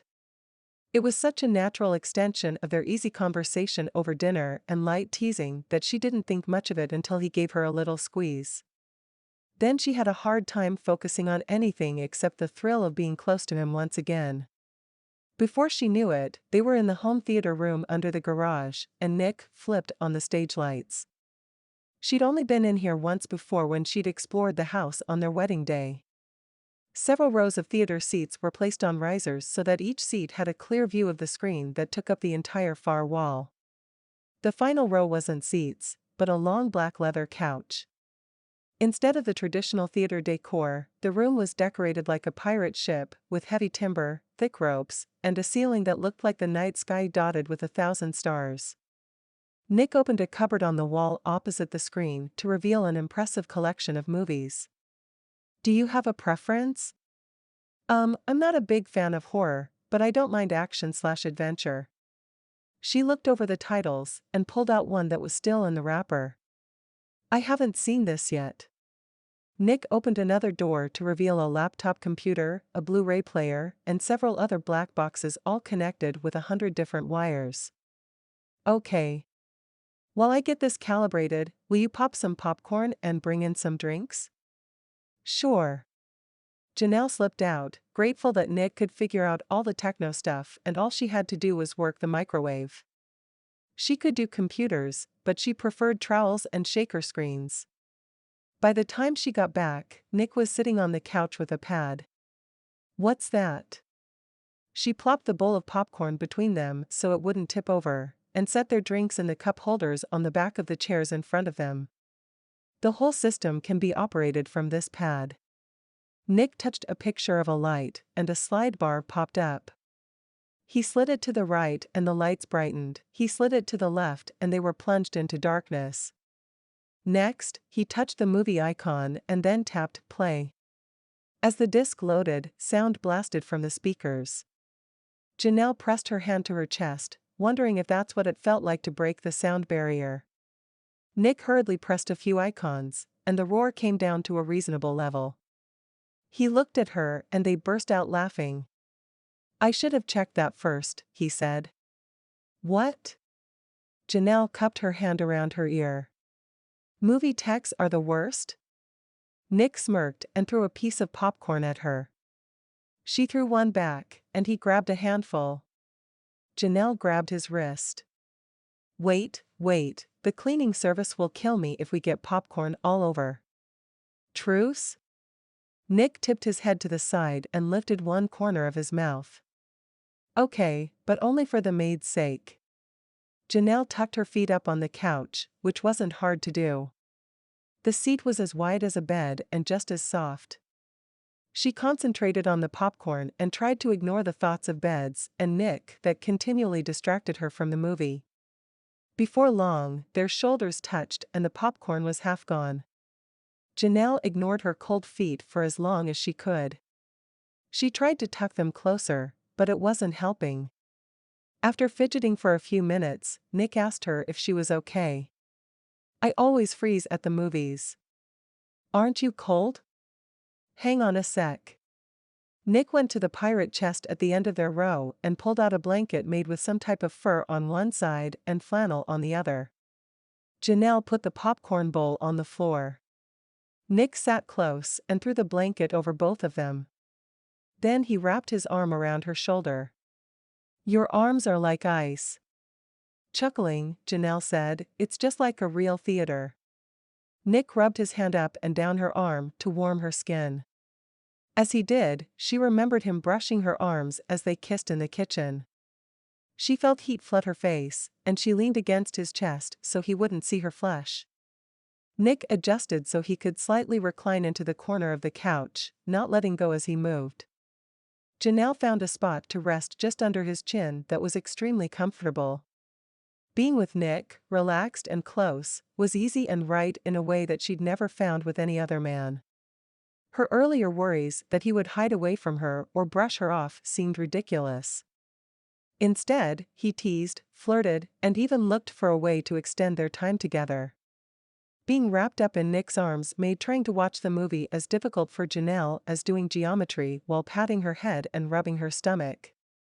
She couldn't figure out why the alien soldiers were planning an attack on Washington, and she stopped caring when Nick's fingers trailed up and down her arm, leaving waves of heat on her skin. She bit her lip and focused on calming her racing heart, hoping Nick didn't notice the change in her breathing.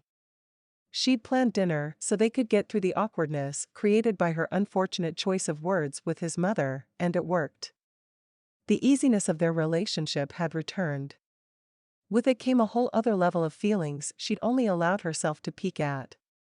Nick moved up to brush her cheek, and Janelle let out a sigh as she relaxed into his arms. As his chest rose and fell, Janelle realized they were breathing in sync, his breaths just as short as hers. The air charged with the feelings between them, warming Janelle's heart and skin.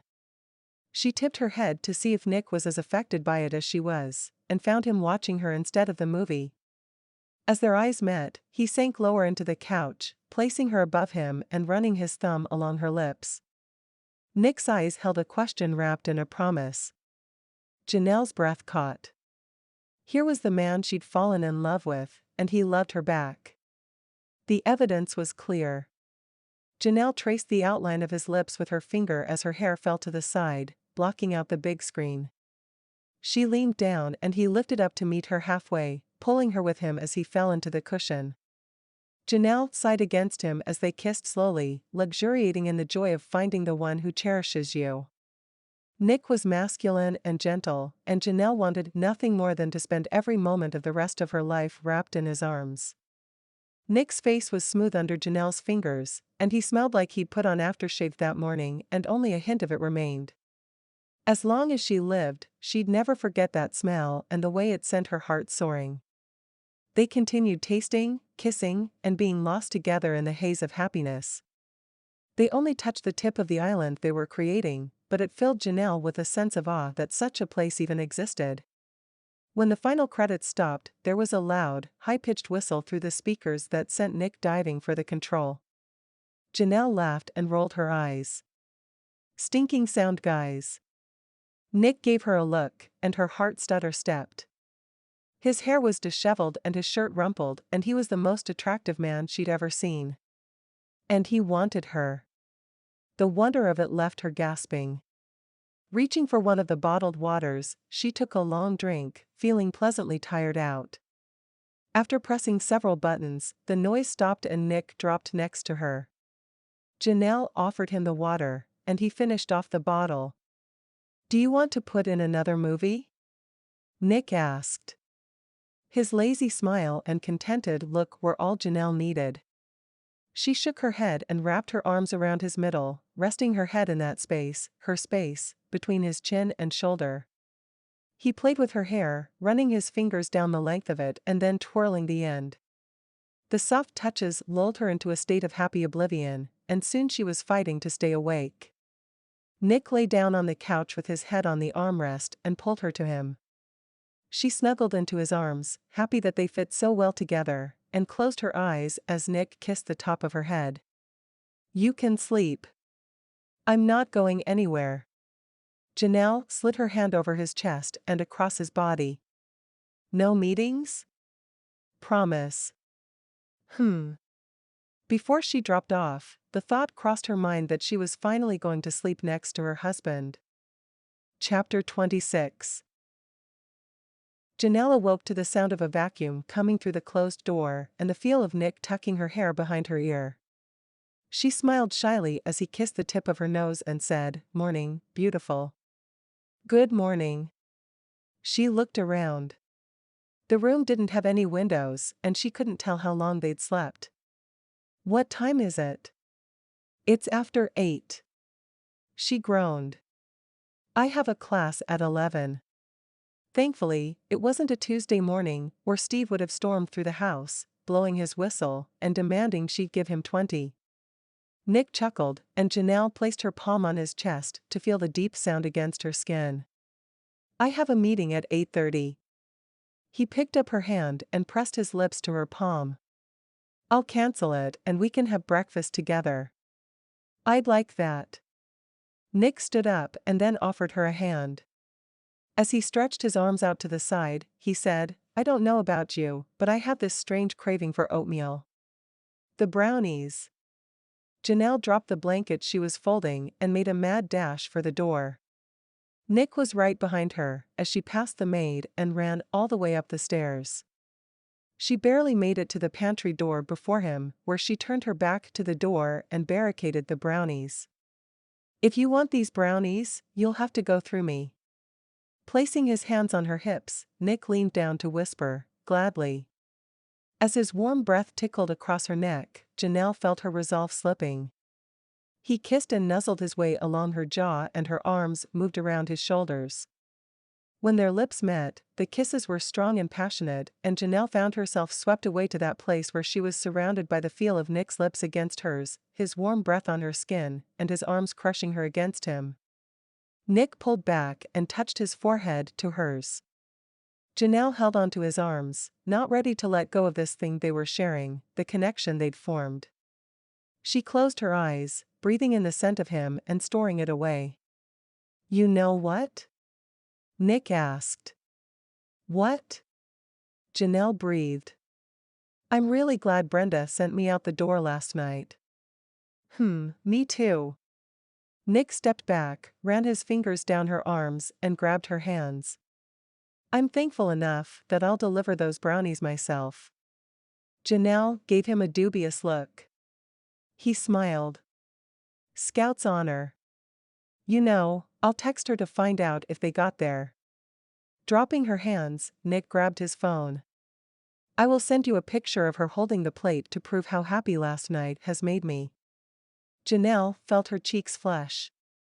"I may be out of my mind, but I'm willing to trust you on this one." They ate a hurried breakfast, and Nick ran up to change clothes while Janelle did the dishes. Nick came back in wearing one of his well-fitting suits. Janelle loved him in a tie. She tipped her head. Of course, a towel wasn't a bad look for the guy either. Biting her lip, she rinsed the last of the soap off her hands and reached for a dish towel. Nick came in close and ran his fingers through her hair. "I set up dinner at the Montego with Mother. Will 7 work for you?" Janelle nodded. Spending the evening with Nick, even if Rebecca was there, was better than spending it alone. I'll be ready. Nick pressed a quick kiss to her temple, snagged the brownie pan, and then he was out the door. Chapter 27. Nick wiped his palms on his pant legs. Any minute now his mother would join them at the table. And then, who knew what was going to happen? She'd been less than complimentary when discussing Janelle. Nick had managed to keep their conversation short, but he was nervous about exposing Janelle to his mother's frosty side. For her part, Janelle looked as calm and collected as ever. She'd worn her hair down with large waves. It brushed against her shoulders, and Nick was reminded of the way it tickled his arm when she leaned in for a kiss last night. As if her hair wasn't driving him crazy, she tipped up her water glass to take a sip and winked. He checked his phone for the time. He hoped to get dinner over with and invite Janelle back to the theater room. He touched Janelle's knee under the table and gave her a look full of every kiss he intended on sharing. Janelle blushed and leaned closer, ready to whisper something in his ear. "Well," declared his mother. "Here we are." Janelle turned to face Rebecca and Nick slowly got to his feet to welcome his mother to the table. He pulled out her chair. "Evening, Mother." Janelle smiled. "We're so happy you could join us." There were those words again, we and us. Nick thrilled to hear them from Janelle. "I wouldn't say no to my Nicky." Mother placed her clutch on the table. Nick didn't miss the way she called him by his childhood nickname. Once again, his business sense kicked in, and he ignored Mother's attempt at establishing her authority. The server arrived with 3 menus and took a moment to explain the specials. Everyone ordered, and he was off again. Nick leaned back and rested his arm on Janelle's chair. She scooted closer to him, creating the vision of a happy couple. He realized with a start that they weren't just portraying the image, they were a happy couple. Before an awkward silence could take root, Mother smacked her fingers on the table, causing her flatware to jump. "This is ridiculous. Look at the two of you, carrying on as if this were a real marriage. It's shameful." She stood up and gathered her purse. "Mother?" Nick stood as well, ready to grab her arm to keep her from running out. "What is the matter?" Mother looked around to see who was watching. She lowered her chin. "I raised you better than this, Nick. Your father and I both did. What would he think of the man you've become, mocking the very thing that brought him the most joy in this life?" "Wait a minute." Janelle stood. She was calm but determined. "Nick is a wonderful man." Nick half smiled. Janelle took his hand. "He's kind and generous. He cares about people." Mother harumphed. "As far as I'm concerned, you don't have a leg to stand on or a say in this conversation. I believe I'm as much of this marriage as Nick is." Janelle squeezed Nick's hand hard. She may have kept her voice steady, but her grip betrayed her anger. "You are nothing more than a hired gun."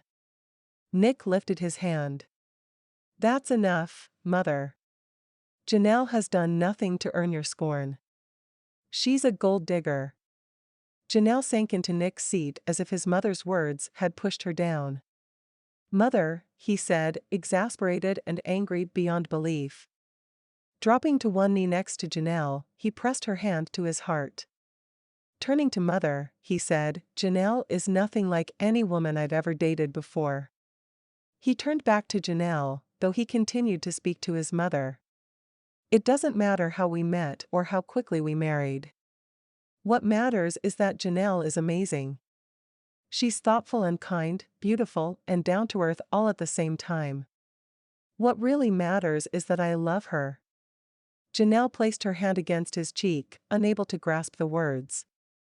If he meant them, if he really meant them, then it changed everything. "Really?" "Yes, really." He kissed her softly. "I love you, too," she whispered against his lips. Mother sniffed, and Nick turned to see her wiping her eyes. Mother, when you stormed in the other morning, I realized that what I'd been looking for my whole life was what you and Dad had. Digging in her purse, Rebecca pulled out a tissue. I've never forgotten the way he looked at me. She dabbed at the corner of her eyes. You have that same look when you look at her. I have to go. Mother rushed out, and Nick let her leave. Janelle frowned. Should we go after her? Nick shook his head. She needs some time. I think she's softening. Janelle looked around at the couples occupying the nearby tables. They had to have heard everything. Maybe we should just go home. Home. Good idea. Nick flagged down a waiter and canceled their order. He left a good tip and offered his arm to escort Janelle through the dining area.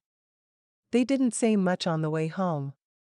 As soon as the door clicked behind them, Nick backed Janelle up against the wall, where he took her face in his hands and did his best to undo her efforts to look composed. Say it again, she breathed the words between kisses. Nick pulled back and touched his forehead to hers. I love you. His voice was husky with emotion, and she dipped against the wall as if her legs couldn't hold her any longer. Janelle, will you be my wife? She gave him a questioning look. Not just in name, but in every way. I want to sleep with you every night and wake up with you in the morning. You are my perfect partner, and I want a family, not right now, but eventually. I built this house hoping to grow into it, and I'd like to do that with you. Please say yes. Janelle slid her hands down to rest on his chest. She glanced at the ring on her finger, and Nick's heart nearly stopped as he wondered if she would turn him down. Had he been too bold? Moved too fast? If you need time. Janelle placed a finger over his lips. Yes. Nick's heart kick-started like a supercomputer. He kissed her once and felt her grin against his lips. Let's go watch a movie, she whispered. Later that night, as they lay snuggled together and contentedly dozing, Nick was amazed that he could build a house, but it took Janelle to make it a home. Epilogue. 10 months later. Nick carried 2 bottles of water inside the Mayan temple, where Janelle and a team of grad students worked to decipher the drawings on the wall. It was a big effort to get the permits for this dig, but Janelle was determined to see her theory either proved or disproved, and so she'd met with all the right people to make it happen. Nick chuckled as he realized she'd had an easier time of winning over the Guatemalan officials than he did of winning over her parents. They were still miffed that he'd stolen their daughter, but they'd softened a bit when he promised to go with her to Guatemala to ensure her safety. The extra guards and their guns were worth the small fortune he'd spent once he got here and realized how remote and vulnerable they were. Stepping over the electrical cords along the floor that connected to floodlights here and there, Nick ran his hand along the cool wall.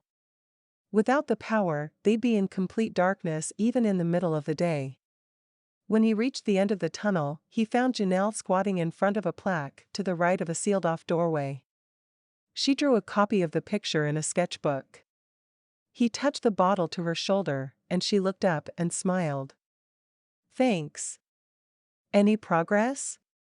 She stood up and took a drink from the bottle before answering. It's slow going, but we're discovering new things every day. Her eyes sparkled. We should be able to open this door tomorrow. She was in her element, making sure proper techniques were followed and that everything was categorized precisely.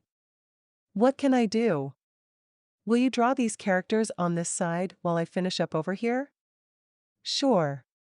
He took the extra sketch pad, sat cross-legged in the dirt, and got started. Time passed quickly as he listened to the students express their different opinions on what they'd found.